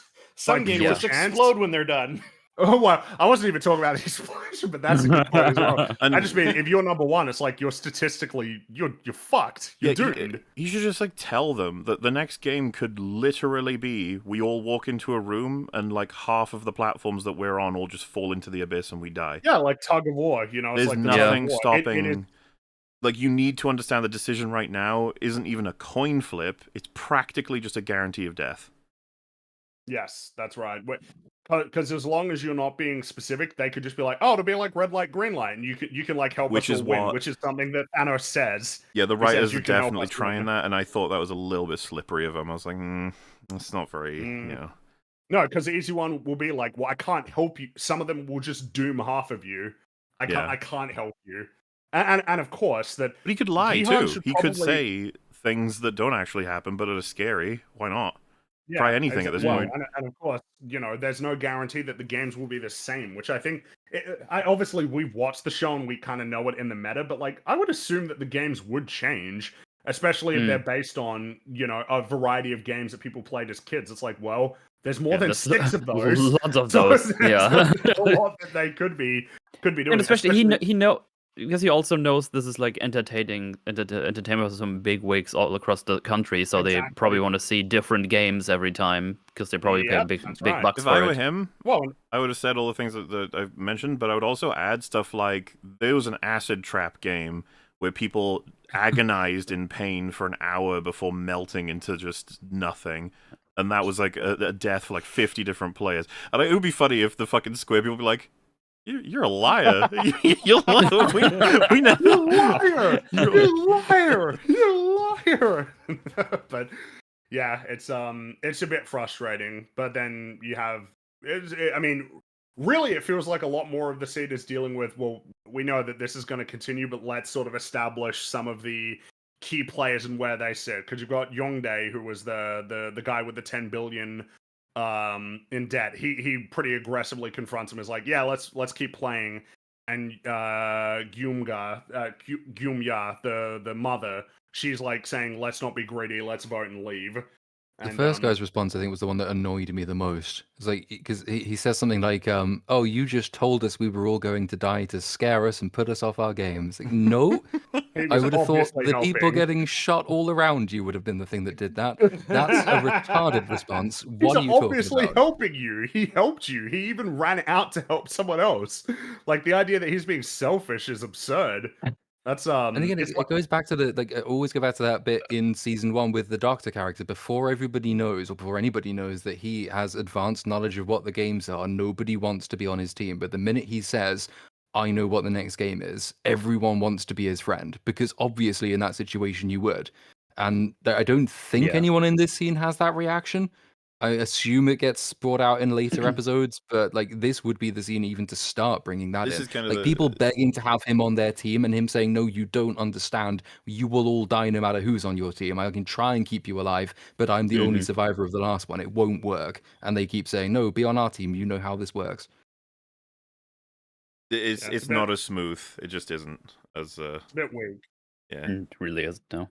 And so as the commotion's happening and Gihan's like pleading with the players, one of the soldiers comes up, points a gun at him, and says, "Shut the fuck up! We're not going to tolerate any disruptions to the vote." Which is pretty funny. It's like, I mean, you let this happen for a while, fellas. What are we talking about? From a writing perspective, why the fuck didn't you just make this happen immediately? Like, it's part of the deal. You know, like, you can join the games, but you can't cheat. And cheating involves giving any access to super information that they could only have if they've played the games, or something like that. And then, because I don't even think that's very strong. Like, because there's ways to get information or stuff. But it's just like that would have been better then than this far into the episodes. So he could have told them all kinds of things, you know. It gives the impression that they're just reacting to him on the fly, and they've let him back in without having any idea how they'll plan to integrate someone with full knowledge of the games, or the ability to sway votes in that way. And even then, having said, after allowing an argument to go on for about what felt like half an hour, then they say, "No more of that, please." But then later on, when the son goes to vote, the mother shouts, "No, stop being a dick," basically. And they don't just shoot her. I thought they would shoot her to make their point clear. We are not going to take any disruption, but they just don't follow through with their instructions, I guess. No, they don't follow through because, I mean, they are important new players. they're a really important pairing. Someone's mentioned it in chat. And I did say this to you, bringing, which is a bit awkward. By the time you hit the end of season 1, the room that they sit in has 3 beds, and you can see all of the drawings on the walls, which happen to be illustrations of all the games they played. So that's something they would know, because they would have sat and looked around for a very long time. The audience might not have caught it because of the way that the show is edited, is very character-based. But if you're sitting in there for 24 hours, you'll notice. Obviously, Gihan should be smart enough to say, "Everybody, we need to see the images on the walls." That's going to be a huge clue. That's a good point. I forgot about that. Yeah, you can, with the brief pieces you see on the walls, it does look interesting. There's some stuff there that I don't really know what it means, but I can only see pieces of it. So yeah, you know, it's like that's another thing. This is what I mean. It's like this happens just for any story. The longer and further along it gets, it's like you're gonna start plugging holes that you didn't have to plug before. But you got to remember them.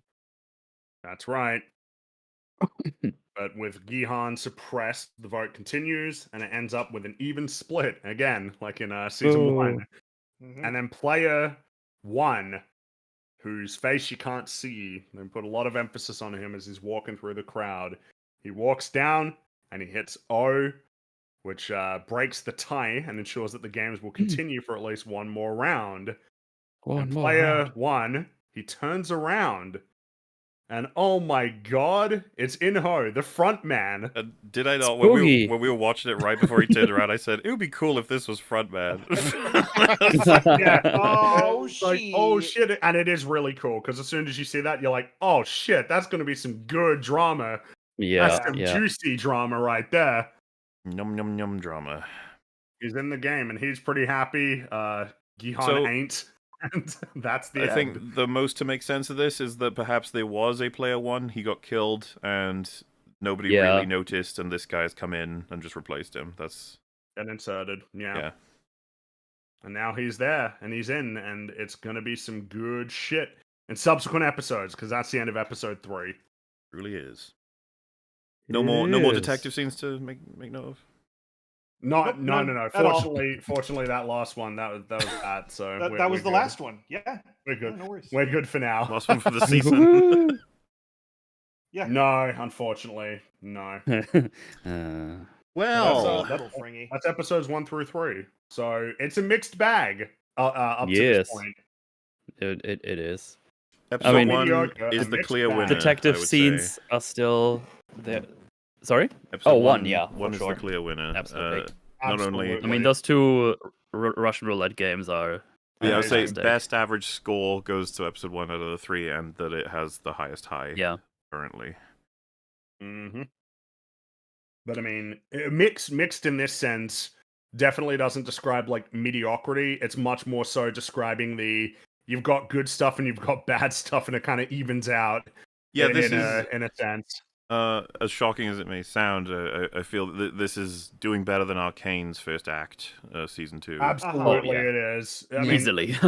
Act 1 of Arcane, we're already in a lot of trouble. Well, I think we disliked Act 1 more than most people seem to. But Yeah, I suppose. yeah. I was still positive-ish when I first watched it. I was like, okay, let's see how it plays Yeah. out. You know, Yeah, you're I rooting was for the like- show because season 1 is fucking awesome. And Yeah, then you so it's watch like, more, and ah, it's they gotta like, be going oh no, somewhere. stop, go back. What are you doing? Go back. Mhm. I would say House of the Dragon was probably stronger than this in its first 3 episodes for season 2. Yeah. Yeah. I'm Yeah. And primarily those first thinking 3 of episodes were kind of auto. Otto's scene is so fucking good. Yeah. Ugh, Mm. beautiful. What other Whereas season here 2s we it's got to like, compare to? What else was there? Oh, Smiling Friends season 2 was really good. Well, yeah, that that feels like a Ooh. reminder of the good one, the one that Ah, managed to yes. survive. Smiling Smiling friends. Those first 3 episodes. The third, because the third one was the Alan adventure, which I was particularly partial to. Mm-hmm. Hey, look, all right, just wait, or bad shit's gonna happen, man. You don't have to be rude. Okay, what's going on, huh? What's going on? What do you need? Don't get nervous now. What? Ask your question. What? Look, asshole, I'm just asshole again. I called you an asshole because you're being an asshole. Bro, I'm in the middle of something. Fuck you. Don't you work here? I'm just a customer. You just stop bugging me. I'm not bugging you. I'm simply asking, what do you need? And in the background, you can see the bosses slowly Yeah. watching them. I was like, who told you to stop stacking those shells? And see you later. Oh, Bye good. bye. Bye bye. Yeah, bye, bye. bye, Bye bye. bye. Get out of here, man. Ah! Getting crushed by all this shit. Oh, and of course, Burnout Revenge for the PS2. Yeah. When I get high and play Burnout Revenge on the PS2. And the Mr. Frog. Well, I suppose it's not really the Mr. Frog episode, No. really, but the election episode was pretty funny. Oh, that was a good season of television, and it wasn't a disappointment. No, it wasn't. This We still Well- got Andor though. That's still on the horizon. Squid Game. well, so yeah, Squid Game season 2. These first 3 episodes, I would say, are still. I think they're lower than the hope. It's like, Yeah. But not as low as it could have been, obviously. Well, and there's still just stuff I enjoyed in them. So it's like these next 4. Hopefully, we can get something out of them. I think I messaged you after episode 3. It's like, this feels a bit slower. Like the pace. I didn't like the pacing at this point. Mm-hmm. I think that's when I was like, oh, it feels a bit. It doesn't feel as tight as the first season. I wonder how much of it is just when you realize it's 7 episodes. You think, you got Yeah. time? Like, do you have time to get where I expect that you will get? At The end thing of is, the for season? me, I wasn't even aware they're splitting up this conclusion into like a third season. Wait, Yeah, hold so on. I was like, what do we do? What are we doing? Like, We're not there yet. this is I don't know. I This think is episode We've already 3. talked about that, haven't we? Near the beginning, we said it. I thought this is like yes, common knowledge that this is like shot not a back full. to back. Well, not just Yeah. that, but the nature of. I wanted it said at the beginning because it's important for people who cannot stand part ones, but this is a part one this season. It's not a complete Yeah. season, and that might affect whether or not you're interested in watching it because a lot of people can't stand No, that shit. well, yeah. I mean, I think you can say it's analogous a bit to the Across the Spider-Verse Spider-Verse, situation in yeah. a sense. The difference is that season 3 is coming out in 2025, and Spider-Verse is who fucking knows Well, that's when that's coming out. That's why it's worth saying. Some people would say, "Okay, I'll wait for part 2 to be out before I watch it," you know, which is I fair. think that is totally fair. The thing is, if I would have known that from the get go, I probably would have waited. Maybe I don't know. I wouldn't And have. I didn't I because say I'm that, me. but I actually. I I mean, actually, the thing is that I cover the stuff now too, so I probably would have It watched wasn't even it that. because I'm a slave to the someone asked on the content. Discord, and I said, if I was recommending it to me, I would tell myself, "Hey, man, it's a part 1, so you're going to be annoyed Yeah. in terms of the way it cuts off, but you'll enjoy enough of it such that you'll want to have seen it, and you're going to want to talk about it, and you'll survive the year. You'll be fine because survive 3 years waiting for Arcane Season." That's right, and it was Yeah. shit. So you know, Wasn't I wish I worth would have watching. died in between. Yeah. I wish I would have died before it came out. But that about wraps I it find up, I it suppose. amusing. I suppose Squid when is you gumless. consider that our expectations for Arcane Season 2 were Pretty and high. it was the one that we expected was going to pan out. And Squid Game, I think we came into it a lot more. Well, before Arcane, it was much more of a worried about that. And then after Arcane was shit, I think the feeling was maybe Squid Game will be all right to almost balance the score. Maybe I mean, it'll- we got Penguin. that's true. and so we had to So the sacrifice comic Arcane debt was season 2 for repaid. Penguin. For Yeah. Penguin, yeah. That's one way Penguin to getting a think about it. season 2? Is that something to be worried about? in Yeah, the far Endor future? is the. Oh god. Well, I think they're talking about a Penguin season. Well, the thing is, now that the Oh my Batman's God, been yeah. delayed by a fucking year, I actually Mhm. genuinely don't. I feel. I was talking to Maul about it the other day, and I think we both ended up with the sense of, man, that shit might get cancelled, like, with how much they're delaying it. That I don't know. I had the don't know reaction what a lot the of people deal did, is. which is, "Oh shit, the Batman's dead." And you'd be like, "What? No, it's not." And it's like, no, we've seen this so many times. Delays by a year. Someone drops off the project, delays a little bit more, and then Matt Reeves Yeah. says he's not interested anymore, or It's rather five and that a- he's five and reduced a his half role. years. And then Five and as a soon half as this years like between sequels. as soon as they say they're going to recast Battle, something would be like, "It's dead. It's over." Yeah. It's I don't And then know. this 5.5 Joker. years is a really long time. And what was the thing? James Gunn coping like, well, Top Gun. It was like 35 years between sequels. It's like, oh, okay, yeah. If you point to these crazy anomalies of sequels being released 30 years apart, and ignore all the sequels that release 1, 2, or 3 years apart, then yeah, I suppose it makes sense. It would be 5.5 years later when it was initially meant to be only 3 years later, if I recall correctly. 2 was meant to come out in 2025. He probably wants the script to be completely reworked because there has to be at least 3 members of his family in any movie that comes out under his name, right? So like, Oh they my need to God. shove in another Gunn family member into the Batman, and it'll get released. Oh my God. I mean, I don't know. I don't know what the. I feel like the only conclusion is that they don't want Batman running concurrently with the new DC universe because it's just confusing. I don't know. I'm not sure. If it gets cancelled, I think that's going to concern me about the fate of a lot of things that exist beyond the scope of the DC universe, which is like everything, pretty much. Video games as well, other TV shows. I don't know. It's just, I wonder. I'm not sure. I didn't really. It's funny. I feel like now we're just going on to it. I watched the first 2 episodes of Creature Commanders, and I thought it was kind of lame. Okay.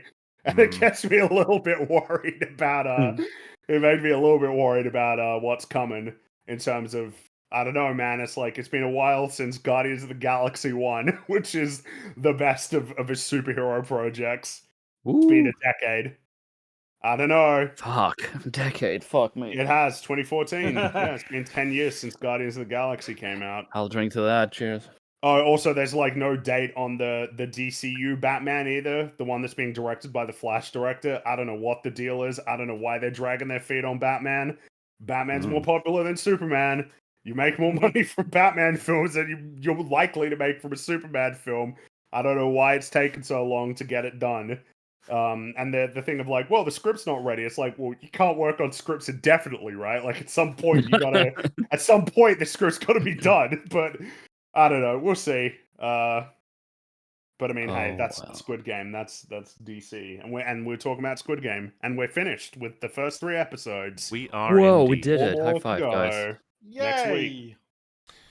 But before Well, we finish up, I suppose it's time to ask our guests what they're working on. yeah, Metal. Where are What you they're right up now? What are to. you up to, huh, loser? I don't know. I woke up this morning and then I got lost and now I'm in Wales. I don't know what happened, but I'm here now. So hide your kids, hide your wives. I'm back in the UK.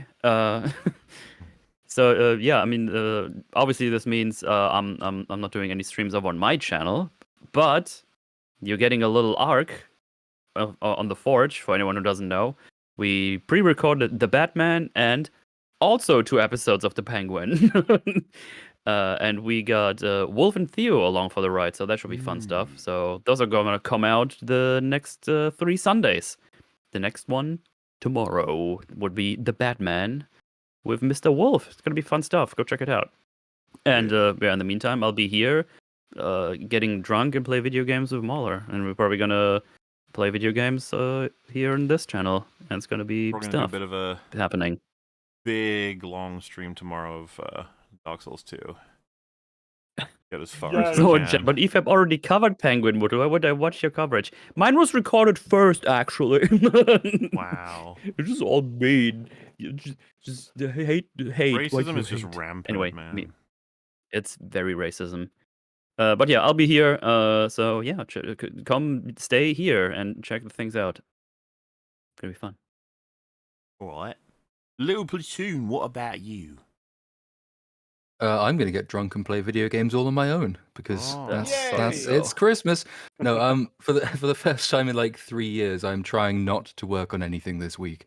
There's a War of the Rohirrim video which came out a few days ago, which was about as pointless as the movie was, but it was funny. So if you want a funny, go and watch that. That movie And was bad. it was so fucking soulless and awful.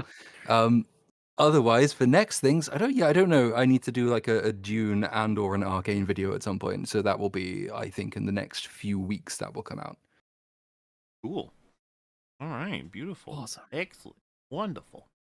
Das, is there anything you Yeah. wanted to mention right now? Anything off the top of your head? Anything crazy? Flizzing me? Nothing that I can really think of. I will. I'm almost on the final episode of season 2 of Batwoman. I'm so fucking Ooh. sorry. Ooh. I'm so fucking sorry, guys. I need to come clean. The whole reason that Batwoman has been as slow as it is it's all my fault. It is all my fault, and I'm trying to do what I can, considering I am. Guys, the editing reason the a Batwoman whole episode lot. is so entertaining is also his fault, okay? So, Exactly. don't do that. I hope there's a trade-off at least nice enough. But yes, it is nicely cut up and everything. The memes are coming in now. I really do want to get it done pretty soon. So Hell yeah. Hey, wow, it's been such a long time since I've had hey, Fringy, is there anything you wanted to say instead of Fringy and Rags? Ugh, feels wrong.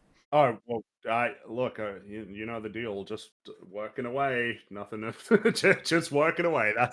That's all there is. You know what? That's my note.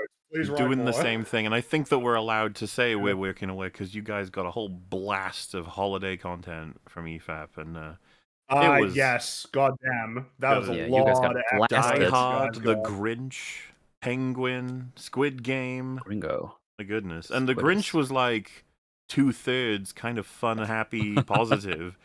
We've been on a crazy arc of like celebratory stuff. At least it's kind of like mostly celebratory. Yeah, I think so. It's mostly positive. Yeah, Yeah. it's mostly positive. So that's that's fun. There's a whole bunch of things coming out. Somewhat, I don't exactly know what EFAP is going to get up to. Okay, so just keep expecting horrifying surprises. All right, because I don't want to promise anything, but I will promise so afraid. the horror of Dark Souls 2. That's happening. That's Looking that's forward to happening. it. Yep. Oh boy.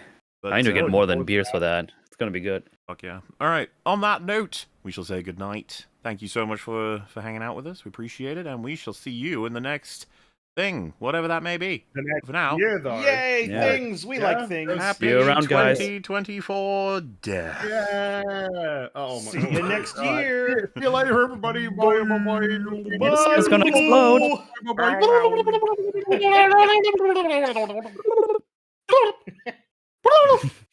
Oh no.